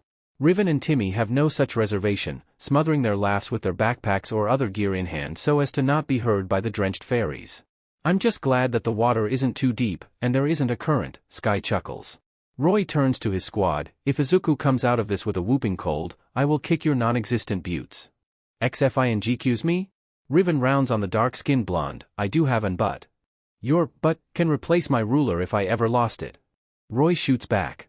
Okay, calm down, guys. Timmy recovers from his laughing fit to stop the burgeoning fight. Let's see if they need help or are injured in any way, then we can fight about buttes afterwards. Thankfully, aside from bruised egos, and in Izuku's case, a sore bum which thankfully eased after a bit more walking, none of the quartet were hurt in their unexpected dip into the river. With the afternoon sun, their wet clothes dried considerably fast, but sweat once again took over, and although the water had dried off, the filth and muck from the river remained stubbornly stuck to their clothes. While Izuku was more than happy to help wash off the filth from their skin, there was little he could do for fabric. And so, smelling rather like algae and other unmentionables from dirty river water, covered in sweat, and to top it all off, being bombarded by insects since their dip and Izuku's water had also washed off the repellent salve, the continuing trek in search of the crystal clearing was much more unpleasant than it previously was. Once we get out of here, I'm getting Daddy to have a few words with Alfia about this. Stella whines for the upteenth time. Not used to the wild? Flora asks, gracefully ignoring the blonde's complaints. I don't think Earth has any of the stuff we just went through. Bloom tries to wipe the sweat from her brow to no avail, at least, not anything like petrifying gas or vines that will attack us at the slightest sound. Not in the forests or swamps at any rate, Izuku adds, killing a mosquito-like insect when it landed on his arm, humans on the other hand. That seems to pique Flora's curiosity. However, before she could ask him to elaborate further, a sudden scream catches their ears. What in the dash? Followed by a roar that was distinctly not human-like. There's trouble, Bloom realizes. Come on you guys. They quickly rush towards where the screaming came from.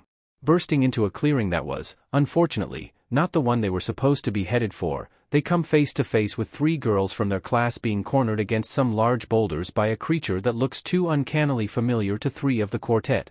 What the, a hunting troll? Bloom gasps. I thought Professor Palladium said that the swamp isn't home to such creatures. Izuku exclaims in disbelief. The troll in question is closing in on the hapless girls, who seem to have forgotten that, in such unusual circumstances, they were more than permitted to use magic to defend themselves. Not Flora, though. Oh no you don't, her glasses shimmer under the light. Magic winks. A bright flash of light fills the clearing, catching the attention of the troll.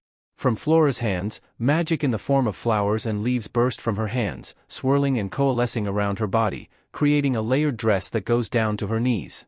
It is predominantly pink, with the middle layer of the skirt a rich purple, matched by the scalloped collar which forms next. Detached sleeves of the same pink color materialize on her arms, and matching boots with purple heels cover her feet. Flora brings her hands to her lips, and blows out several leaves, some of which string together to form laurels on her head, and the rest dive into her back, sprouting into light green wings that resemble that of a butterfly. The light fades away, revealing a transformed Flora. She doesn't waste a moment. Restrain growth. Her hands begin to glow green, and she slams them into the earth. The ground underneath the troll lights up, and vines suddenly bursts upwards, wrapping around the troll's arms, restraining the creature from attacking the terrified girls. You will not lay a finger on them. Flora declares, straightening up again, slumber powder. From the vines restraining the troll, several wild-looking flowers blossom from the leaves. The flowers swing towards the troll, and blast it with clouds of yellow pollen. Almost immediately, the struggling beast goes limp, and crashes to the ground with enough force to shake the entire clearing. Whoa, Izuku utters. That was so cool, Flora. Stella gushes, you showed that beast. It was the right thing to do, Flora says, as she detransforms back. Is everyone okay? The quartet spin around at the new voice, one that three of them are familiar with. Timmy? Bloom blinks in surprise. The specialists rush out into the clearing. Hold up, what are you five doing here?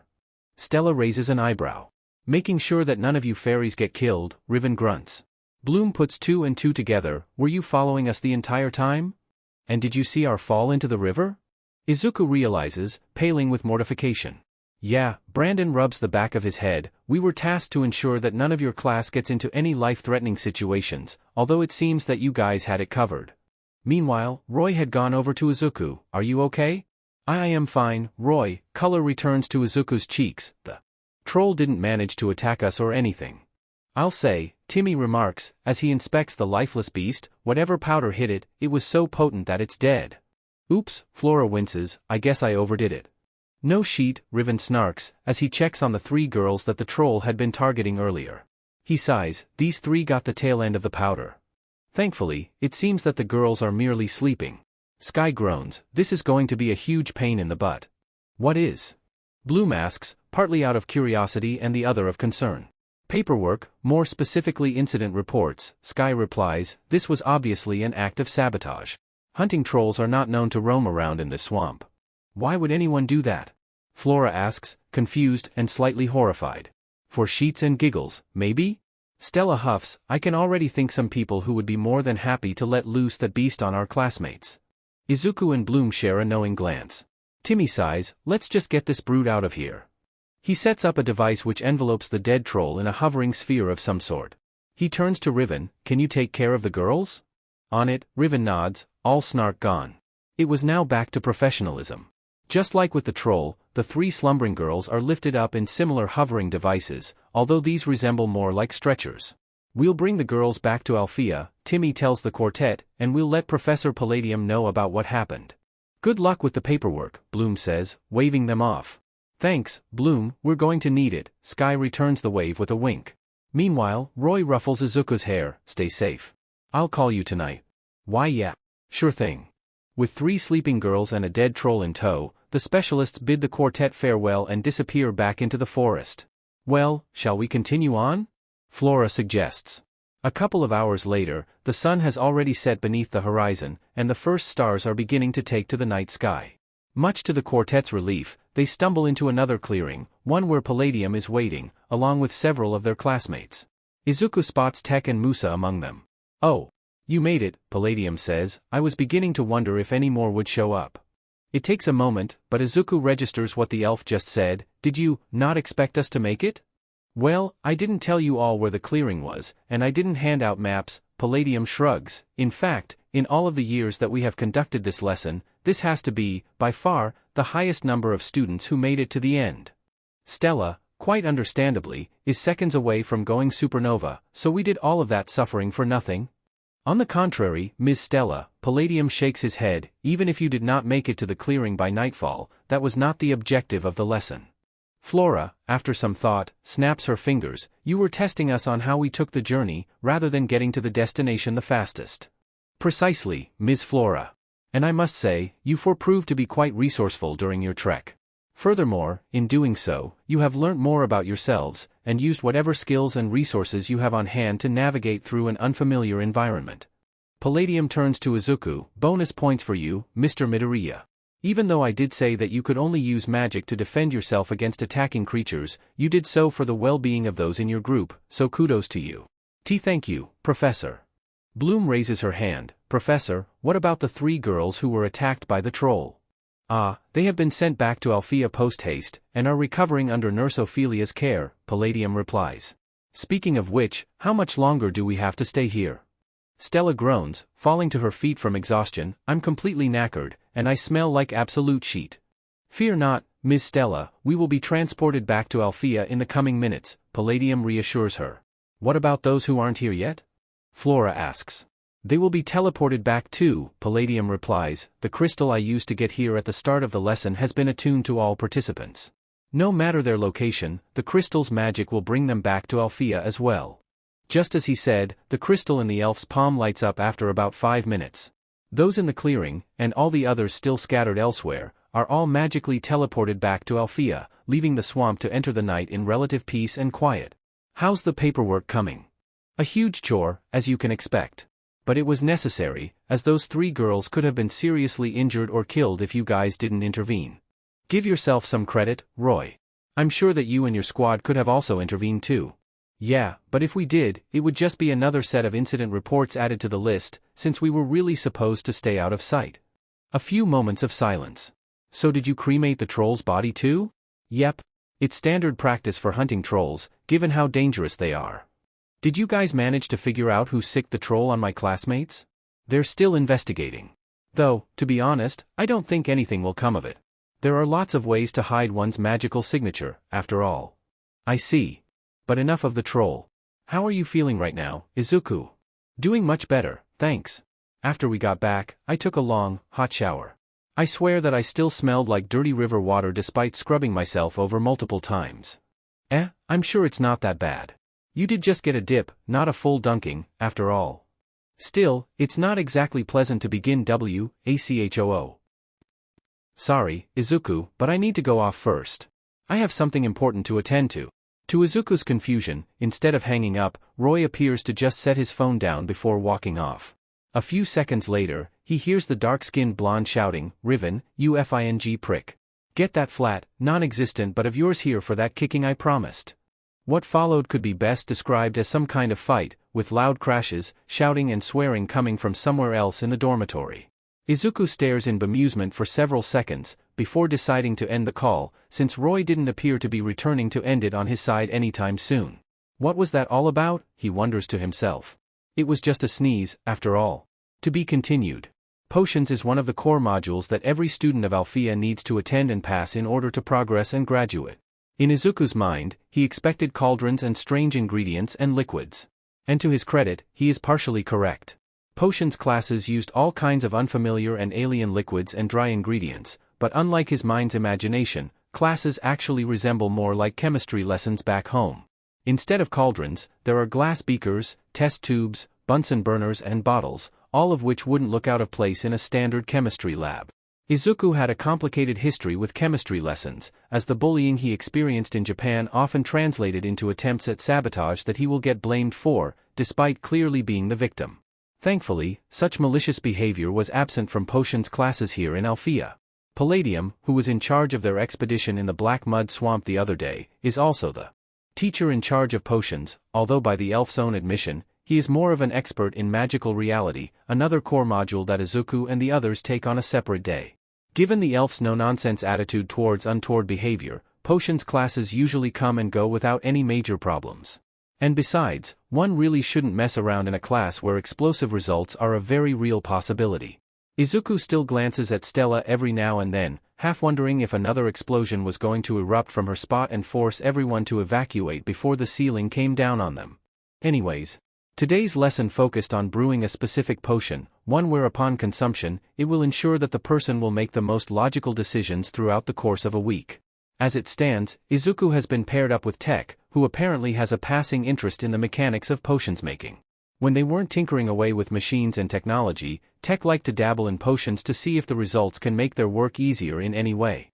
With Izuku's attention to detail and Tech's experience with potions, their brewing has always been among the best in the entire class, perhaps only second to Flora, which given the nature of Linfia, is probably a crucial skill to have in order to not die every single day. Plus, Izuku and Tech work extremely well together. While Izuku would have bombarded Tech with volleys of questions, he learned very quickly to rein in his nerdiness, lest he spook his poor roommate. Plus, while not as severe as Tech and thanks to having a solid group of friends with the likes of Bloom, Stella and Flora, Izuku's experience with anxiety back on Earth has endeared Tech to him, and it seems that Tech is slowly coming out of their shell, although they were still not quite ready to integrate with the rest of the dormitory. That aside, the pair's potion is brewed without any hiccups, and is graded by Palladium.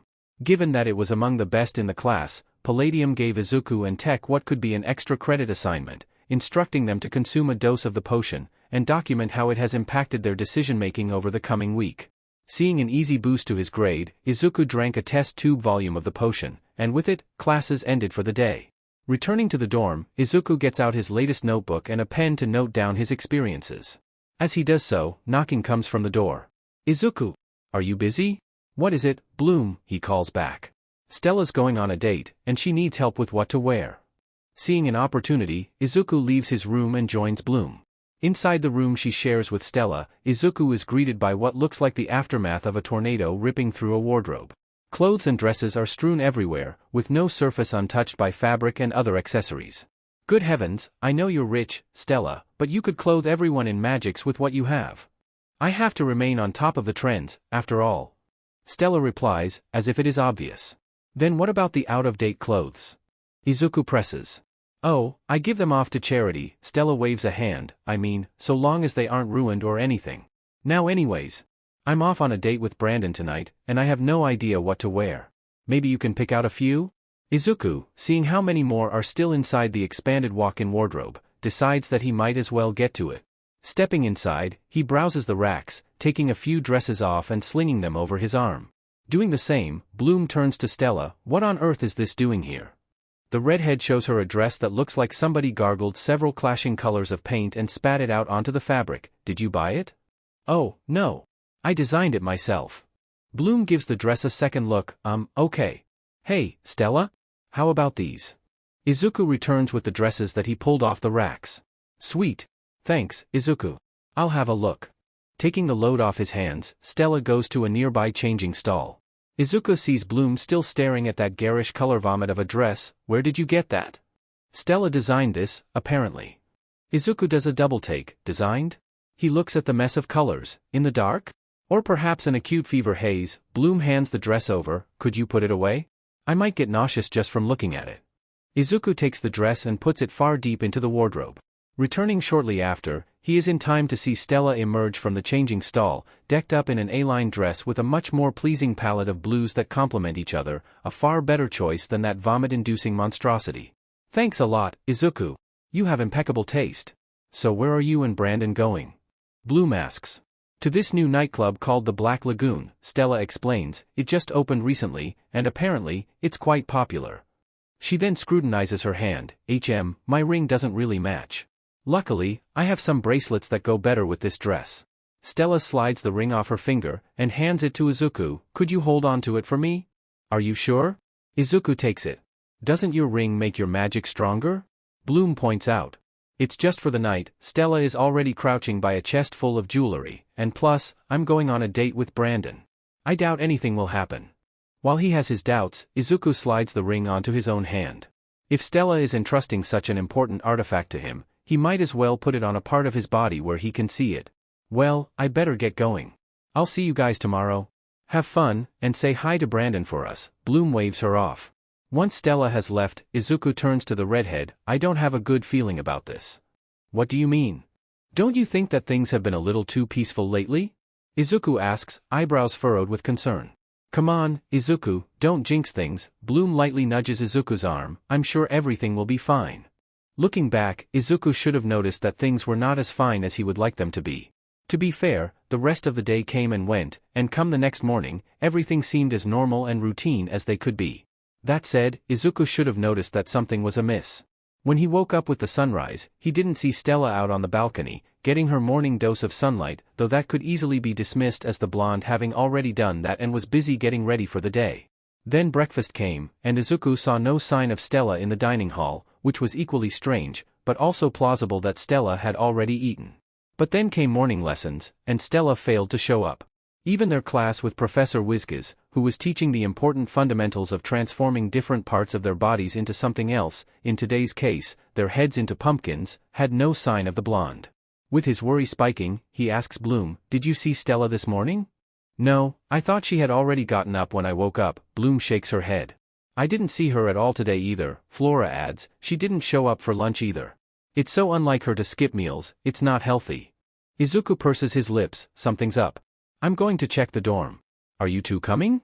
Bloom and Flora tag along, the both of them now just as concerned as Izuku. They reach the dorm, and Izuku pushes the door open. What in the dash? The entire place has been trashed like nobody's business. Items are strewn everywhere, furniture is overturned and thrown about, and the different rooms looked as if someone held a rave in them and had taken too many questionable substances. "Good heavens, who did this?" Bloom exclaims. Not wasting a beat, Izuku rushes to Stella's room, calling her name. Darting inside, he looks around. The room is just as torn up as the rest of the dormitory. Fearing for his friend's safety, he calls her name again, when suddenly, the wardrobe doors open. "Izuku?" He spins around. Emerging from the walk-in wardrobe is Stella, looking decidedly frantic. "Estella," he exclaims, "what happened here? Why is everything all over the place?" "I can't find it, Izuku." Stella cries, "It's missing." "What's missing?" "My ring. I searched the entire dorm, but I couldn't find it. I think someone stole it. You have to help me, Izuku." Izuku's mind zeroes in on the warm material of the ring on his finger. He is about to open his mouth and tell Stella that she gave him the ring for safekeeping, but something stops him. More specifically, the alarm bells going off inside his head. There is no way that Stella would have forgotten that she entrusted her most important source of power with him.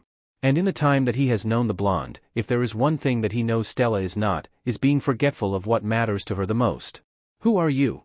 Stella blinks. What are you talking about, Izuku? You're clearly not Stella, Izuku growls between gritted teeth, his eyes flashing. Who are you, and what have you done to her? Why you're not making any sense, Izuku. I'm giving you one last chance. Izuku's hands begin to glow blue. What did you do, the real Stella? Stella flinches, before proceeding to hurl sickly green ball of energy at Izuku. He easily dives out of the way, as the attacks are sloppy at best. Stella is clearly panicking, trying to take him out in order to escape. However, Izuku won't let this impostor get away, especially not until he has answers. Water swirling around his hands, Izuku jumps to his feet, and charges. The impostor barely dodges the liquid attacks, crashing into several overturned boxes in her haste. Izuku moves in for the final blow, but suddenly, Bloom calls out from the open doorway. Izuku? What's going on in there? Seeing an opportunity, the impostor hurls another charged attack towards the doors. Bloom, watch out! The redhead was just about to step through the threshold when Izuku cried out. Bloom screeches, stumbling backwards as the ball of green energy sail over where her head was just milliseconds prior. In the process, she crashes into Flora, who was just behind her. Seeing the perfect chance, Stella's appearance disappears into a dark green silhouette, and the impostor makes a run for it. Izuku gives chase, but the impostor is much too quick, adding the fact that they literally dive-bomb out of the balcony window. By the time Izuku gets to the balcony, the figure is already running across the courtyard below, scaling the walls and then disappearing from sight. What the F was that all about? Bloom gets to her feet, helped up by Flora. Stella has gone missing, Izuku says. Someone impersonated her, and was looking for her scepter.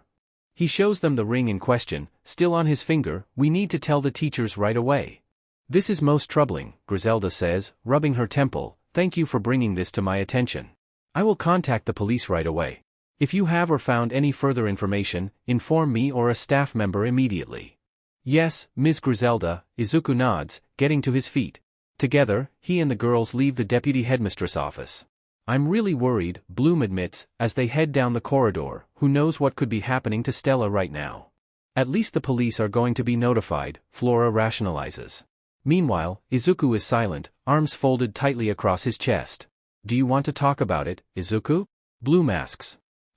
He runs a frustrated hand through his curls. I don't like this. I hate just doing nothing, while knowing that someone we're close to is in trouble. It's not like we can do anything, though, Flora points out. Do we even know where to start looking?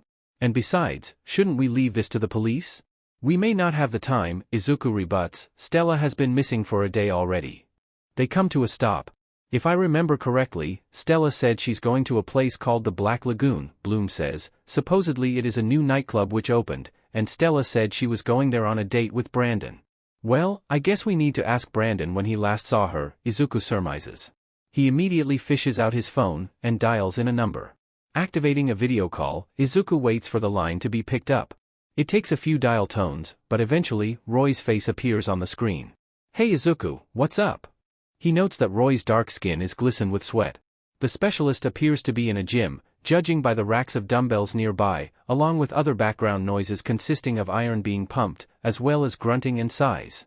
Hey Roy, sorry to call you so unexpectedly, but there's an emergency.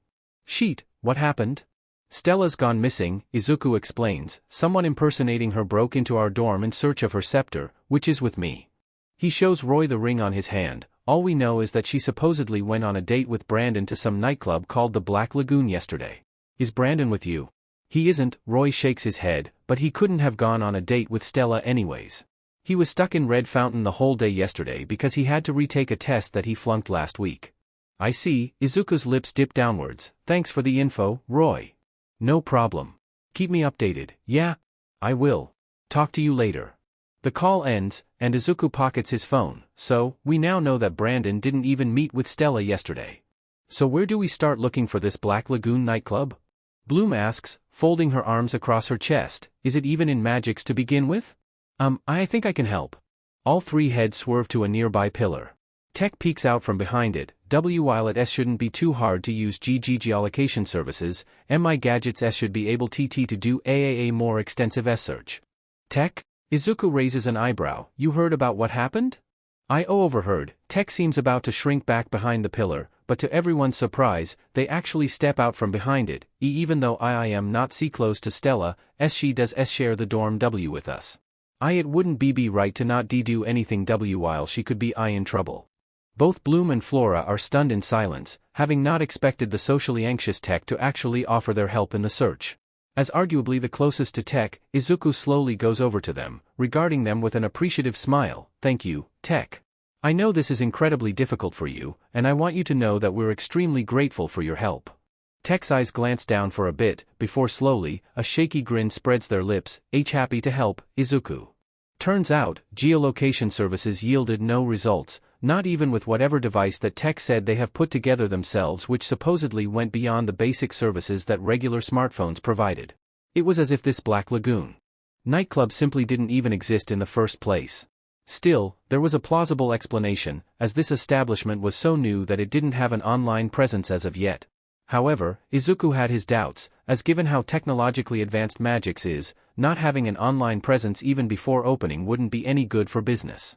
Something was definitely fishy, as their next course of action, asking random strangers on the streets if they heard of a Black Lagoon nightclub, also yielded no results. Every answer they got was either a no or a confused negative. After a fruitless hour of sleuthing, the quartet have sought shelter on a bench under a tree. Even with the sun progressing towards the horizon, it was still a warm day, and Izuku kept piling more water onto his friends so as to stave off dehydration and heatstroke. Dead end after dead end, Bloom groans, after downing her fourth bottle of water. Just fing great. I am sorry for not being able to help more, Tech mutters. It's not your fault, Tech, Izuku is quick to reassure them. Well, somebody should know what this Black Lagoon is, Flora hums, otherwise, how would they have told Stella about it? You're right, sis. All four turn to the new voice behind them. A heavyset man with glasses waves. I couldn't help but overhear what you guys were saying. The Black Lagoon haven't been the best with advertising themselves, but I've been there, and it's totally rad. If you're still interested in visiting, it's just outside of town, beyond Yesterday Avenue. Cross the bridge, and you'll see it. It's the building that is right up against this big oak tree. You can't miss it. Really? Thank you so much, Izuku bows gratefully. No probs, bro, the man winks, before heading off down the street. Come on guys, let's get going, Izuku says. Following the directions given by the man, the group pass through Yesterday Avenue, and cross the bridge that leads into a wooded area. True enough, there is a building nestled with the growth, with an oak tree growing adjacent to it. Well, here we are, Bloom remarks. Tech gives the building an appraising look. Doesn't really look like a nightclub. Well, the guy's directions weren't wrong, Izuku notes, eyebrows furrowing, though. Does anyone else sense something here? The girls look around. Flora goes to the oak tree growing by the building, and places a hand on the trunk. Instantly, she shivers and recoils her hand. This tree, it doesn't have any life force within it. It's dead. Dead? Tech instantly WHPS about, their own eyebrows furrowing in trepidation. Illusion. Sure enough, the very world around them begins to shift, as if a veil is being pulled away to reveal what is actually underneath. A wind kicks up, ruffling the group's hair and clothes. Within seconds, the world had changed, and not for the better. Gone was the peaceful, tranquil setting, and instead, an ominous, foreboding world of rot and decay is shown to the group. See charming, Bloom shivers slightly, with the air significantly colder than before. The building itself is no better, crumbling apart and looking seconds away from collapsing into itself. Well, as ominous as this is, Stella is somewhere inside. Izuku musters up his courage. Come on. The group goes to the door, and Izuku pushes it open. The inside of the building is in as bad a state. Izuku notes that, had it not been for the cobwebs, sludge, grime and other unmentionables, the place would really look like a nightclub or restaurant. There are tables and chairs, what looks like a bar area, and even a raised stage where a band could play. However, it seems that with the establishment's current state of decay, nothing but condemnation and demolition can do anything to save it. I don't see anyone here, Flora whispers. Tech glances behind. Hey, where's the door? The group looked back. True enough, the door has vanished. So nice of you to join us. The group swings back to where the sneering voice came from. Standing on the dilapidated stage, the Stella impostor grins down at them with a cruel smile. You, Izuku steps forth. What have you done to Stella? The impostor sniffs. How rude. Have you not heard of something called manners? A simple question with please would have sufficed. Though, they cackle, because you actually made it here, I suppose I can play nice for a bit. The impostor snaps their fingers, and the space behind them warps and shifts. The group gasp, as Stella, still dressed as she did when she was getting ready for the date, appears into view, appearing to be unconscious and bound by the same sickly green energy that the impostor attacked Isuku and Bloom with back at Alfia. It was too easy to lure this beach here, the impostor cackles, stupidly easy. Then again, I suppose all blondes are all show and no brains. Let her go right now. Bloom yells. The impostor wags their finger, first things first, you have something that I want. Izuku's lips split into a snarl, like I will. Magic winks. This prompts Bloom, Tech and Flora to also transform. Light of water blue, fire red, technology green, and flower pink fills the room, and when it recedes, the quartet have transformed into their fairy forms. How cute, the impostor sneers, though, you know that if you attack, your little friend gets it? So long as we attack only you, Isuku growls, water surging around his hands. He then unleashes it in a devastating geyser. The impostor dives out of the way, the water smashing into the wall behind them and sending bits of rotten ceiling beams cascading down. Bloom joins in immediately, calling forth fire and hurling the flames one after the other in quick succession, forcing the impostor to roll and dodge so as to not get burnt. By the side, Flora blows a cloud of green sparkles toward Stella, which form into leaves that circle around the immobilized blonde in a bid to protect her from stray attacks. Tech also joins Isuku and Bloom by slamming their hand into the floor, releasing technomagic into the rotten floorboards. Like electricity running through a circuit board, green pulses shoot in between the floorboards and rise up around the impostor's feet and strike one after the other. Enough of this, the impostor screeches, raising their hands which start to glow the same sickly green color. Rotten furniture from all over the room rises into the air, appearing to glitch and warp. The impostor throws their hands down, and the furniture pieces go flying in all directions, hurtling straight towards the fairies. Izuku and Bloom are forced to duck and dive out of the way. Tech, though, realizes something important as a stool brushes past them. It's not real. It's merely an illusion. Jumping to his feet, Izuku leaps at the impostor, knocking them to the ground. Izuku pins their hands and legs, immobilizing them. You will pay for this, Izuku growls, as his eyes turn a very angry red, your blood will suffice. Izuku grabs the impostor's neck and squeezes hard. The impostor's eyes bug out, and they choke and gurgle helplessly. Bloom, Flora and Tech are treated to the gruesome sight of the impostor's veins coming into view, and the strangled noises becoming desperate as blood pools out of their mouth and nose, rising up to swirl around Izuku. His eyes burn with vengeful fury, his hair alternating between brown and green rapidly. Izuku! No, stop! Bloom cries out, rushing forward. Then, out of nowhere, a loud bang rocks the building. What is going on here? To be continued. Izuku is snapped out of his murderous rage by the unexpected shout. The blood that had been swirling around him in a macabre, gory dance splashes lifelessly all around him and the impostor, whose body sags back down and quivers from the loss of blood. Izuku barely has the chance to blink, let alone open his mouth, when a blast of light fills his vision, and his entire body freezes up. He too flops lifelessly onto the rotten floor, as everything goes dark. The entire situation is a mess, Bloom inwardly remarks. Police personnel have swarmed the building, photographing the crime scene and interviewing both Flora and Tech, much to the latter's chagrin. Meanwhile, paramedics have loaded Stella and the impostor into medical vehicles to be taken back to Alfia for treatment. Izuku has also been taken away, although by the police, and it isn't hard to notice that Izuku's wrists have been cuffed to prevent escape. Although, given the spell that Faragonda used to immobilize Isuku, it can be safe to say that he won't be getting away even if he wanted to.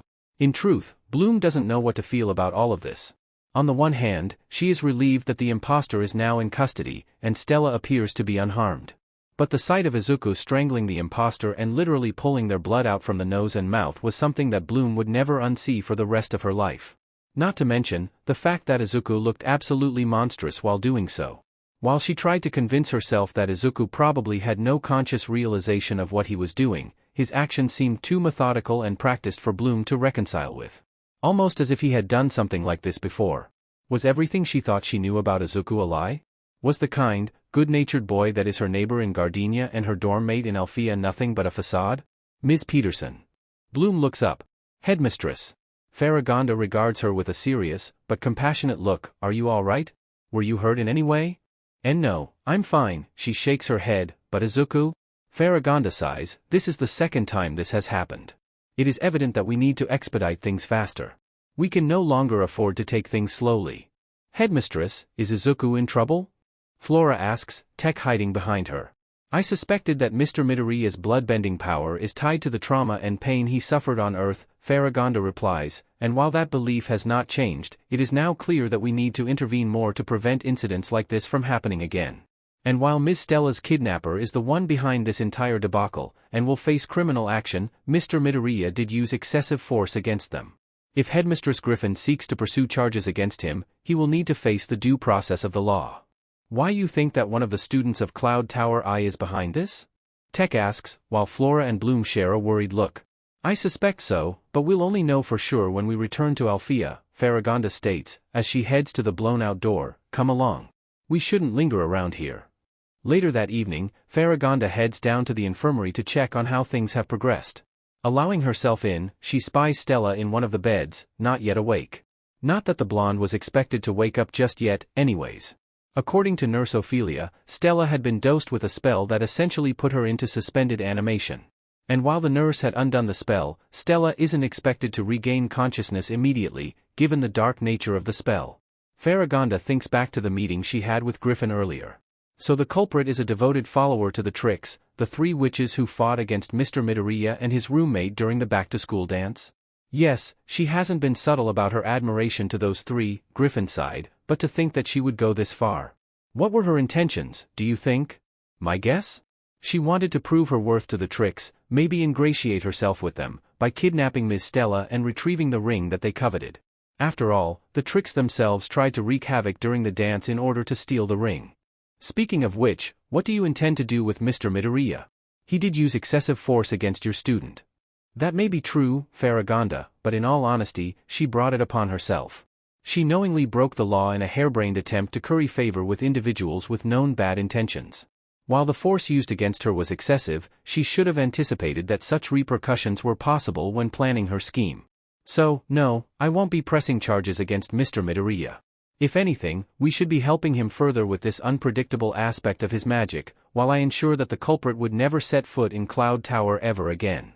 Inwardly, she agreed with her Cloud Tower counterpart wholeheartedly. With the prospect of Isuku facing criminal litigation off the table, Faragonda can feel relief knowing that right now, they can focus on what is more important.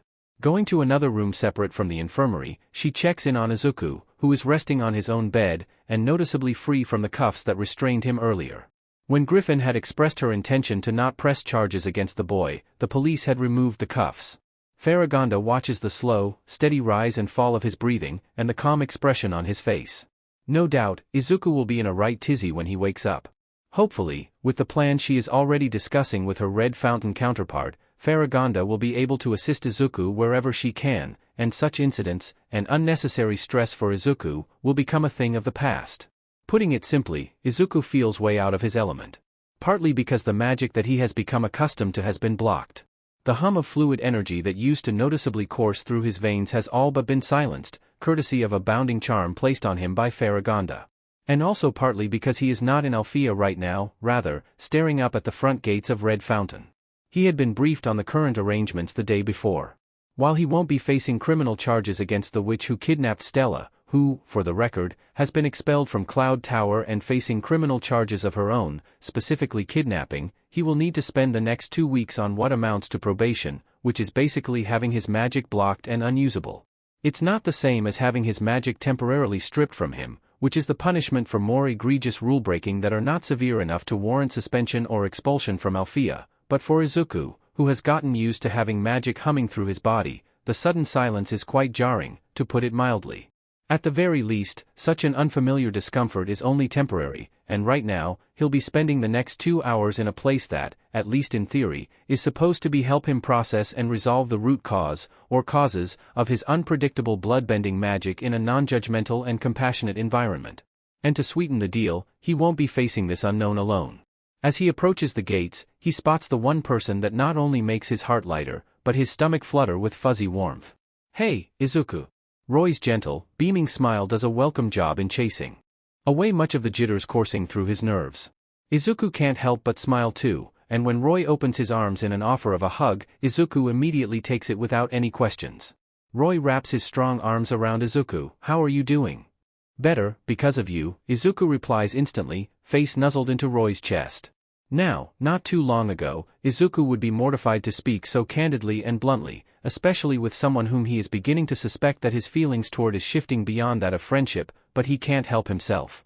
Furthermore, Roy's hug is a soothing balm against the alien emptiness that has been plaguing him since the day before, so he thinks he can afford to drop his brain-to-mouth filter for a bit. Charmer, aren't you? Roy teases. Izuku looks up. Hey, why don't you have an integral part of yourself blocked and unusable, then we'll talk. It also speaks multitudes about how much Izuku's confidence has grown that he can now snark back at people without his debilitating anxiety making him second-guess and question every single word, ultimately spiraling him into a never-ending void of self-reproach and paralyzing fear. I know, Roy chuckles, ruffling Izuku's soft locks. I can only imagine how it feels like. Izuku sighs, planting his face into Roy's chest. It's not fun. I know. They stay there, by the gates, not moving for a bit, merely enjoying each other's warmth and presence. We should get going. Izuku slowly pulls away. Promise that you'll stay with me throughout? I promise. To prove his point, Roy takes Izuku's hand and leads him into the ground, never letting go. They completely ignore several other Red Fountain students watching them with a mix of interest, bemusement, and confusion. Are they dating? One of them asks his friend. Sure seems like it. Even if they're not, I ship it. To be continued. Therapy, in all honesty, is an entirely unfamiliar experience for Izuku. Make no mistake, Izuku doesn't harbor negative perceptions or stereotypes about therapy or the people who seek such services. He just has never been for therapy before, and living in a country for 14 years that, even in the quirked era, continues to view mental health and the associated services with stigma, doesn't help matters. Thankfully, Roy remained with him through his first session, and all subsequent sessions. Izuku feels much more relaxed with Roy by his side, his thoughts and emotions grounded by the feel of Roy's bigger hand holding his own. His therapist, a middle-aged woman with suntanned skin by the name of Rolanda, also had a huge part to play in soothing all initial jitters and nerves. The things she discussed and talked with Izuku may be uncomfortable and even confronting at times, but Rolanda spoke with a compassionate, non-judgmental aura. She reiterated that Izuku is not, and never, to blame for what he went through. There is no changing the past, Rolanda says, but it is possible to make the present and future better for himself. Over the next 2 weeks, Izuku and Rolanda excavate the sources of his pain and trauma. Izuku confronts his past in a safe, comfortable setting, processes the events and his reactions, and rewires his own emotional responses. It was already established that his bloodbending magic is tied to negative memories and experiences, but Rolanda hopes that with new means of expressing and processing his emotions and response to triggers and events, Izuku will be able to tackle similar situations in the future without any unintentional bloodshed. Away from therapy, Izuku's 2-week probation also came handy in an unexpected way. Apparently, it is tradition for Alfia first years to undergo a Magicless experience, where a similar blocking charm is placed on the participating students, and they are tasked with cleaning the entire school campus, without magic to aid them. As Deputy Headmistress Griselda explained, each dormitory will be in charge of different areas of the campus, and the residents are to meet with her after breakfast to be assigned their designated area and to collect their tools. When Izuku and his dorm mates meet with Griselda, they are tasked with cleaning the atrium. Mops, brooms, buckets and other tools are distributed, and the group are then sent off on their way. I hate this, Stella grumbled. I can't imagine doing anything without magic. Welcome to the real world, Your Majesty, Musa drawls. You may be a princess, but unless you want to face Grizzly's wrath. Izuku can understand that this is quite the culture shock for Stella, but he just hopes that she won't prove to be too much trouble. The atrium itself is relatively big, so Izuku thinks that splitting tasks up will make it easier for everyone. Maybe Bloom, Stella and I can sweep the ground floor, Flora, Tech and Musa do the upper floor. Then, we'll take the mops and SWCH floors. Sounds good, Bloom nods, with varying degrees of agreement from the others. Let's get to work, yeah? Flora, Tech, and Musa head up to the second floor. Izuku patiently guides Stella on how to sweep using a broom in an efficient manner. Better him then, say, Musa or Tech. Musa's tongue is razor sharp, and Tech is just beginning to open up to the rest of the dorm. The last thing anyone wants is for Musa and Stella to get into a massive shouting match, or for all of the progress Tech has made to be destroyed by an ill-timed comment or slip of the tongue from Stella. Once the floor is swept of all dust and stray bits of rubbish, Izuku teaches Stella how to use the mop, and they SWCH floors with the trio above. Apart from a few grumbles and groans, Stella does her task without throwing a fit or tantrum, so Isuku takes that as a win anyways. By the afternoon, the entire atrium is sparkling clean. Good work, everyone, Bloom nods to the group, let's report back to Griselda. They return to the deputy headmistress office. Griselda assesses their work, deems it to be satisfactory, and releases them from their obligations. The Wink's magic is returned to them, including Isuku, as his probation is completed, and Faragonda permitted the lifting of the bounding charm. Izuku sighs with relief when the familiar hum of magic flows through his body once more. He missed it, even with Roy's continued presence by his side and Rolanda's comforting camaraderie during his sessions. It feels good to be able to conjure magic again. They return to their dorm. Stella falls clumsily onto one of the sofas. I'm done. Dead? I will never pick up a broom again. Musa simply rolls her eyes, and disappears into her room without a further word. It's good to know how to clean, Flora remarks, you never know when it will come in handy. Well, hopefully that time will never come. Stella sighs. Bloom shares a look with Flora, subtly shaking her head. Anyways, the weekend's coming soon. Izuku changes the topic before conflict could arise. You guys have any plans? Oh right. Stella bounces up, there's a big concert coming up, a Dimension-famous band is having their tour, and they're coming to Magix.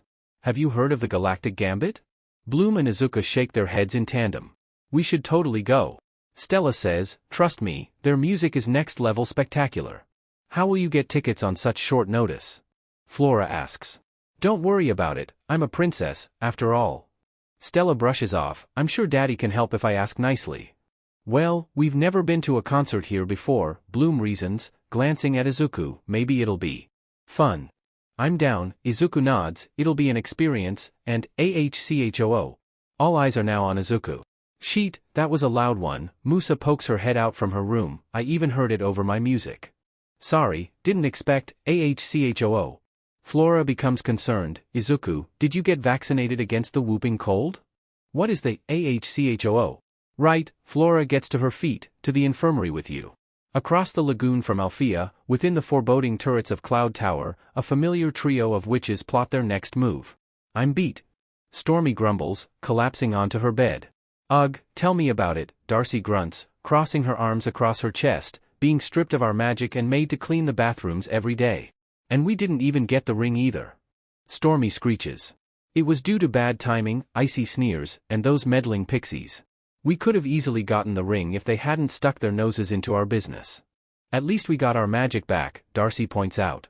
Yes, that way we can ensure that our next attempt won't fall apart like it did previously, Icy agrees, we need to be more discreet. Darcy hums, well, I do have a possible means to help. Turns out, whooping colds are a thing, and Izuku didn't get vaccinated. Neither did Bloom, for that matter, as vaccinations never crossed anyone's mind up until this point. While Bloom could get vaccinated, a cursory check by Nurse Ophelia determined that Isuku was well on his way to developing the cold, with symptoms like runny nose, sore throat, and constant sneezes that gives the illness its name. Either way, Ophelia prescribed bed rest for the upcoming weekend, which tanks any plans for Izuku to join Stella and the others in attending the concert. Izuku ends up spending the night in the infirmary under Ophelia's watchful gaze, to assess whether the illness will progress into its more serious variant, where fever and chills could set in. Izuku, understandably, doesn't get much sleep, what with sneezing constantly throughout the night disrupting any and all attempts to fall asleep. When morning comes, and Ophelia assesses that his cold didn't deteriorate further, she has him moved back to his dorm, along with several doses of medication that would knock him out for hours, which thankfully helped Izuku to catch up on the sleep he missed the night before. It totes SCKS that you can't join us, Stella sighs. Well, Izuku sniffles, throat scratchy from the cold, while shrugging, his mouth and nose covered with a mask. Things happen. Just have fun in my place, yeah? We will, Bloom nods. I'll also make sure to introduce you to Galactic Gambit's music when you've recovered, Stella perks up. Achoo. I look forward to that. With that, the girls leave the dormitory for Magix, leaving Izuku all alone. Tech and Musa have also left some time back, going off to do who knows what. Anyhow, Izuku remains one of the very few students and staff who remain on campus as the weekend gets underway. Admittedly, it is rather boring, being all alone and essentially being in quarantine. Izuku tries to make the passage of time less draining by getting ahead of the syllabus, reading through the content that would be covered in the next week, and maybe even preemptively doing some homework too. What he didn't expect, though, was his phone suddenly ringing with an incoming call. Izuku answers, hello? Hey, Izuku. How's the cold coming along? Hey Roy, AHCHOO. Well, I think that sums it up. Sheesh, that sounds rough. Good thing I'm almost at Alfia. Hold up, Izuku sits straighter, you're AHCHOO. Coming to Alfia? Yep. And no, you can't get me to turn around. I know how miserable a whooping cold can be, so I'm coming to make sure that you aren't languishing away all by yourself. But won't you catch my dash? I got vaccinated at the start of the year, Roy reassures him, standard and mandatory procedure for all Red Fountain students. Plus, I'm wearing a mask, so double the protection. Anyways, I'm at the gates, so see you in a bit, Izuku. The call disconnects from there. Izuku's phone slips out of his hand as it falls limply onto his desk, as his heart and stomach curl up under the warm, tingly sensation of butterfly wings. As the sun disappears beneath the horizon, under the Earth's surface, a trio of witches sneak their way, unseen, onto the Alfia grounds. The tunnels they are traversing through were made to act as emergency escape routes that connected all three schools in Magix. They emerge into one of the hidden doors that opens into the main entrance atrium, the same building where the day before, Izuku and his friends had spent the entire morning cleaning from top to bottom. Right, Darcy looks around, confirming that the hall is empty and there is no one in the general vicinity that would barge in on their plans. Let's get to it. Together, the three witches formed a circle, hands clasped together, and conducted a dark summoning ritual that would go unnoticed by the general security magic within Alfia. From the circle, a monstrous being emerged in a dark cloud of miasma. With glowing red eyes bearing feral rage and a longing for blood, a minotaur comes into view. Oh, aren't you a magnificent beast, Icy purrs, now, be a dear and listen to our instructions. The towering creature never makes a sound, but its rage-filled eyes glimmer with understanding. The minotaur then lumbers off, leaving the witches to perform the next step of their plan. Together, they create another circle, but instead of a summoning ritual, the three witches perform what amounts to a tracking spell. However, rather than using a spell on its own, they bring forth vacuums that all Wixen possess from their childhoods. Completely unlike vacuum cleaners, these are powerful crystals that can be used in divination, finding missing items, and, in this case, tracking down powerful sources of magic. Excellent, Icy nods, when the three crystals merge together with the intent to track down their coveted source of power. Now, let's see where they take us. Izuku still can't believe it. Yes, he had mentioned to Roy that he had come down the whooping cold the day before, but never could he have anticipated that Roy would actually come down to Alfia in person, wearing a face mask that covers his nose and mouth, and bearing an entire container of soup that he personally made himself over the previous night. How's the soup, Izuku? He had barely taken a first sip, but Izuku's taste buds are already having a rave inside his mouth. His cheeks are completely flushed, and not because of his cold, it's really good. So much so that Izuku hadn't even sneezed once when he started eating. It's an old family recipe, Roy smiles behind his mask, very versatile. My grandmother used to give it to my parents, and then myself, whenever we were sick with things like colds and flu. I actually feel a lot better than before, Izuku admits, already halfway through the bowl Roy gave him. My throat isn't so scratchy now. I'm glad it helps. Roy gently runs a hand through Izuku's locks. Izuku finishes the rest of the bowl. You didn't have to come all the way here, though. What about the rest of the squad? Shouldn't you be out and about with them? Yeah, but you're sick, and all alone, Roy counters with a pointed look. The guys, while I care for them, they can be a bit much at times. Riven doesn't help matters, given how prickly he is, even more so when he's drunk off his butt. Besides, I'd rather spend time with you. Izuku. How his head hasn't completely morphed into a strawberry yet, Izuku doesn't know. Speaking of which, did you really kick Riven's flat, non-existent, but that day? Roy's eyes crinkle with cheeky mirth. Funny you should mention that dash.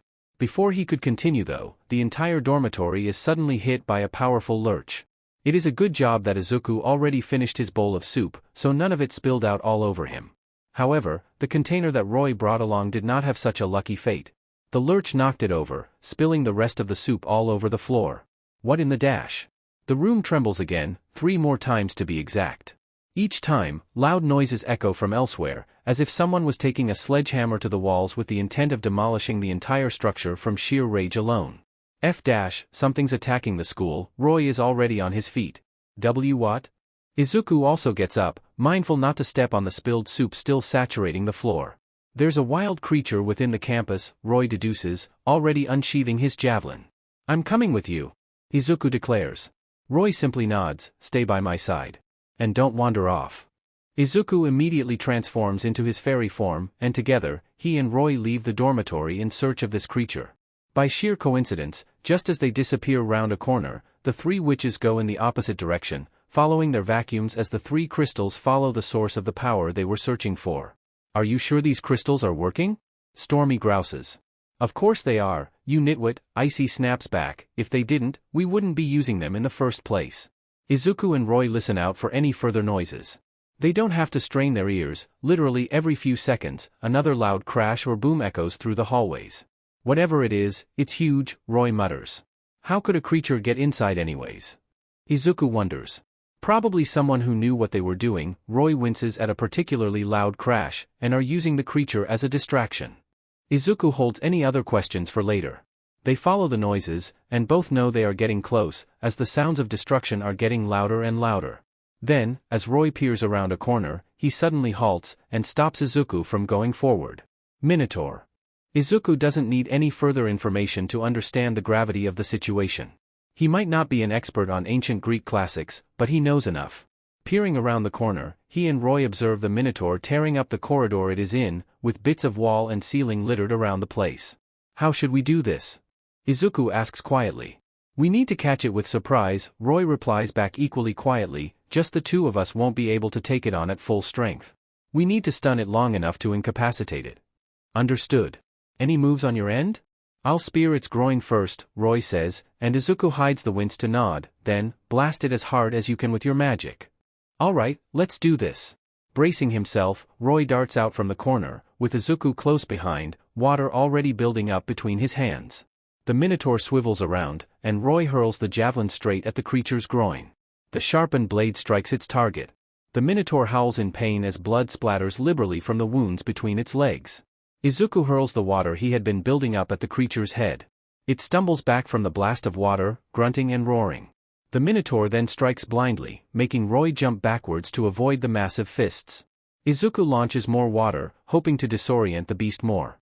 Roy picks up his fallen javelin and rushes in for another attack, but at the most inopportune moment, one of the Minotaur's fists grazes his face. Roy stumbles back, twisting his ankle against a fallen piece of debris and crashing onto the floor hard. The Minotaur advances on Roy, but Izuku lands between them, his magic crackling all over his body. "Not on my watch." Rage fills his entire body, right down to his soul. Not the same blind rage that consumed him during the back-to-school dance and when he and the others were rescuing Stella. His continued time in Red Fountain under Rolanda's compassionate guidance has helped Izuku to differentiate between the many forms of negative emotions, and when and where such emotions can be appropriately applied when using magic. Right now, his intent is to protect Roy, a righteous rage against the creature that tore up his school and endangered them both. His irises turn red, and his hair flickers to brown and back to green. Izuku's magic ensnares the Minotaur's blood, specifically from its groin. The creature howls in pain, falling to its knees as Izuku drags its blood out from the wound. Unlike the previous two incidents, Izuku controls the output and strength of his magic. He doesn't let his rage escalate into a murderous fury. He holds on to that righteous protectiveness, to keep Roy safe, and prevent the Minotaur from harming the specialist. The Minotaur howls and thrashes, but it can't do anything when its body is paralyzed from the blood being pulled out from within. It evidently can withstand pain, but not anywhere near this level. Within seconds, it goes limp, and completely crashes to the floor. Izuku releases his control and lets his magic dissipate, his hair and irises returning to normal. Blood pools around the Minotaur. It is still alive, but just barely. "Sheet, remind me to never get on your bad side, Izuku. If I could, I never want to do this again." Izuku helps Roy to his feet. "Are you okay?" "I'm fine, though I think my ankle's busted up." "Can you walk?" "Not that fast, but I can." Izuku pulls one of Roy's arms around his shoulders to take some of the weight off his injured ankle. "We need to inform Faragonda about this." "Do you know where her office is?" "I do, let's go." It takes much longer than it normally would, but Izuku couldn't risk aggravating Roy's ankle. Either way, they arrive at the headmistress's office, but unfortunately, Faragonda isn't present. "Sheet," Roy curses under his breath, "is there any way to contact her?" "I don't know," Izuku admits. "I'll have a look around." "Roy, go lean on something." Roy nods, and gingerly limps to a nearby wall. Izuku searches around the office. Faragonda's desk, unfortunately, doesn't have a telephone, and nothing in her office seems to indicate that it is either a communication device, or possesses the ability to send out a message. "No luck," Izuku shakes his head at Roy. "I could try to call Bloom and Dash." Roy suddenly WHPS towards the doors. CRP, someone's coming. Izuku, hide. Hearing footsteps approaching the office, Izuku immediately darts behind Faragonda's desk, crouching into the leg space. Roy, as quickly as he could with his injured ankle, hobbles behind a potted plant further inside the office. The doors are pushed open, and 3 sets of footsteps enter inside. The crystals indicate that the source of the Phoenix tears is here. Izuku silently balks. He recognizes that voice. I don't see anything though. Whatever, it's got to be here somewhere. Let's just trash this place and dash. From behind the potted plant, Roy flings a boomerang at the intruders. 3 yelps of startled pain indicate a successful hit, and the boomerang flies back into Roy's hand. Izuku jumps out from his hiding spot, hands swirling with water. You 3, of course it was you. Still. Reeling from getting knocked on the head, Icy glares up at Izuku. What are you doing here? No, what are you doing here? Izuku growls back, the swirling water growing in intensity. That is what I should be asking you all. Izuku immediately relaxes, as Faragonda storms in with an unimpressed look that demands answers, especially since this is my office that you lot are in. I know this looks bad, Headmistress, but let me explain, Izuku says, as the 3 witches pale sharply. He quickly brings Faragonda up to speed. The Headmistress's questioning look becomes very severe, though it is clearly aimed at the 3 witches, who are quickly bound in an immobilizing spell. Faragonda makes some quick calls to deal with the minotaur in the corridor, and has the 3 witches taken down to the courtyard below, with Izuku and Roy following behind. Not a day goes by without some interesting stuff going down around you, huh? Not usually, Izuku murmurs. I just hope this doesn't become a habit. At the courtyard, a crew of creature handlers had brought out the minotaur. Judging from the fact that it was covered in a material akin to tarp, Izuku guesses that it must have bled out. He suppresses the wince.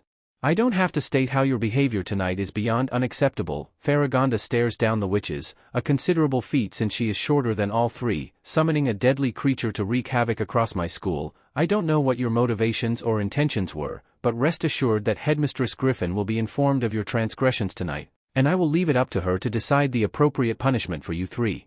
Now begone, you have caused enough damage as it is. With a snap of her fingers, Faragonda teleports the bound witches back to Cloud Tower. One of the handling crew comes up to the Headmistress, informing her that the minotaur carcass has been secured, and they will be taking their leave. Faragonda thanks them for their trouble, and watches as the team teleport out of the courtyard with their grisly cargo in haul.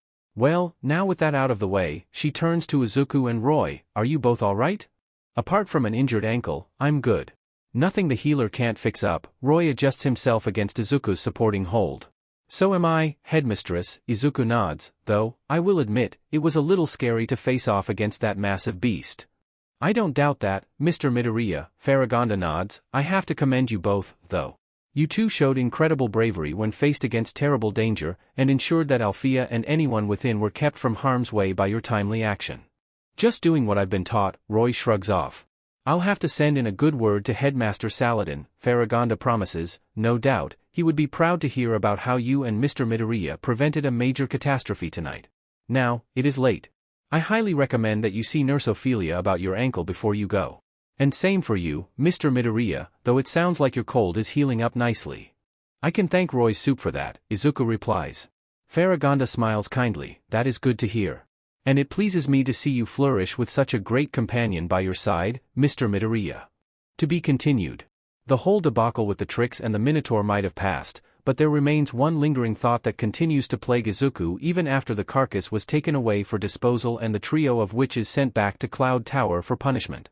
While his whooping cold healed just in time for the new school week, Izuku's mind continues to linger on something that he vaguely remembers one of the witches had said when they broke into Faragonda's office. Something called the Phoenix Tears. An innocuous-sounding term, but one that refused to leave Izuku's mind, even as the school week began. No matter what he did, be it trying to pay attention in class, getting his homework done, or hanging out with Bloom and the others, whatever these Phoenix Tears are, they stubbornly continued to bother him. This, he decided, simply cannot go on like this. The Phoenix Tears? Yes, Headmistress, I distinctly remember one of the witches mentioning it when they came to your office. Izuku nods. I have no idea what it is, but they were looking for it.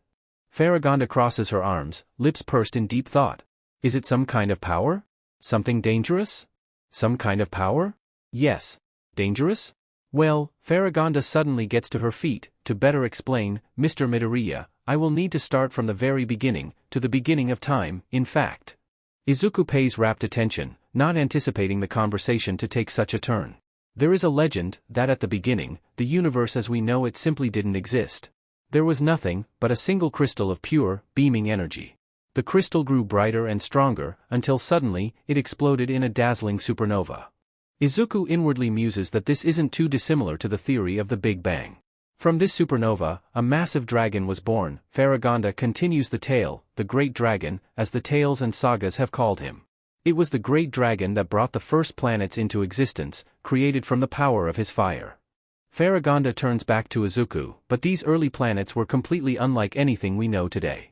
They were hellish places, completely barren and unsuitable for life to even form.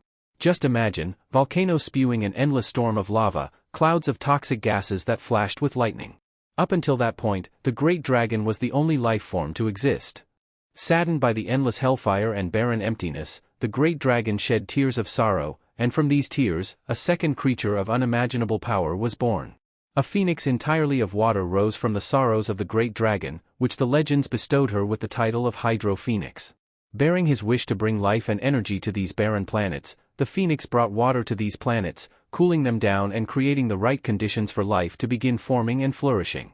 With life blossoming all across the dimension, the dragon and phoenix came together and settled down on the planet that became known as Domino. Exhausted from their work, they became part of the planet itself, and for many centuries, Domino was a happy and prosperous place. Izuku raises an eyebrow. What happened to it? Faragonda sighs, suddenly looking forlorn. She sits back down, eyes downcast. The Great Dragon's tears did not only just create the life-bringing phoenix. A small bit of his tears was absorbed by the remaining vestiges of the void that the universe now replaces. Growing from the sheer sorrow these tears embodied, a third being came into existence, the polar opposite of the phoenix that brought life. A phoenix of destruction. Destruction? There is another phoenix. Faragonda nods. This phoenix embodies pain, destruction and death. Once called the Blood Phoenix, he now goes by the name of Darker. And, I guess this Darker is the one who caused death and destruction to Domino? Yes, Mr. Midoriya, albeit indirectly.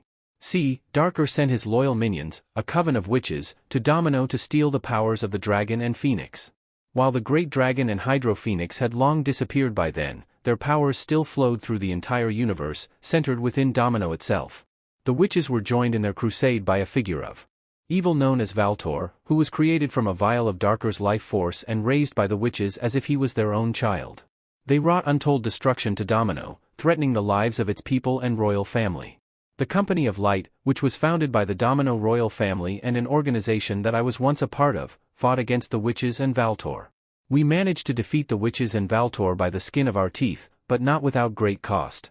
We attempted to imprison the witches within the nightmare realm of Obsidian, and Valtor within the Omega Dimension, in order to prevent any further devastation to other planets and realms. However, to my greatest regret, the royal family was lost. King Oritel and Queen Marion were dragged into Obsidian by a sudden attack by the witches, and their 3 children were never seen again. Furthermore, the overwhelming negative energy from the portal to Obsidian inadvertently caused the survivors of the initial siege to be dragged in as well.